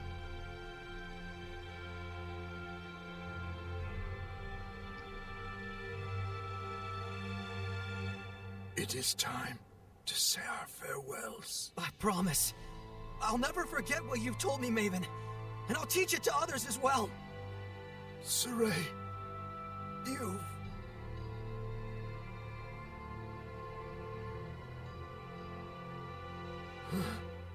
Never did I imagine I would die with others by my side.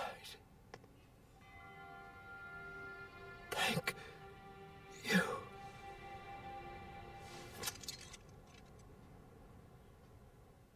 Oh, wow.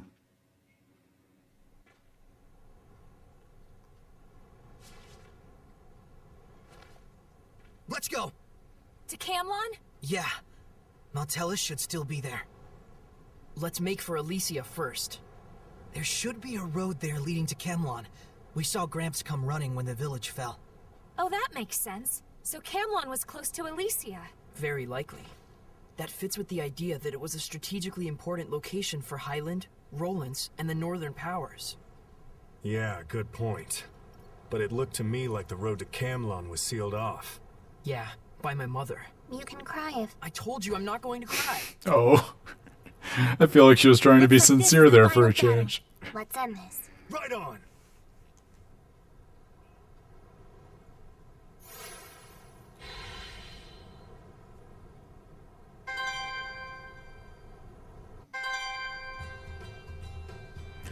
Oh, and look at that. Boy, that was blink and you miss it, but we got another red iris gem after that confrontation with Mayvin. I wonder if that was the last one? I was going to wrap things up here, but since we got another iris gem, I want to see real quick if that rounds out all of our iris gems. Ah, judging by the purple star we have over there now. I have a feeling we might have completed our collection.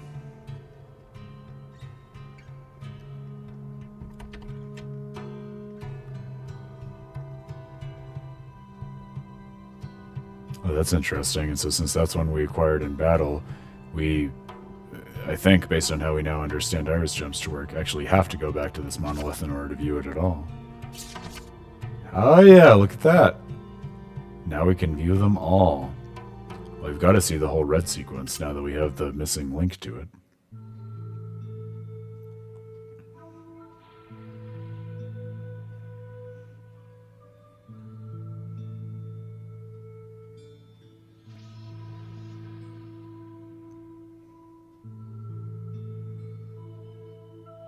So this is the birth of the previous shepherd, presumably? Michael, I guess we can call him Michael now. We know what his name is. Journey with Lila.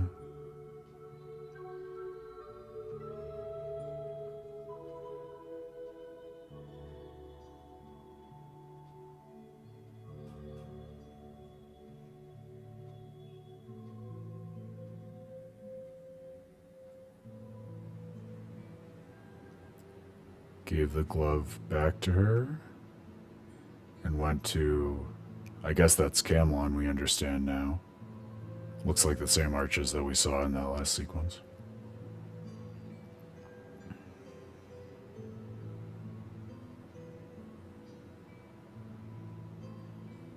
And then began to write.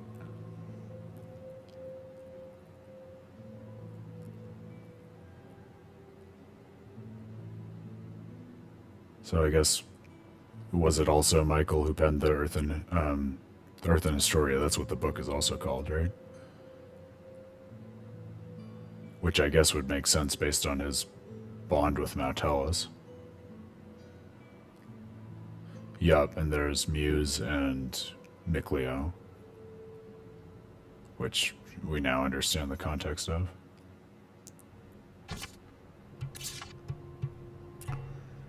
I'm not even sure what part of that was the missing link, honestly. I feel like we saw all of that already.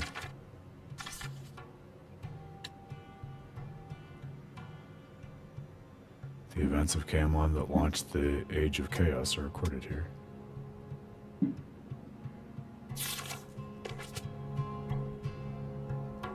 I mean, I think that's what we saw in the, like the playable sequence that Mayvin showed us, right? Well, we might as well see the other two sequences, yellow and purple, while we're here. And because now we have this suspicious purple star on the map, so I feel like there's more to see here.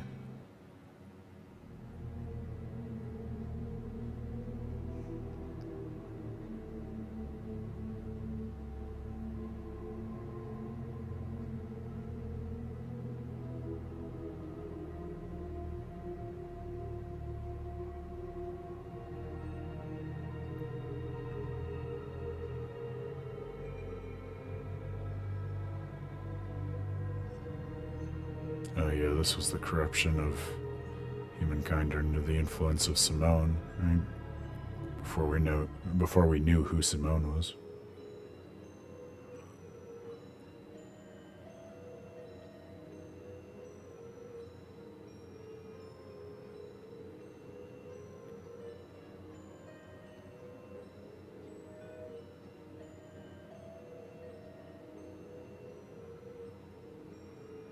You can tell we're nearing the final battle because all of these previously cryptic sequences are now starting to make a lot more sense. And this was the term venomization, the use of corruption and war to generate progressively stronger Hellions.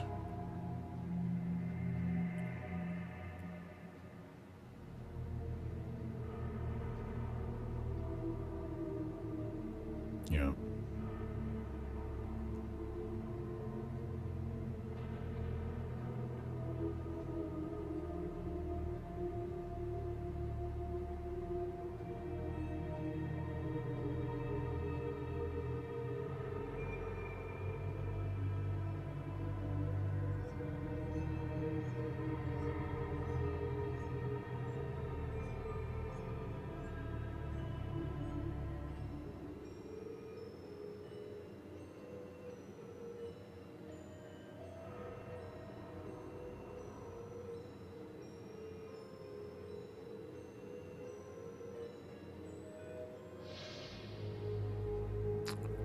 That may well be the very Spider Queen we fought earlier in this stream.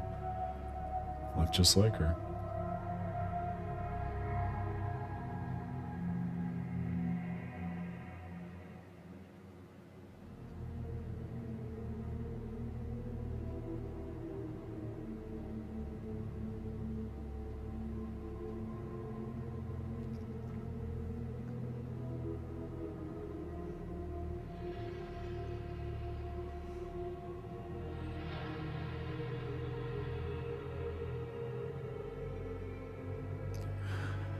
Oh, so it is interesting to see these old Iris gems again in sequence, because when we're seeing Heldalf fell the dragon after the raising of the armies and pitting them against each other for venomization and cultivating stronger Hellions, then it almost starts to look like Heldalf's confrontation with the dragon wasn't just like a show of his force, but almost like maybe he was felling the Hellion in order to then absorb its malevolence and make his own domain all the stronger, which would explain why he's so overwhelmingly and unflinchingly malevolent. And then we have purple, which is the last one.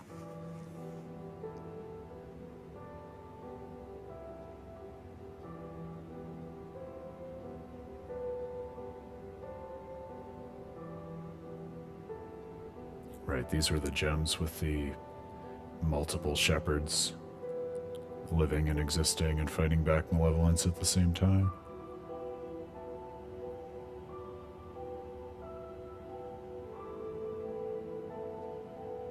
Still not quite sure how that fits into the broader narrative of Michael and Heldalf and Lila.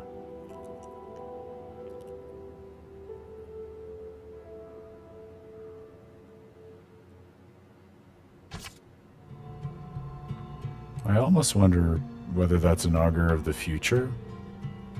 Like maybe it's showing like how the ethos of the shepherd will be able to propagate and restore the world if Sorey is successful in quelling Heldalf in the end and redeeming him. Well, the pure gamer in me is a little miffed that even after seeing all the Iris Gems sequences, we weren't able to get the purple star off the map, because that has me conditioned to think there's more to do here. And who knows, maybe there's a whole other color of Iris Gem that we haven't uncovered yet. That would be kind of cool, actually. But it is nice to have all 4 of those sequences experienced with continuity. Oh, and look at that. We have another skit to wrap things up with. So if we As cut always. the tie between Maotelus and Heldalf, we'll be home free, right? I'm not so sure about that. He's strong enough to use the Earth itself as a vessel. Will that really be all that it takes? Right. We'll probably have to purify all the malevolence attached to the land as well. Is that right, Layla? She sells seashells by the seashore. Yep. She sells seashells by the seashore. He's got to be doing that on purpose. Originally, he was the one who would purify the land. His power was the blessing of the land itself. Like a natural purification of sorts, huh? Don't think that's gonna be enough this time. Certainly the activities of the shepherds also contributed to the Earth's natural purification from the outside. But now it's just Sorey, and no one else. We need to have a plan of action before moving on. But all the same, we can't sit around brooding all day. For sure. That is an interesting way of unifying like the game's metaphorical and thematic content with the substance of its plot. The idea that Maotelus, who has become corrupted, has taken the Earth as his vessel, and so there's like the progressive question and answering of Sorey figuring out like how to purify humans themselves and what to do with Hellions and all these individuals who populate the world. But then when it comes down to actually like saving and redeeming the world itself, it's actually a question of, okay, given the literal land and the blessing that is required to sustain it and the corruption that has undergone by virtue of Maotelus's corruption, like what is it going to take to actually redeem the environment that makes life possible? Kind of when you put it that way, not unlike a game like Final Fantasy VII that is very self-consciously concerned not just with life itself, but also with the world and, to use Zesteria's language, the vessel that sustains and supports and contains life within it and makes that vital force possible. Well, friends, that was another really rewarding stream in my book. I want to thank you all for joining me on this adventure. Thank you for your extended time and attention on a Friday night. An enjoyable way to kick off the weekend for me. I hope it was for you as well. Shout out to Newtonia for coming back in the chat and talking some more philosophy, consistent with our conversations way back when during the Dawn of the New World stream. Always a pleasure to talk philosophy with you. And Meow Meow, thank you so much for tuning in for the first time and for giving us a shout out in the chat. I hope you really enjoyed what you found. It's always a pleasure to see someone who's looking for Tales content and finds us where they don't find it anywhere else.